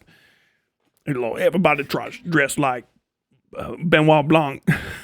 But I showed you this guy, and you're like... I was like, this guy's going to be a mayor or a vice mayor in Lexington, Kentucky, you know, like the place where Mitch McConnell's from. Oh my God. You go like, oh no, he's not fucking white and he's not boring and he's not 10 million years old. He can never. And if you're like, I look like that, or like, that's like the kind of person who is like in my peer group, I couldn't do that either. Like, he's doing it and fucking killing it. Doing it and killing it. I would die fighting for a program like this. They just passed this shit. I wasn't even paying attention. Like, we got a spare milli. Here's the fucking medical debt. They fucking dropped bans on medical debt. My fucking city is so fucking... God, I fucking love it. I hate Louisville. I left Louisville because we got a different... My wife got a different job over here. And now I fucking hated Louisville when I was there a little bit. Liked it a lot more than Virginia. But dude, fucking Lexington killing it. Saying your unpaid medical debt has been acquired and canceled. That letter is indeed real, as is the relief of your debt. In 2024, I proposed $1 million towards medical debt relief in Fayette County, and the Urban County Council approved it unanimously. We are now working with Undue Medical Debt, a national nonprofit, to eliminate tens of millions of dollars of unpaid medical debt in our community.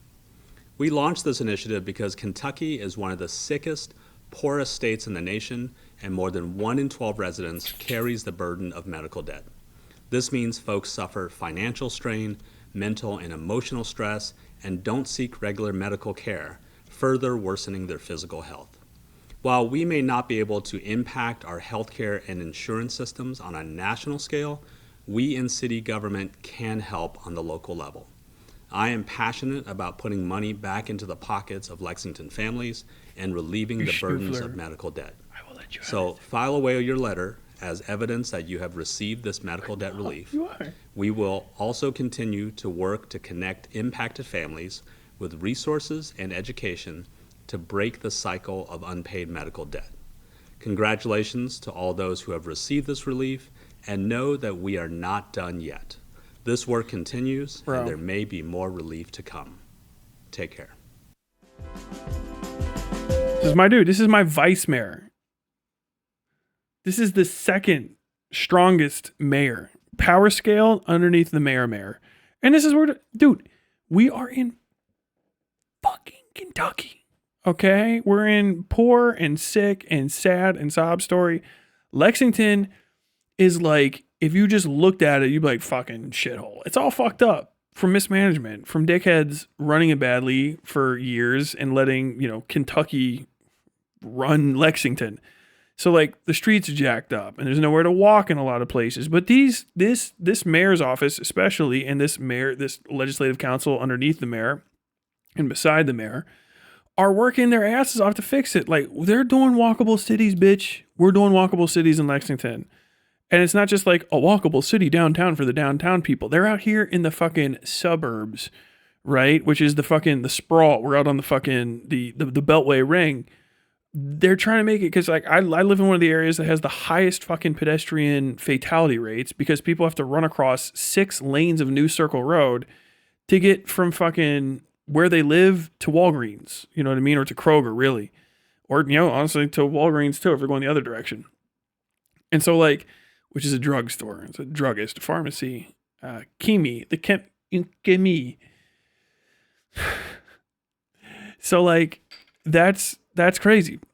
One of the sickest in the nation, yeah. There's more. Yeah, they're going to keep doing it. That's the thing. This is how you create change at a local level. This is what you're giving up if you spend all your time online. Understand, I will never. If you have to spend money, you can spend it on me. If you approve my messages and me talking to people and you like my outreach and you like my personality, that's a good reason to spend money on me. You don't need to spend money on me because you like me or because you think I needed to live. If you're going to spend some money otherwise, instead of thinking about streamers or any of this stuff, consider trying to find some psycho that's around you that wants to run for mayor that you think can do stuff like this and say like, hey man, dude, I got like $500 fucking dollars. You want to try to run for office? And you're like, why is that enough? And like, dude, we're running for the mayor of a city of 3,000. I think we can do it. And you can. The budgets for small cities are unbelievably big. I don't know what the city budget for Lexington is. If I had to guess this time, I'd say it's probably about 250 million to 750 million. When I was in Virginia, there's the city of Newport News. Their budget was pushing, I think, $1 billion total. Right? I can't remember exactly. It might have been less than that, but it can be tens, hundreds of $1 million. I think Pocosin and York. I think theirs was like 60 to 120 million dollars. They're huge budgets, and they go to stuff. It goes to cops, it goes to this, and goes to that. But when you become the mayor, when you become the legislative council, you get to start pulling the fucking strings on that. And to get those elections, to win those elections, to become those people, those legislators and those executives, it is cheap, man. It's not free, but it's cheap. $10,000, $15,000, $25,000. Like, oh, fuck, that's a lot. Yeah, well, pull your resources. That's raise money. Dude, if I can raise, we're going to raise fucking $25 for kids for fucking Palestine. Okay, cool. Dude, find some fucking local elections and local races and fucking manipulate them for your own benefit because you're in that place, Hey, what happened? Dude, okay, so there's one rich bitch in our neighborhood and she's all about the park. We got $10,000 from her, which is most of our budget. So we're going to have to fucking fight for that park. We'll have to compromise. Did you know this? She's a liberal Zionist. Oh my God, she's a rich Jew? Yes, but she did donate to us because she's really concerned about the park. She fucking freaked out about the park because there's squirrels in the park. And she thinks one of the squirrels is like her dead kid's like spirit or some shit. The kid was 58. He died of pancreatic cancer. I digress. She's really about the park. Okay. Well, how much more do we need to hit our goal? Well, our goal is 25. We got 5 from ACLU of Kentucky for some reason, right, or whatever. Or no, just one of the lawyers that's at ACLU of Kentucky because they like our message and they're giving us a private donation, but they're from the ACLU thing, and they said if we need any help, they also might volunteer some services. So we're actually like kind of there. But this last like 10K is all going to be small donations. So what are we going to do? We're going to get out there and we're going to walk around. We're going to talk to people, and it's going to be miserable. We're going to do it every day for 3 weeks. After work, and I got all of these maps set up so that we can cover these neighborhoods, and we're going to go out and we're going to talk to people, and we're going to ask for donations, and we're going to ask for votes, and that's what we're going to be doing. Okay. Go down like 6-7 weeks later, like, okay, well, fuck, dude. We didn't even need to raise that much because the seat's uncontested. Apparently the guy that was this council seat was dead and nobody filled out his death notice. So we didn't actually have to do any of that. So we can give some of this money back. Or, man, we got pretty close. We lost. We can give some of this cash back. Some of the people don't want. It's political donations, cut off, write off, whatever the fuck, however they deal with it. But like, that's what you do. And maybe you win and you're small, whatever, you're comptroller. But all that stupid, all this fucking yapping out the side of your mouth shit starts to matter less because then you get to face reality. And reality's hard, but it's also real. You can do stuff about it. When you're like doing these infinite hypotheticals with these fucking dipshits online, it makes your problems seem impossible because they're hypothetical problems. They are impossible to solve because they can't actually be solved. They're hypothetical. They're not real. Right? Like you can fucking talk to 10 guys about building a bridge over the Sams River. But like until you build the bridge, you won't know if it actually stands. All right, you got to start working on that thing. You got to dig your holes. You got to fucking do your hydrology work. When it comes to these elections, it's the same thing, man. Once you get that, you go in. Dude, I don't give a fuck. This guy was the comptroller. He's a liberal Zionist or something. All right, I don't give a shit. He's the fucking comptroller, man. What was the other person doing? Oh, they just had good ideas. Fuck. Well, this guy's got good fucking experience. So why didn't they win? Well, they did it. Okay, I don't care. Did they win? No. Why not? And if you say Jew money, going to slap the fucking shit out of you if you're within reach. And if you're not, I'm going to imagine I did. And I'm going to remind you that there's a phrase called to the winner take all. So if you are running candidates that don't win, you're a fucking loser. And then you don't get to win. That's the facts, Jack. But they're cheating and they're going, okay, well, do your planning. Try again. I don't know what to tell you. Win. I don't give a fuck about a loser. I'm definitely not going to fucking sit around coddling a loser for losing. Win. It's all that fucking matters. Win. Get power. Use the power to do what you need to do. That's it. That's what coalition building is. That's what fucking small government is. That's why people feel helpless and hopeless and stupid all the time, is because you get on line and you talk in hypotheticals and chat rooms with people that don't live around you and don't know you and have their own problems, and you all can only connect over issues that don't actually affect you because it's the thing that you share. It's an issue that doesn't affect the both of you, and you talk about it exhaustively, and you get mad at each other about the hypotheticals because you're playing war games in your head with and you can't even fucking put a board down, right? You have no power over the situation at all, and you get frustrated and you get mad, and then you get, well, nothing will ever change. You're not doing anything to change anything. Like, why would it change? Just cause? Belief? The fuck? Whereas you go out here, you see some guy, he's like, okay, what is this? He's a liberal Zionist. He thinks that Israel's the fucking coolest shit ever. Okay, what does he do though? Oh, he's the county coroner. Okay. It's a good job for a liberal Zionist, but is he good at it? He's the best county coroner ever. We were wasting a whole lot of money, apparently. The last county coroner was just doing things inefficiently and badly, and this guy saved us a bunch of money and sped things up, and actually our closure rates on a bunch of homicides have gotten better because he's been able to figure out all of this stuff, and he actually also prevented an outbreak of some stupid disease because he was doing the autopsies the right way now. So we have less diphtheria, and we didn't know that was a problem that can arise, but our new county coroner helped fix our unexpected diphtheria problem. Oh, fuck. Awesome. Cool. But he's a liberal Zionist? Yeah. Did you consider the possibility of a DSA-approved candidate that would not be a liberal Zionist? Okay, what the fuck are you talking about? What the fuck does a county coroner in the middle of Massachusetts have to do with Israel? I don't know. Is he Jewish? Yes, he's Jewish. Okay. Do you want us to fire him? It's like where we get to all the time. It's like the thing that you're mad about is practicality. Like, that's what people are mad about. Practicality. Like, you want to fucking just sit on your hands and fucking twiddle your dick all day, because if you keep talking about something that you can't have any effect on, then you can't ever actually fail in your mind, because you can't do anything that comes up short. And that's it.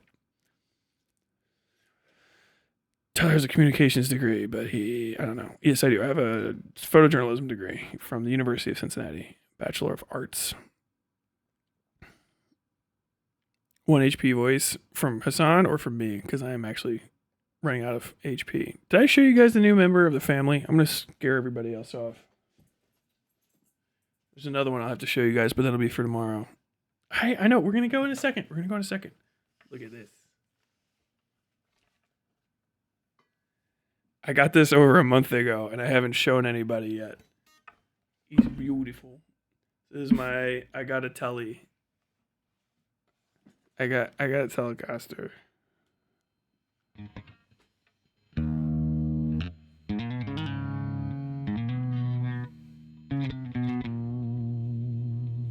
Disintegration. I can't play that crazy shit.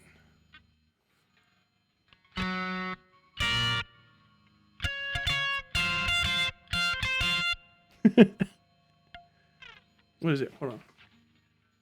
Oh, God, dude. I can't play this thing with these fucking headphones on. They always get in the way. I'm so tired. No.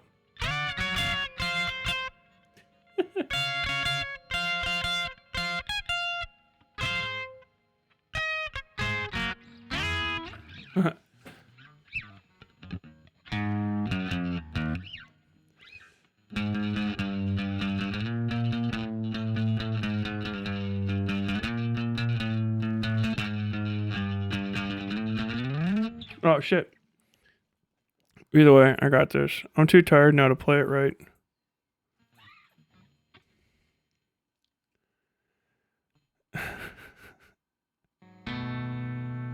Cleveland did something like this earlier this year. Got out to a home watch. Dude, that's fucking awesome.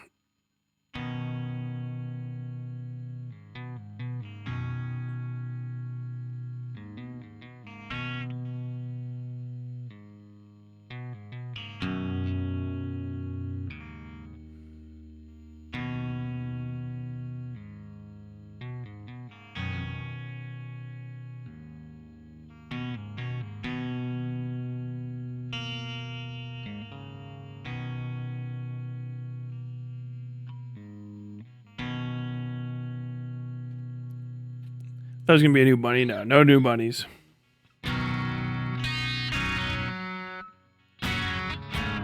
Oh shit. Hold on.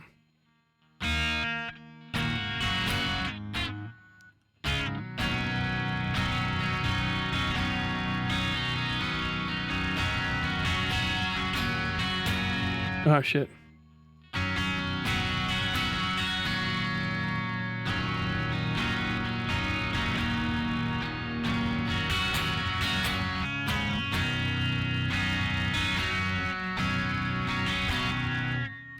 I still gotta figure it out though.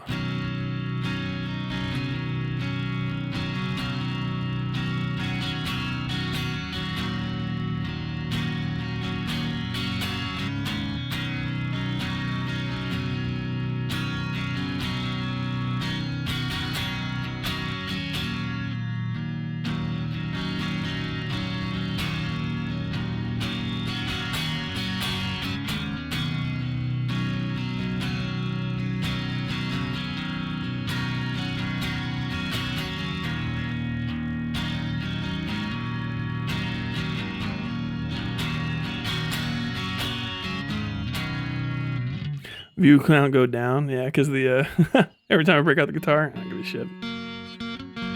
Did I play for any of the new music for the new vid? I fucking wish.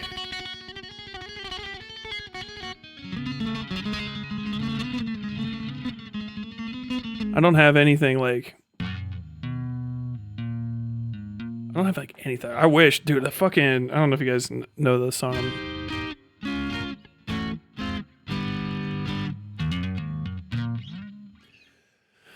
I'm getting tired. I'm really excited for the fucking premiere tomorrow. I'm actually proud of myself for not like yapping about everything and spoiling it. But the song, the main song for the thing that plays at the beginning and the end is it's actually titled Workplace Harassment. And it has a section at the end that just fucking shreds. I wish I could play it on guitar. Can I just play it for you guys? Do you mind? Just Tyler hanging out. Can't talk about fucking politics all the goddamn time. I'll fucking explode.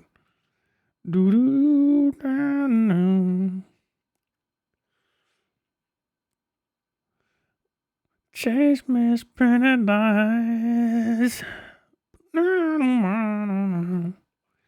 We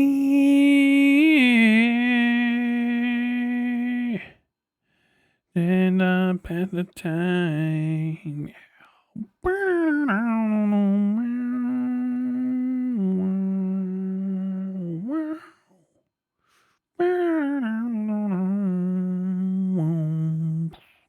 The fuck is this song? Oh, did I change it? No, that's not it. Oh, yeah. Oh, I forgot I have this. This just sounds nice, though. Oh, man. Let me turn that down a little bit. Assets, black and white. Charlie Kirk song, Silent Hill.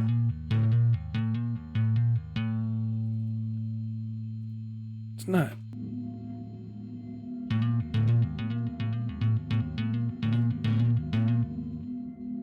What the fuck?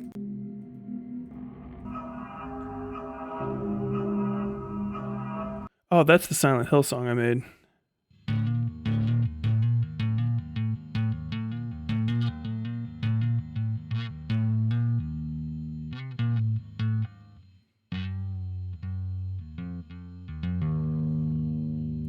Silent Hill music. Oh, there it is.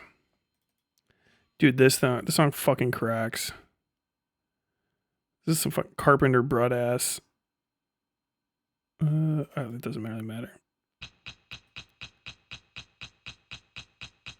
So, how did I learn a guitar? I bought a shitty one 10 years ago, and I played it occasionally.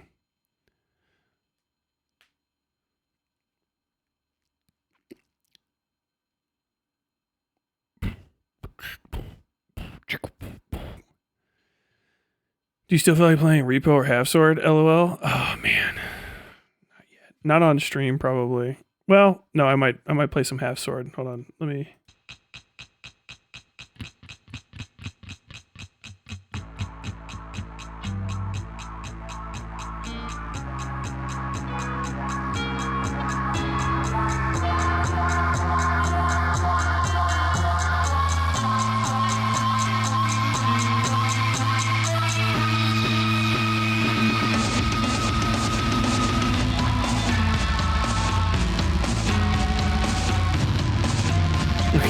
Can't remember. I'm gonna turn this off. I mean my guitar.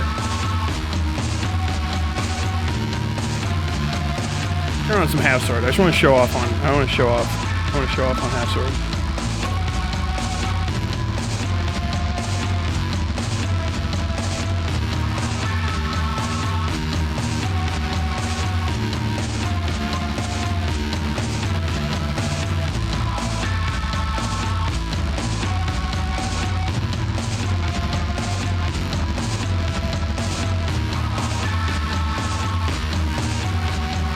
Isn't it like 1 a.m.? Yeah.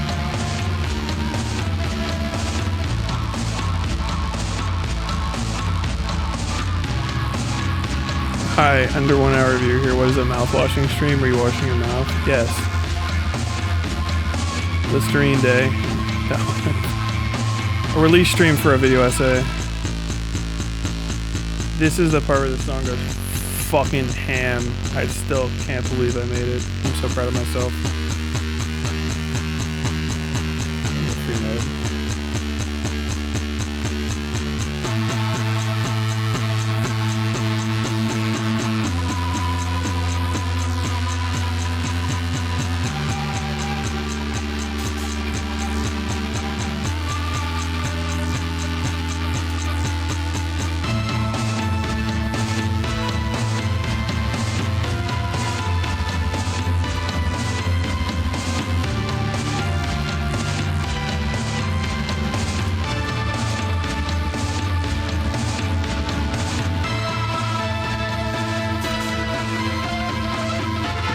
Yeah.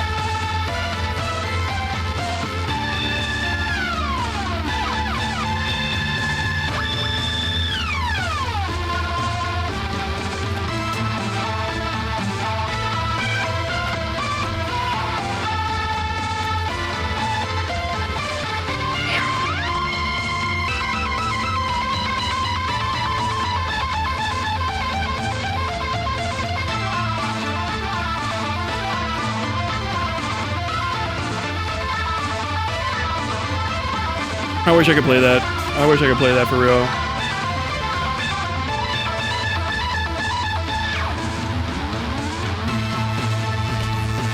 Oh, fuck. Ah! No, he got me!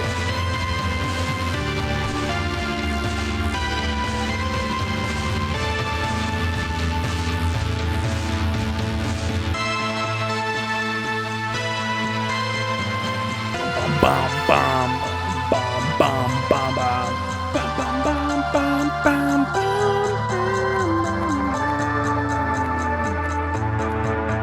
Now I've got it set to loop, so I gotta turn it off. Boink. Dude, that fucking part at the end.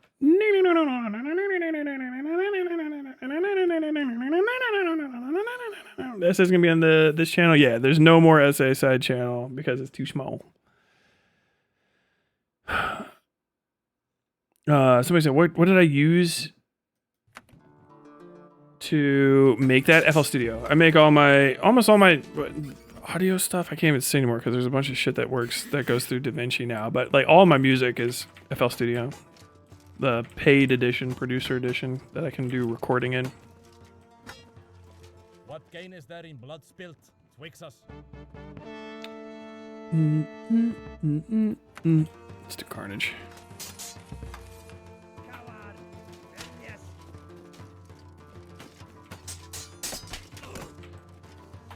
Oh, fuck.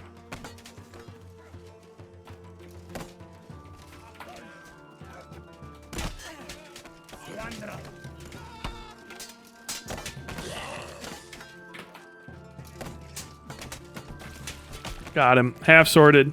Half sorted. Medieval nerds, beware. Look.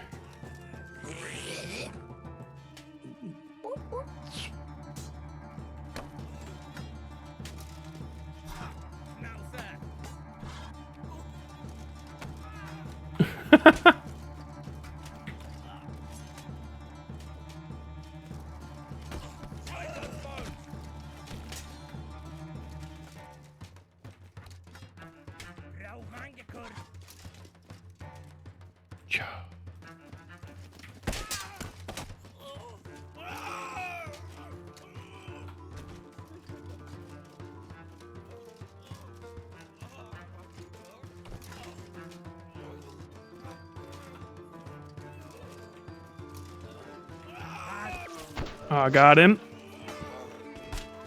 Yeah. Shut up.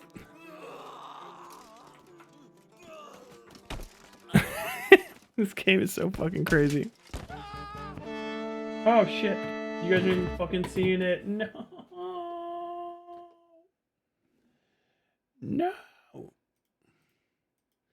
Bro, I'm so stupid. I'm sorry, guys. Give me a second.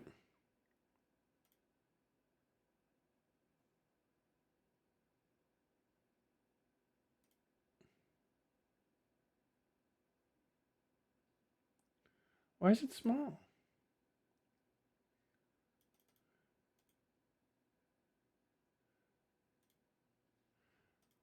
God damn it, I'm so sorry. You guys missed some good shit. And now the sound's out for some reason.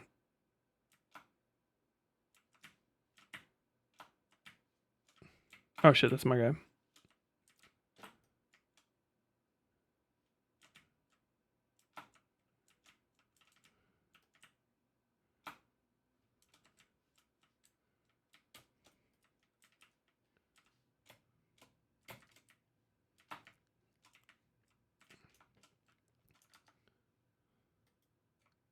The fuck is the sound out?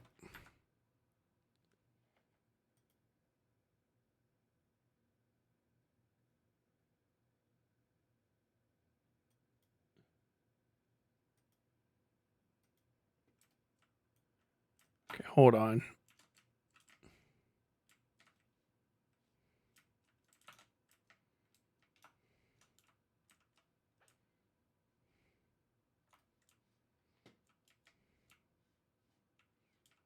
All right, fuck this guy. Somebody got a mace.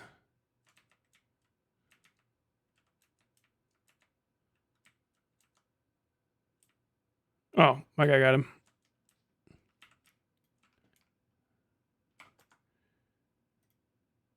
Let's see if I reinitialize this, if it'll work.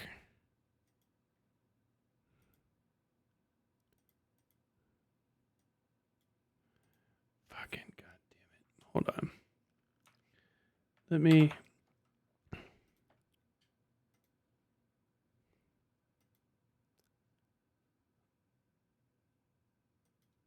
Okay. Why is that muted?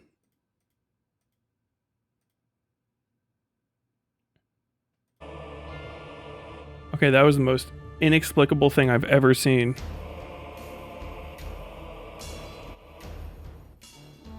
Oh shit. Okay, well, Might we not find them a path of peace? I clicked too quickly. Spoilance, fist play.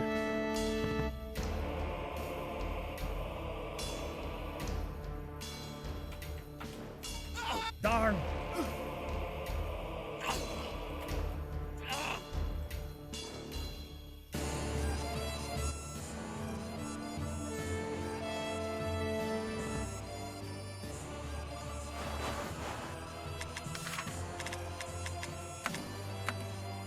Okay, I got it fixed now. Now you guys can hear the world's best horns. This is about the armor level I prefer. With no armor, this game is fucking like ridiculous.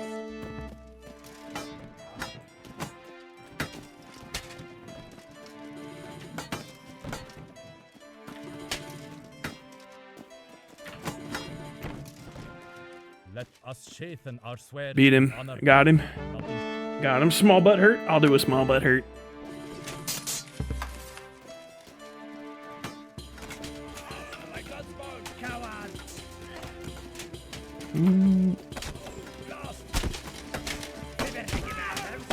Oh no.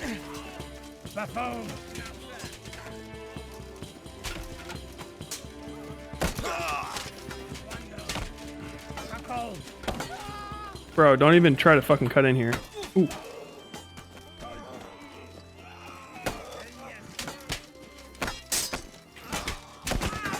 Oh, good fucking shield hit. Got him. Okay, I still got my knight left.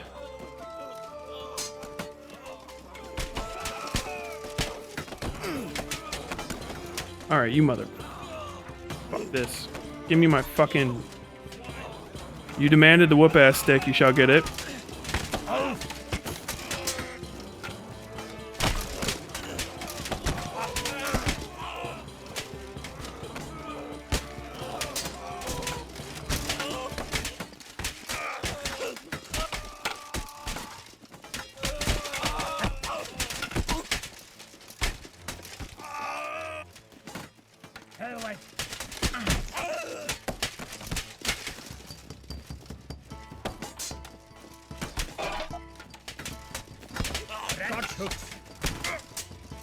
I got him.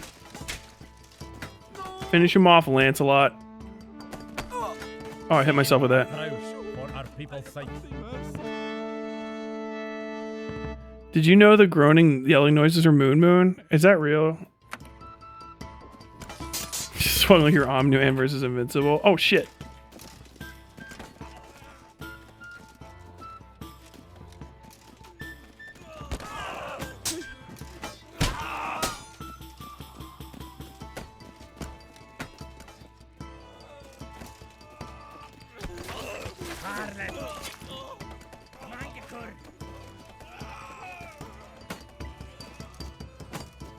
I bet you get Fool's Guarded up. Watch this. Fool's Guard, bitch. Yeah. In the butt. These aren't war crimes. This is a fucking death pit. Guy looks like a Playmobil figure. Dude, this game is the best. Single combat. Oh, fucking halberd, bro. How do you... I think I can pull left. I'm gonna take that arm. Yeah. Took that. Oh, I took his hand. What you doing? Oh, really? Okay, you're kind of bad though. All right. Respect that. Oh, fuck, you got my leg anyway.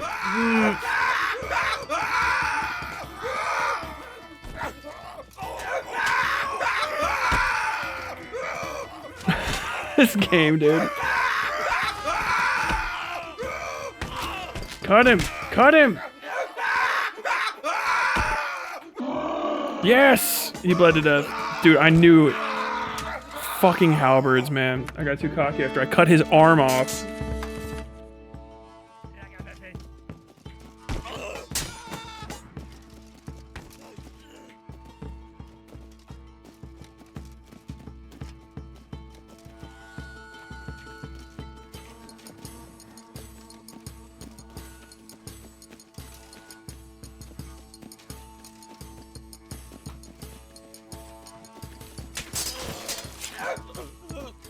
Leg.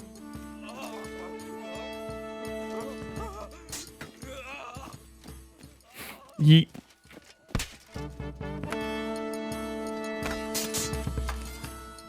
Fucking Bill Hook. Bro's got the fucking medieval nuke.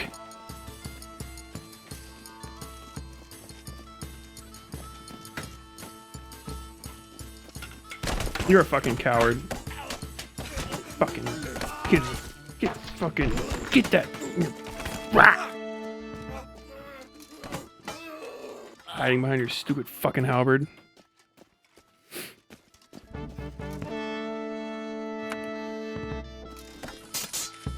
Oh shit. 9 leg.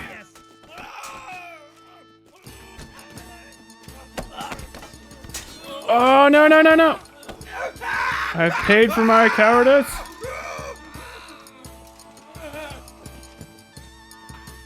Bro got my ass.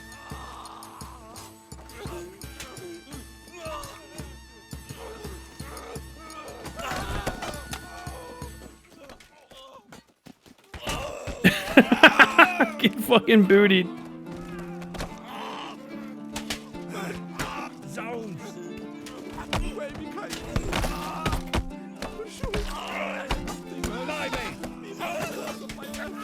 Ah! Got me. Welcome to Pod Gang, homie.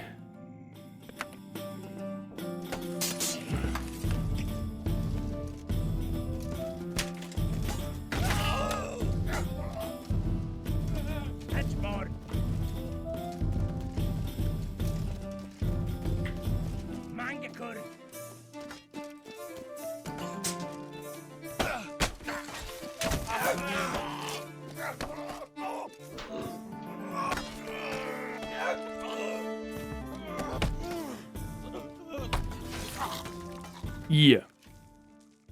Bullied. Dude, the little kicking emoji? Fuck yes.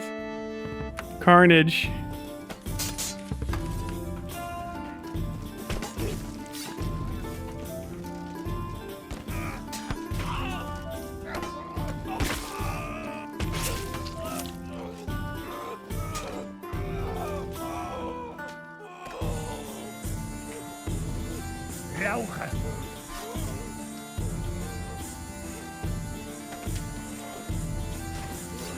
Bump.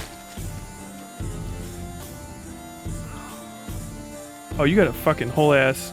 What's up, bud?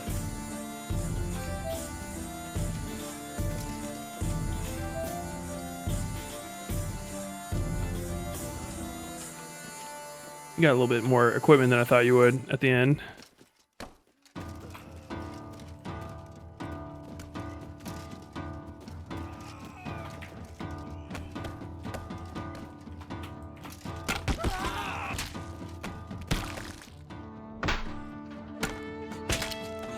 Yeah. There we go. I think I fucking got him. Alright, cool. The best game ever, dude. Somebody gave me $10. Oh, fuck. Hold on.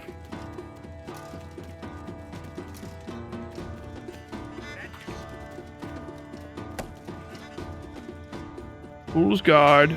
Fool's Guard.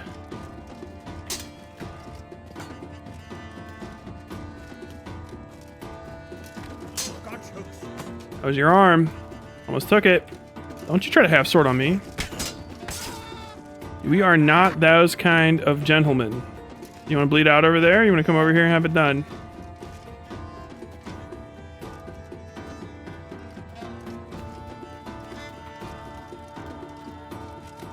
Come on.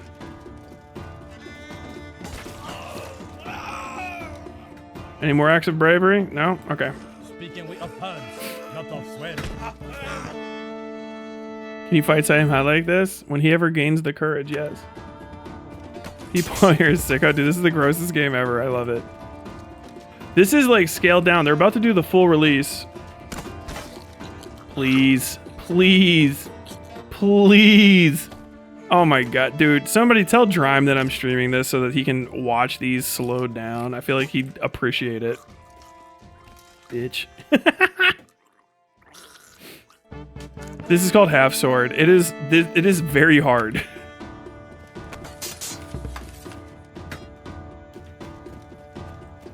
Fucking halberds. Oh really? You're still with us, huh? You wanna check that? You wanna what's going on, man? You're not feeling sleepy, are you? Breathe, dog. Breathe. Ooh. How can you even...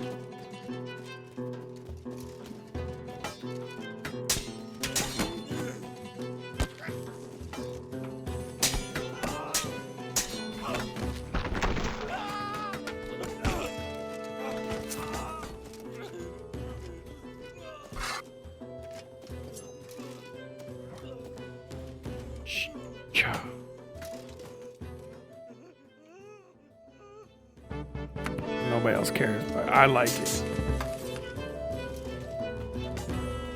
Oh shit!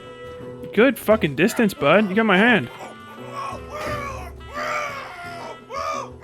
And it quick. Both hands. Oh, what the fuck? Alright, you got me. You got me. Are there bill hooks and pikes in this game? I was just fighting a guy with a bill hook. Oh, you got fucking...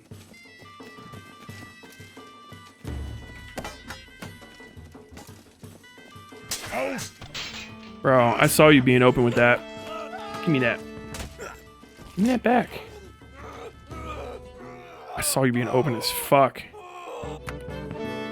Is this PvP? I think it's going to be. I think you can do PvP with mods. But right now, it's only a demo. Bro, come on with that. Fucking get out of here. I'm not even doing the scored mode. Small butt hurt, single combat. Dude, I love single combat. I'll show you guys. You can get full fucking armored too. Come on! Come the fuck, dude! Come the fuck on. I'm gonna have to do full armor.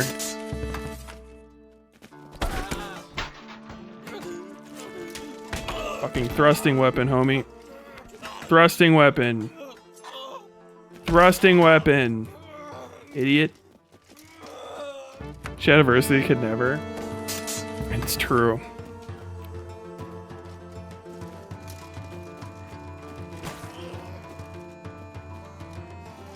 Fool's guard. Fool's guard. Oh, he got me. Oh, he got me. He dealt me a sour blow. But he didn't realize I'm that fucking guy. I'm not dead yet. What the fuck is that? What is that? Is that? Dude, were you fucking with me? Is this your fucking... I recognize this. Is this your leg? Do you need this? Do you need this? Here, fucking dickhead. There you go.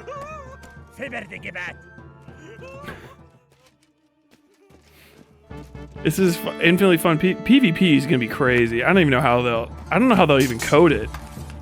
Cause it's a physics game. This is not like an input game. This is all swipe physics.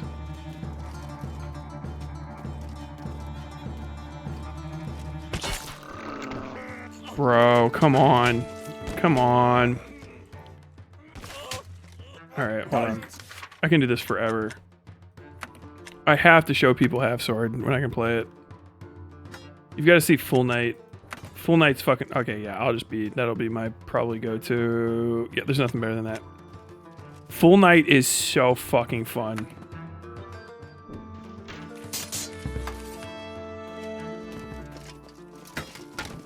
Give me a shield, my ass. I'm not gonna fuck that shit. I'm never using it. Because I like to give people the old... Doink! Doink! Doink!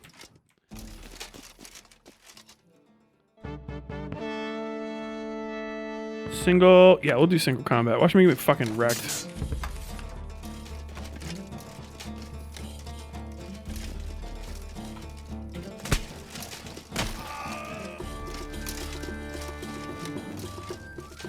Half swording already?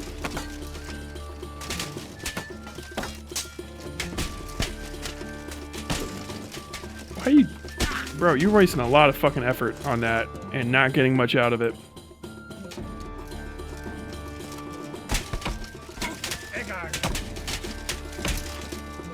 Oh, feeling a little dizzy? Oh, how about now? How about now? fucking put you to sleep on that one, huh? Turn we from the path. Oh my god, bro. I love, dude, Mace is unbelievably fucking fun.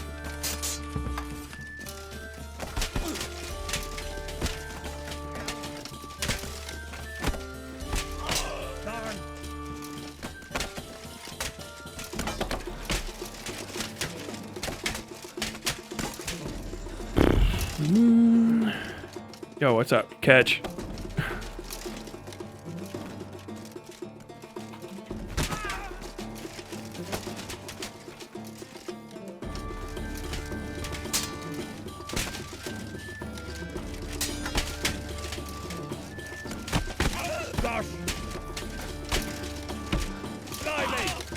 Oh, he got me. Fuck.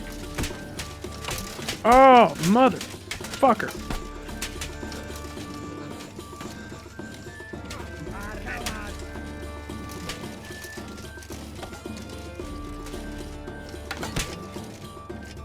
Dude, how the fuck are you guys all still good?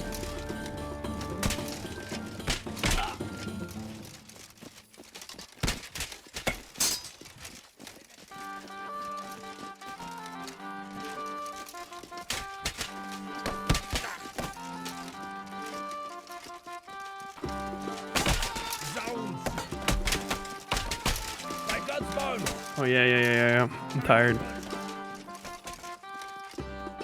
Look at my fucking arm is dislocated. Look at that shit.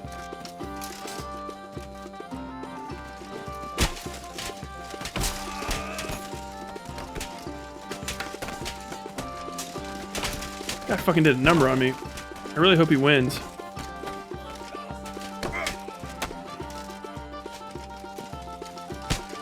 Feeling a little dizzy? Ow. Yes.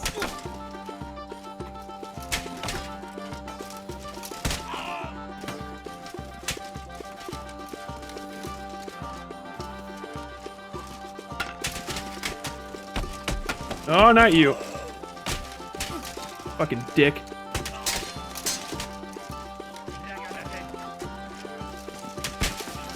Oh, dude, I got him with the fader.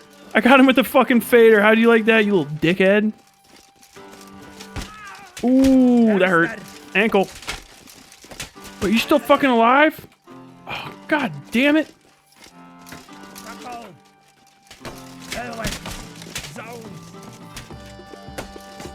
Yeah, I guess the same thing could be said to me.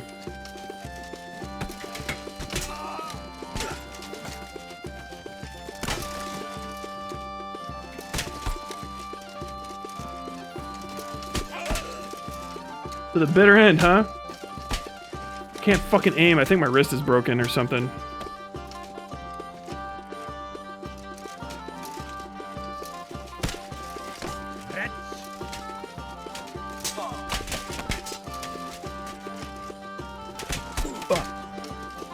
Bro, he's going with that dagger. Here, get him.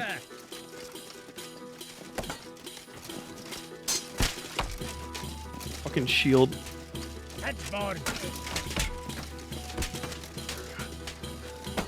Dude, you are so lucky you dislocated my arm. I'd have all of you done.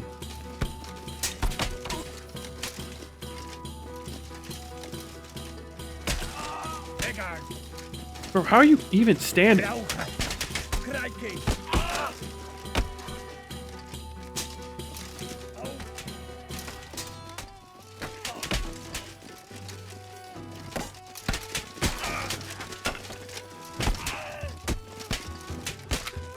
God, finally!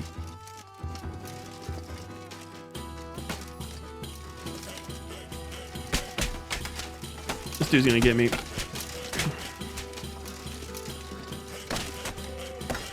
I can barely aim because my wrist is fucked up.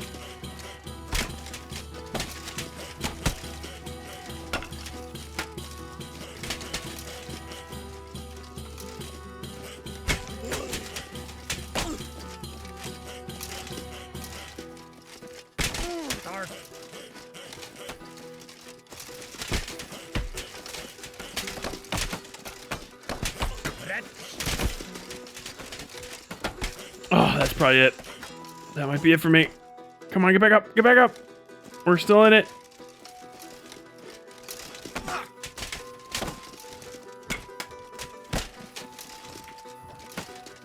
Swinging fucking fences.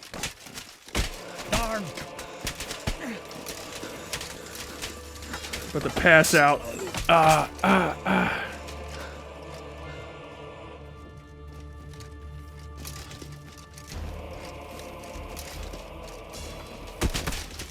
Mangekur.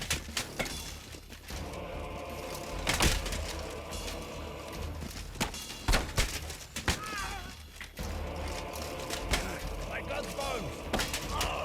Fucking goddamn, dude. He is getting so much fucking effort out of that shield.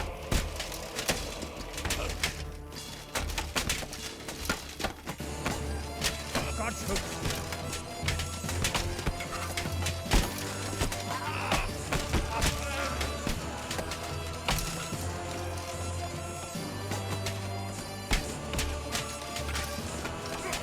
Blimey. Get kicked in the fucking nuts, bro.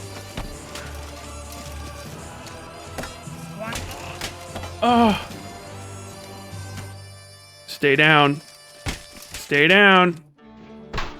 Yes. Oh my god. Quarrel with thee, nigh the kin. Oh my fucking god, bro. Oh, Brave Stand is the best. Look, there's a bill hook right there.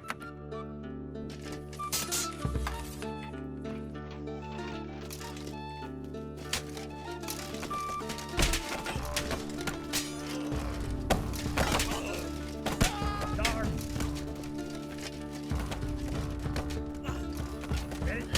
God's hooks.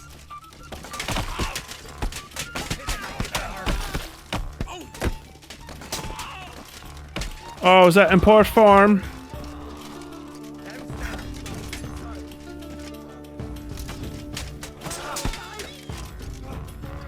Fuck.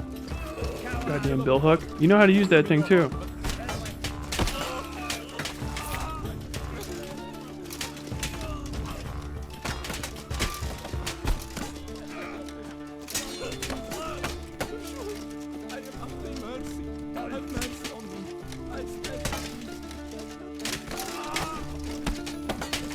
I was still attacking you, just because I wasn't looking at you.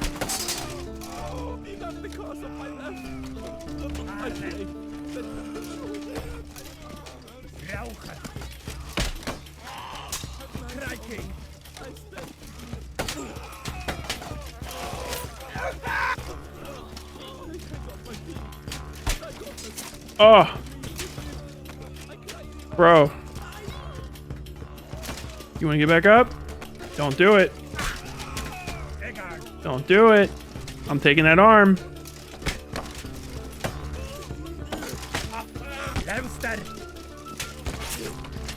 Told you I was taking it. Should stay down, bud. Poke, poke, poke, poke, poke. Let reason rule and wear right. Fuck, you just stand back up, dude. These guys are fucking crazy. Brave Stand is the absolute best.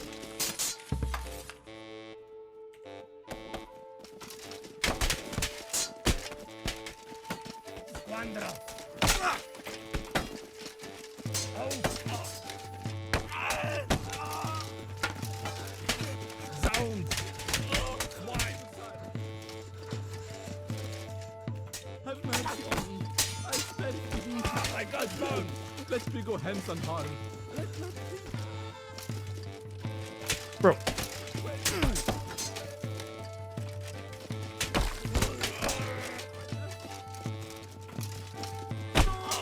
Oh, he kicked me? You mother.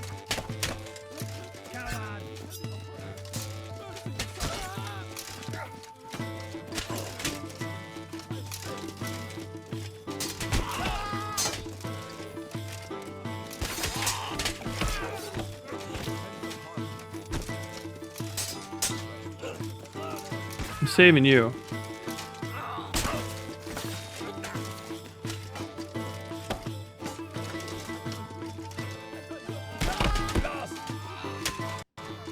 Oh, I fucking... Dude, I beat his ass so hard, the fucking program crashed.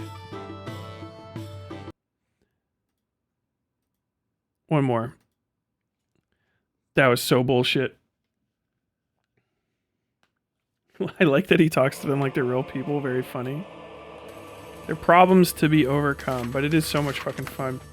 This is actually like toned down. The last demo of this I played like a year ago had disembowelment and stuff. Like people's fucking entrails would like explode out of their bodies. Let's see if I can find somebody like a bill hook. I guess it'd probably be like... Can't tell what they're holding though. It's a big boar spear. It's a bill hook. Let's see how far I get with bill hook.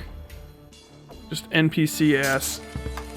Oh, I should see. What do I have for a backup? Oh, nothing. Nice.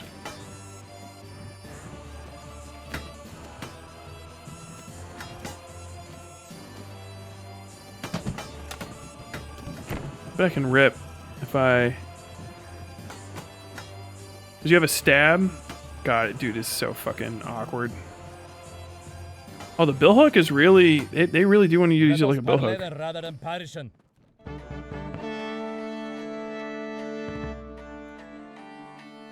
I personally cannot play this because of the gore. You can turn it off. I turn it on max because I'm a sicko.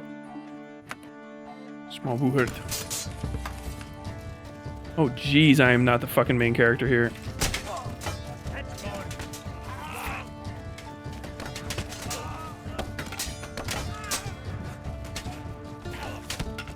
Fuck. There you go.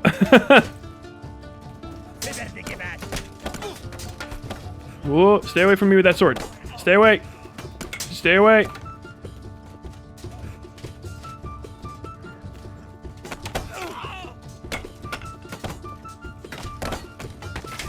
Whoa, that was some real bill hook shit right there. What's your arm, bro? You gonna surrender? Yeah, that's what I thought. That's a surrender, right? Okay. Put that fucking shield down. I celebrated. I just fucking split my dude's chin open. Okay, bill hook is fucking pretty juicy. Oh, sorry. We seek no quarrel with thee, nigh the kin. You can throw your weapons aside and just use your bare hands. Dude, and the boxing is fucking fire, too. Alright, who they got me fighting over here? The bill hook. Oh, another guy with a bill hook? That's pretty... Whoa!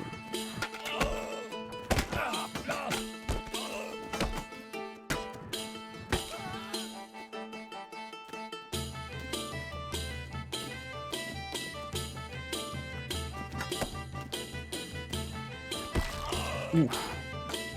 Swing for the fences with this fucking thing.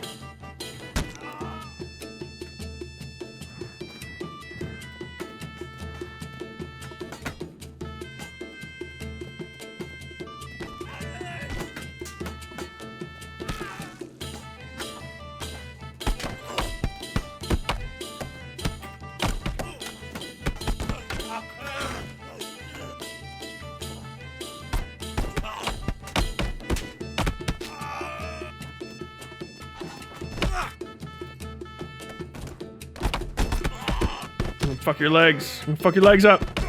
Stay down. Stay down. Stay down. Stay. Stay down. Speaking of terms, not of swears. But can you slip in the blood? Hopefully not right now, but probably soon. I do not like the bill hook that much.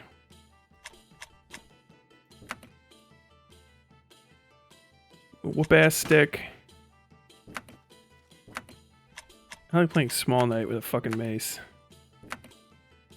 Get these S stocks. I think that's what that is. Somebody's gonna correct me. Please correct me. Is it an S stock? No, it's not, Tyler. Obviously, it's not an S stock. Why would you ever even think that? Oh, that's a fucking big old spike ball on a stick. What do they call that? A morning star? Someone in the comments typing angrily. It's not a morning star. It's not a fucking morning star. This is a whoop ass combination.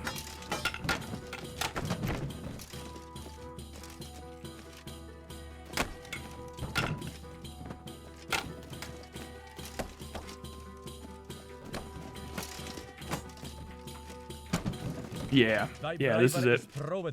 No need for more proof. Carnage or single combat? Let's see.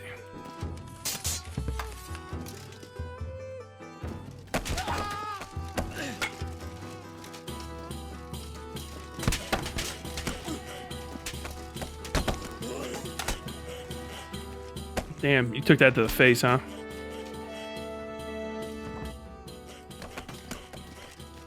We're at something over here. I don't know if you noticed this, but everybody avert your eyes. You didn't see that. Coward!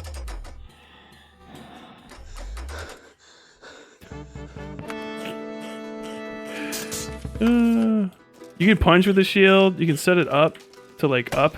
Oh, see? Like, what's that? What's that? What's up, bro? Ow, my knee. Ooh. Look, he's a little bit fucking scalded now.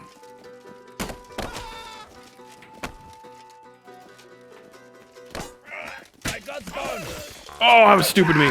Oh. That was stupid of me. I died. I died because I'm an idiot.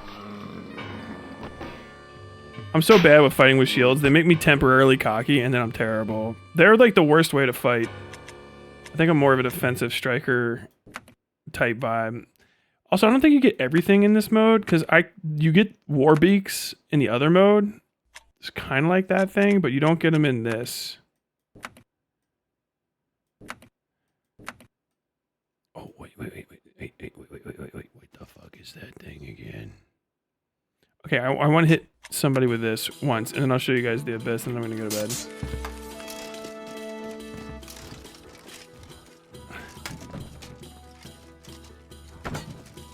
This fucking thing. Somebody tell me what this is. Is this a Lucerne? I don't think it is. Consider ere the battalion joineth the crossed of.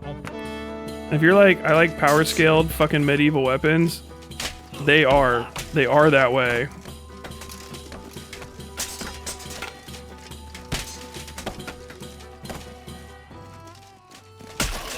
Ooh, that hurts. Bro, I'm behind you. Don't turn around. Don't turn around.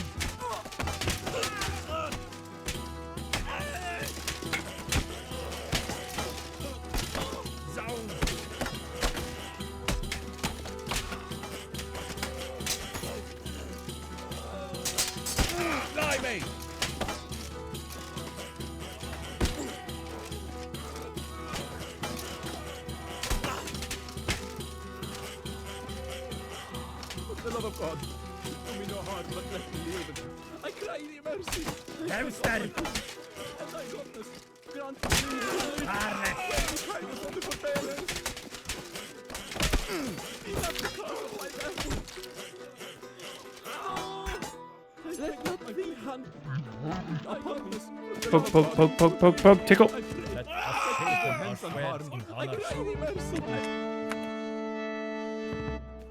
Can I jump into the abyss? Like this? Oh, no way. There's no way you're gonna let me just fucking slaughter dudes raw. It's gonna make me naked, right? Okay, yeah. So this is just their survival mode, and it's the stupidest shit. It's almost impossible. You have to be really good. I'm not. You kind of just find whatever they give you. I actually got a good thing. Oh, fuck. Ooh. Okay, you let go.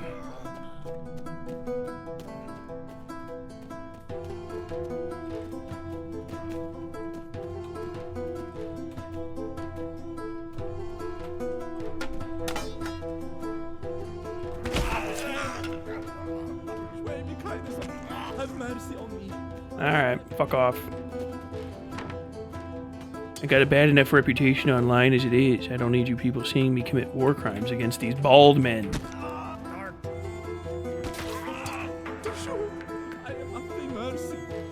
Maybe just one small one. There we go. Go sleep. First boss. You can get the Gut Ripper. Gut Ripper. Oh, sorry, bro. You got hands. There you go. Go sleep.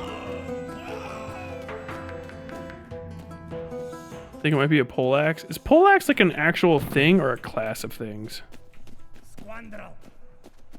Oh, you got me with that. Bro, I didn't realize you're that close. I'm so sorry for not taking you more seriously. Shh. Go to sleep. He's fine. He turns into dust. If you guys get worried, it's not, none of this is real. It's fake. It's a video game. Oh, first boss. Ah! Did you get me? Did you get me? Did you get me or did I get you? I think I got you. I need this. This is where I'm gonna start getting wailed on because now it's like 2 guys at a time and they're fucking pricks. Dude, chill out with that. Fucking.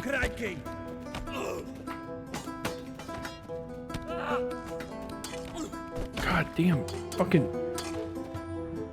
He's not a lot. He's not dead yet. Look, see, they'll start getting back up. Chill. Fucking hate pitchforks at this level. Ooh, hat.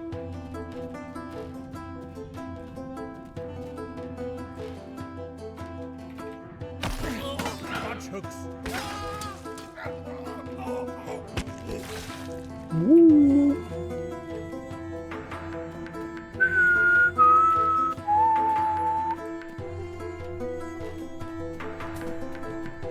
Bro. Okay, his head got split in half. That's fucking cool looking. That's pretty fucking cool. Metal hat. Give me the metal hat. Whoa!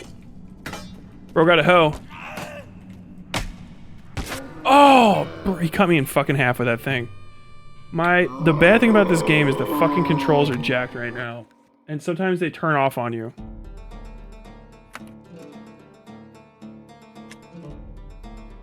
Okay, I'm doing it again.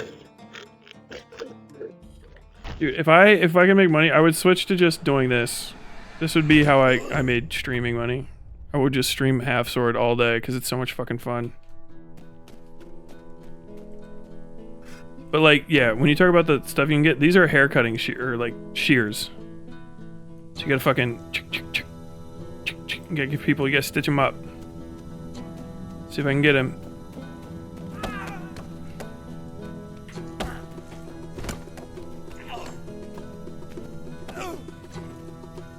Ah. Oh my God, Bob.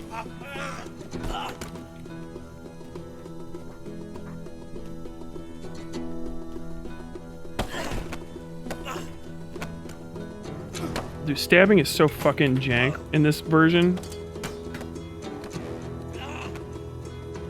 Fucking die! Fucking stupid things.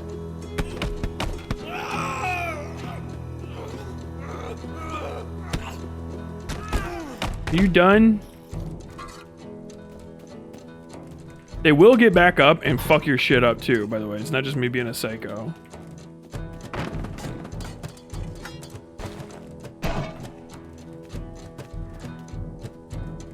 See, sometimes the pickup mechanics suck.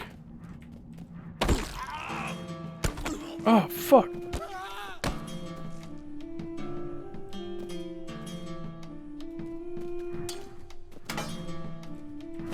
Dark.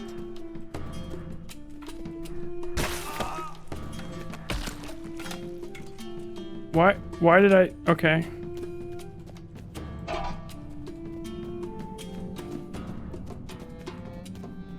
I like that your head doesn't move at all. Most dangerous weapon in the game. Ooh. He's not. So this is like the weapon where you're like, oh, am I bad or good at this game? It's this thing. If you can't use this as like one of the most expert weapons in the game, you ain't got it. It's a candlestick holder. It's extremely dangerous because it's got the little pointy bit the candle goes on, and that works like a stab. These things kind of stab too, the feet on the bottom. All right, so you... And it's got an extremely high weight ratio. and low swing. So it fucking rocks. But you can really get people with it. Night. You can't swing it like you would think you would swing a candlestick. Blimey! Oh, bro, that's it? I pray, let me go hence unharmed. That boss is literally, like, canonically a pussy. He surrenders if you disarm him at all. Gosh! Whoa!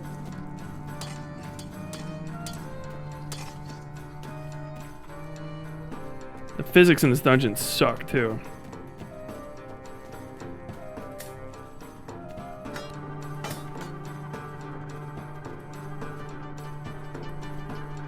Boop. Boop. Boop.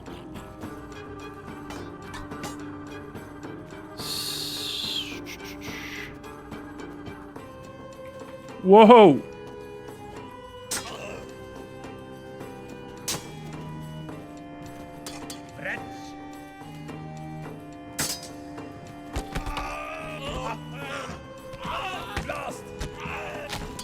Ooh.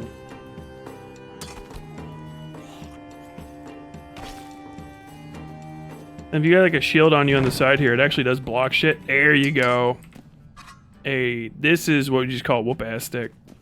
There's a legal name for it. Someone has it, but it is just a good old-fashioned ball with a stick.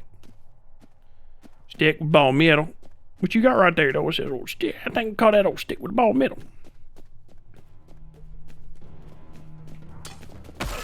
Second boss. Oh, he's so fucking lame. Oh, I fucking hate him. Oh, come on.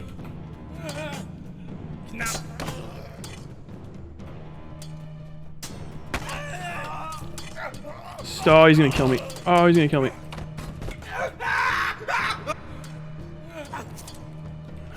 I'm gonna fucking hit you with this thing. Don't you even. Don't you fucking even. I'll get you with your stupid fucking... Oh, you got my fucking legs, man. Oh.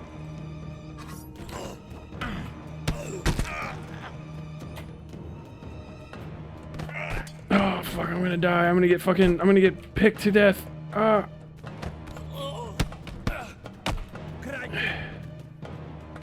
Oh, it fucking got me.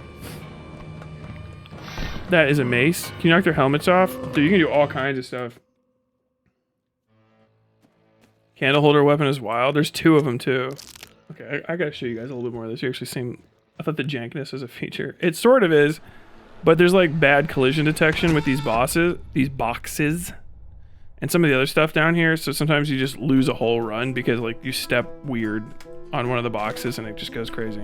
Okay, so, like, this is a lantern, but it's also actually a shield if you switch it to the other hand.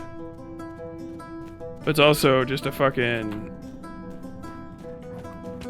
Sounds.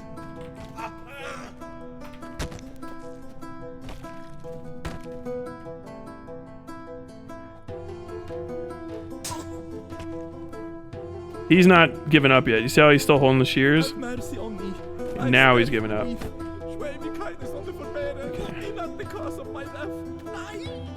See if I can find something. Alright, yeah, this. So, like, there's some things... This is a one-handed axe, right? Yeah. You actually tap it and you can tell if it's a shield or not. So this is actually a shield, and you'll hold it up. And you can deflect and parry with it. Because it's considered, like, an object. Say you hold it out in front of you. So, like, I mean, it's not the best, and this weapon's actually terrible for your other hand because it's fucking heavy and unwieldy. But in a pinch, it's actually fucking, it's really solid.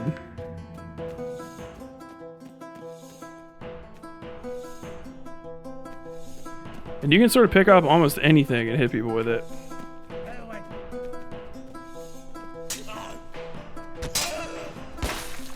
Oh! Oh! Oh! Wow. With the fucking hew... Is this an actual hewing axe? Can you tell? Is it crooked? Yeah. Whoa, where'd you come from? Why? Darn. No! I got my ring, and I got this. Grant me leave to live. Alright, fine. Mostly because I look like a fucking dork trying to swing this, though. There's a good one. Fucking mini scythe. Fresher, I think you would call this. Oh. Meet your maker. Blimey! My God! Zounds! Swine! Eggard! Blast! Crikey! Oof. He got me with it. I'm fucking done. Damn it. When he died, he poked me with that, and it was stuck in me, so when it moves, it damages, like, it hits your internal hitboxes. Okay, what time is it? Yeah, it's almost fucking 2.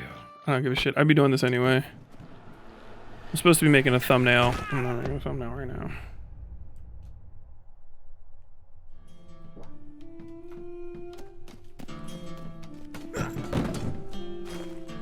This is the, like, you kind of fucking suck. But you can take this whole, like, thing if you want.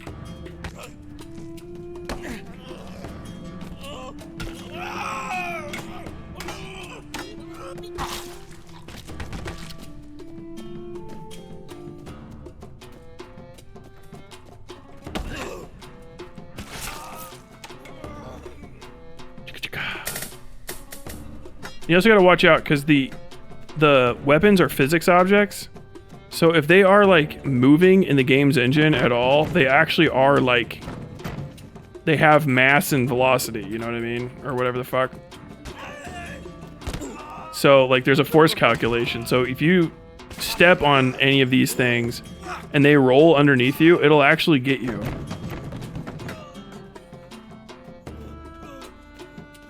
He's just gonna fucking sit there and bleed. You might not believe me either, but the hardest thing to do in this fucking game is a downward strike. Oh, gosh!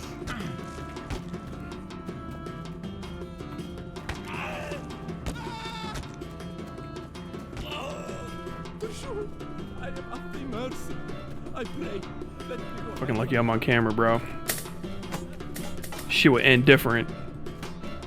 This is just like a big ass fucking Matic. This thing sticks in people. It's like one of the worst fucking items. You hit people with this little guy down here, and that thing will fucking like stick right in their goddamn head and not come out. Which looks cool one time, but then like if you rely on it, you're fucked. I don't even know what this is. It's not quite an axe. It's got like this ripping side on it.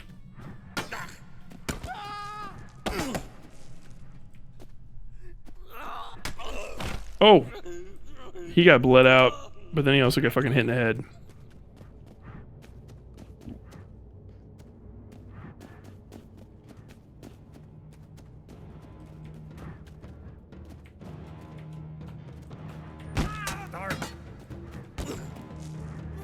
Yeah, he surrenders instantly. This guy fucking... I hate him so bad. Because I've ever died to him ever. It infuriates me. I think at the lowest levels, this thing... Oh, Jesus, I was showing it off.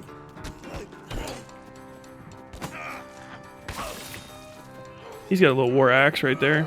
I'll take that.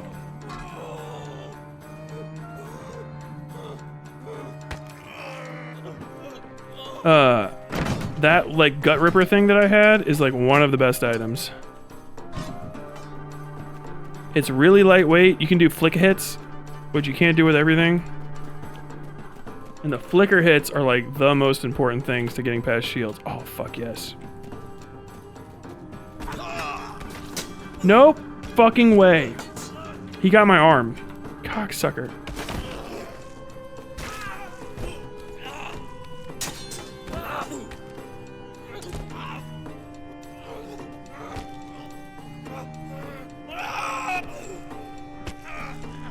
You're not fucking getting back up. That stupid fucking spear. And like the different types of weapons have different, like, I don't know, I guess you'd call it like a sharpness modifier. Oh, he fucking got me in the face. And so like those are bullshit, like those little tiny fucking pitchforks, but they'll still get you. But the higher level, like boar spear, like winged fucking lug nut fucking thing will brutalize you. What's my favorite weapon? Probably a fucking mace when you're fighting with like people with helmets on. I like, yeah, big ass fucking greatsword, just the best. That gut ripper thing, I always end up not trying to use as much because otherwise it's all I'll use. I'm starting to become impartial to this. Because I mean, like, some of the weapons you have to really work for it, and then there's this thing, and it's just like instantaneous victory.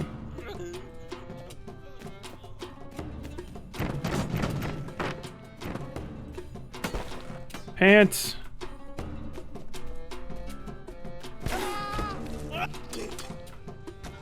I mean, if you get the fucking candlestick holder, you can kind of just fucking bum rush the game, but it's also like not as fun, right? You're like, I want to show off other stuff, like this fucking stupid thing. Oh, this is the hammer. Like these flick hits like that, that's like the most important thing to be able to do.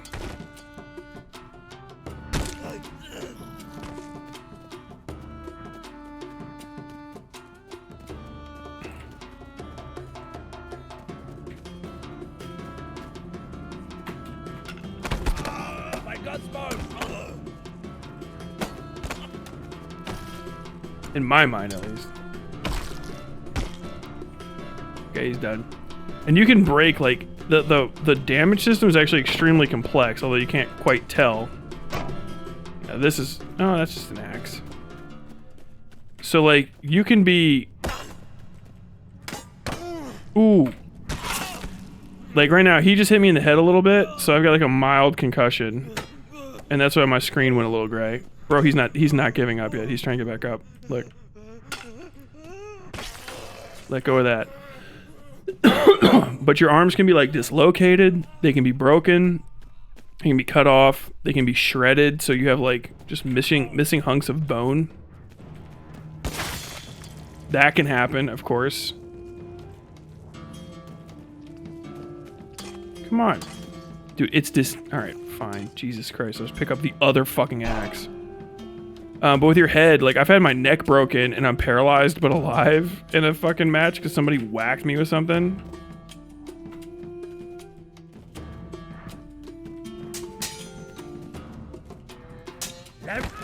Blimey!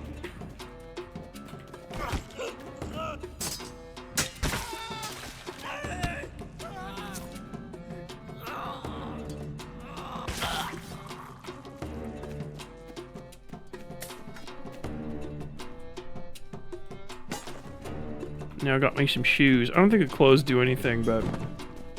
Whoa!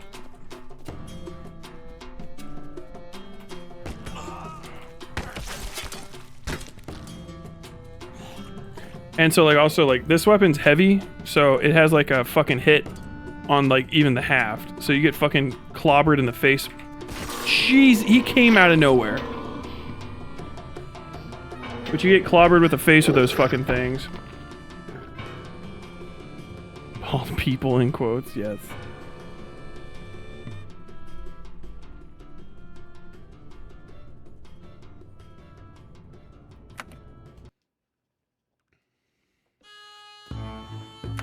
Alright, I'm gonna do... I just want to beat someone's ass once. Might we not find a path of peace? Let me go.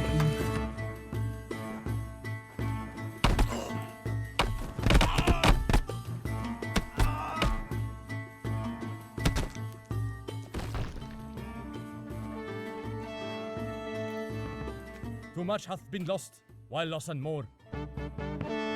Somebody experiences IRLV bottles with the gross messer. Dude, I think about it like every fucking day. I don't have the kind of relationship with my neighbors to easily explain the thing, there's almost no time, and then I could not film it while the fucking people are at my house. You can get back up? You can get back up? Alright, fine. Get back up. Come on. I cry thee mercy. You mother... Dickhead. Seeking we a proud for our people's sake. One more 30 minutes ago. Isn't that life? Crikey! Ooh. The gnarliest one, Well is our net bad bow. I think I might have damage to enemies on higher. Just because I wanted to see how fucking crazy it went.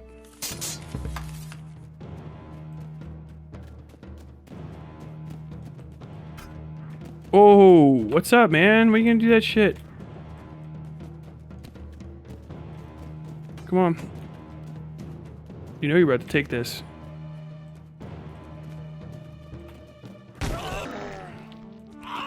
Yeah.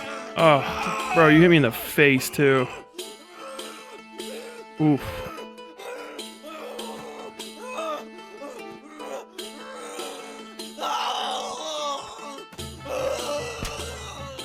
It's tradition. Tradition.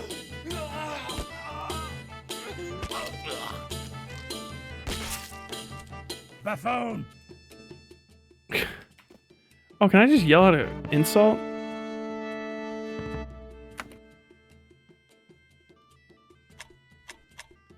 Any level up? What do I got? These are the peasant level axes.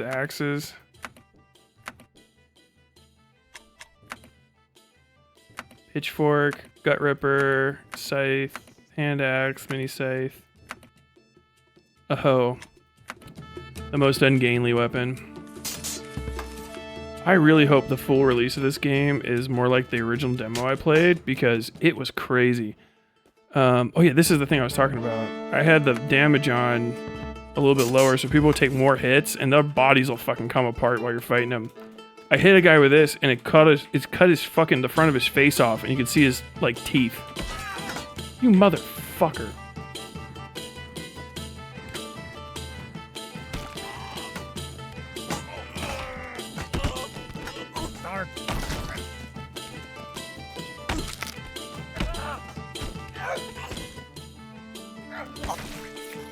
Boom. What ho-a-fo? You don't remember about Metal Wheel Weapons in 600 years from now? Some kids gonna be looking at a Kimber 1911. Bro, I'm trying to fucking read chat, you dick fuck.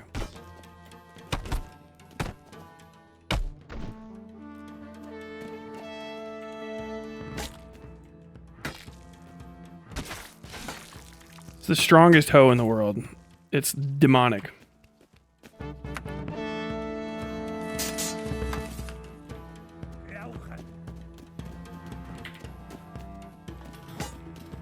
Oh, really? How am I hurt? Oh, did he break my neck? Fuck.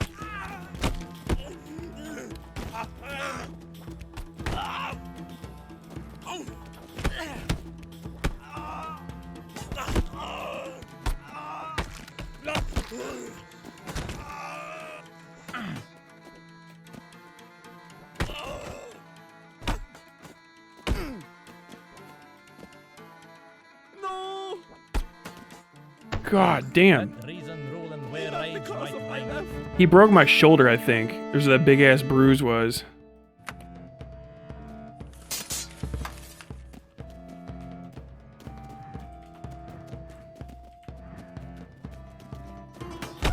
Swipe! Don't! Dude, this thing is fucking impossible to aim. Trying you could. Ooh! God, look at that. It's inside his head.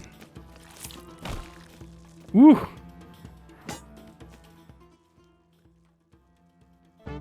Okay, now you gotta fight the ultimate farmer.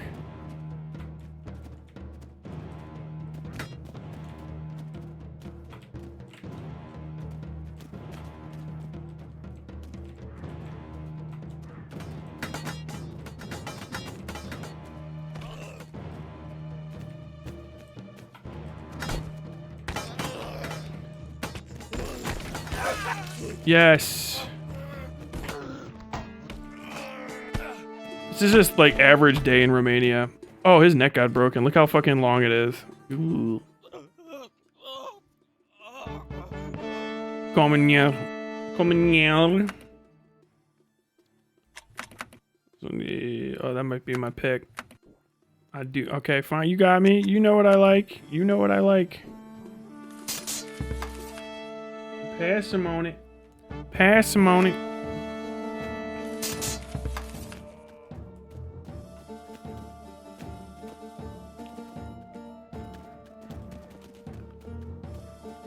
Crikey. Woo! I think you needed that. Okay, I might have the fucking damage on too high against people. Let me turn it down a bit.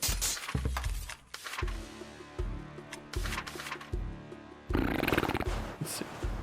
If I can turn that on. Hell yeah.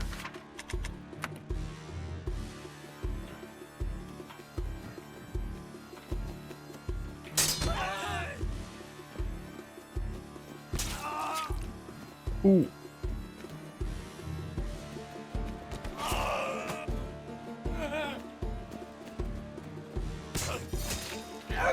Fuck.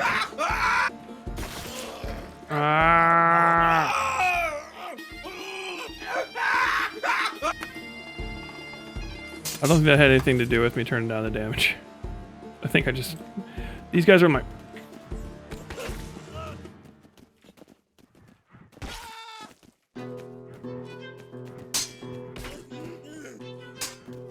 Bro, come on. Go to sleep.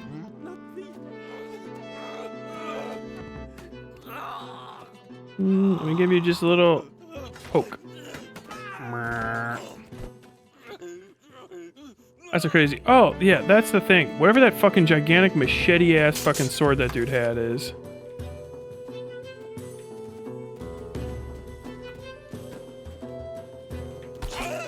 What?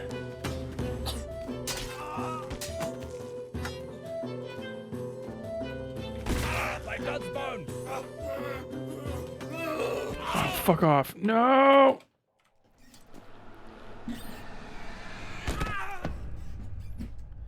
These goddamn things.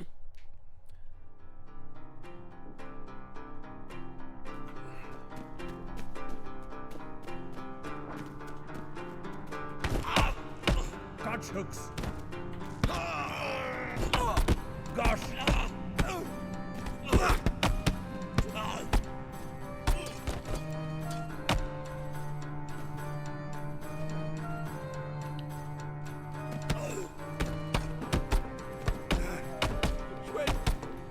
Surrender. I want to maintain my fucking...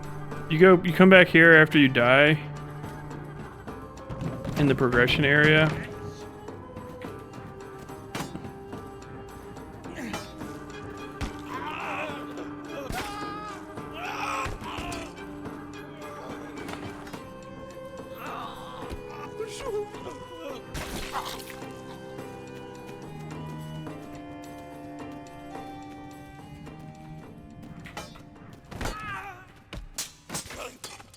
Oh, see that? Zounds.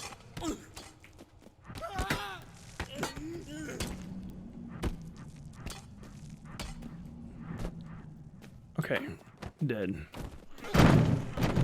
Ooh. I'll take it. Battle axe. You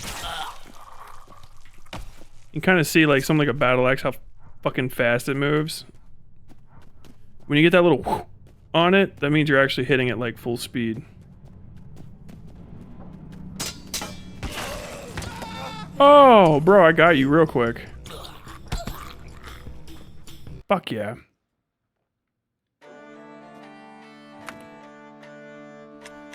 Turn the gore up. The gore is high.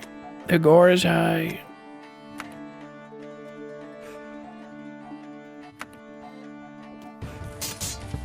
They should add suplexing. You watch people that are like good at this gameplay online. Oh, fuck me.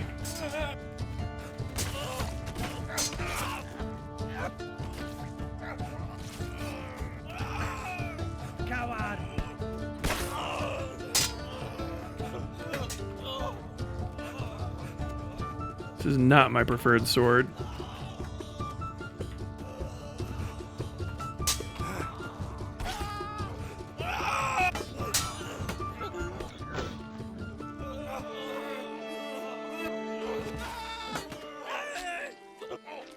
How does that count as a stab? It's not even touching him. Spoilers.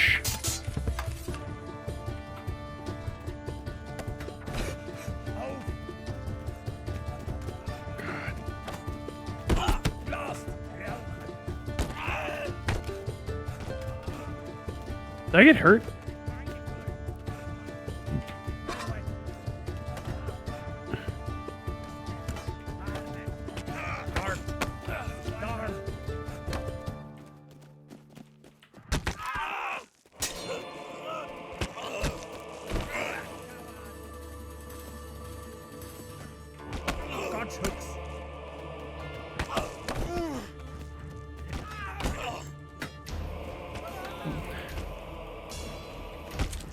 Oh, good night.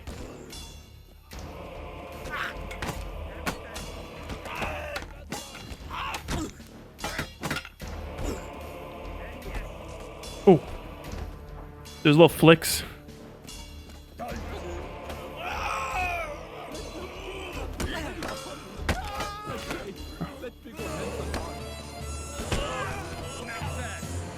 I'm not trying to do that. I'm getting fucked by the auto aim.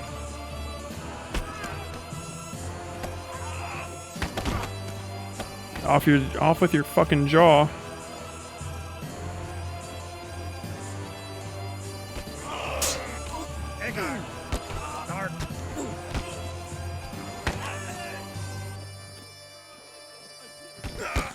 Oh, fuck me.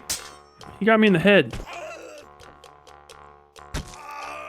Let go. Zounds! Bro, you better fucking cut it out.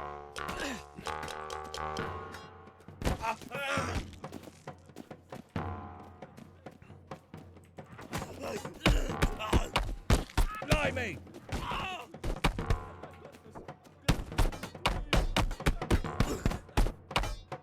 You done? You fucking done? That could have that God damn.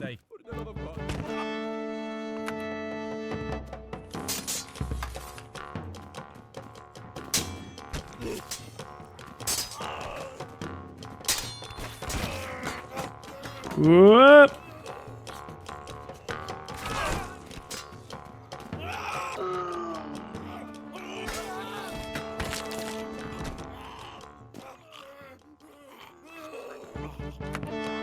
This is like the hardest area because you can die so quick.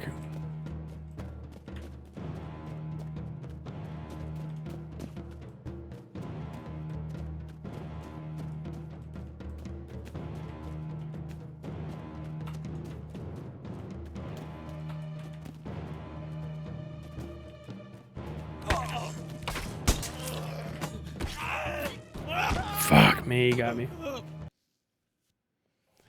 That's definitely it. Yeah. We're gonna get out of here. Folks, I hope you had a good time. I stayed up way too late. I'll see you tomorrow around noonish. It's in like 10 hours or so. We're gonna be launching the mouthwashing of men who hate women video. I hope you guys are excited. I'll be streaming after that as well. I might just play more fucking half sword. I might talk about the video. I'm not sure. I don't know where my camera is. It's right there. Hey, what's up? I love you. Thanks everybody who donated. I lost track of this worshiper of Olympian super chat. What is your opinion on civilians doing military in-jokes? I think people that pretend to be, that LARP to be in the military is lame because it's like LARPing as, you know, a job that you could have just done. So don't do it. But like if you're just telling jokes about like war stuff, I don't really give a fuck. I can't really. It's probably cringe. I just don't care that much until somebody makes it my problem. Would be the answer to that. Well, that's it, folks. I hope you had a good time. I've been Tyler Bell. You've been great. You've been watching Westside Tyler Live. Until next time, as always, stay safe out there.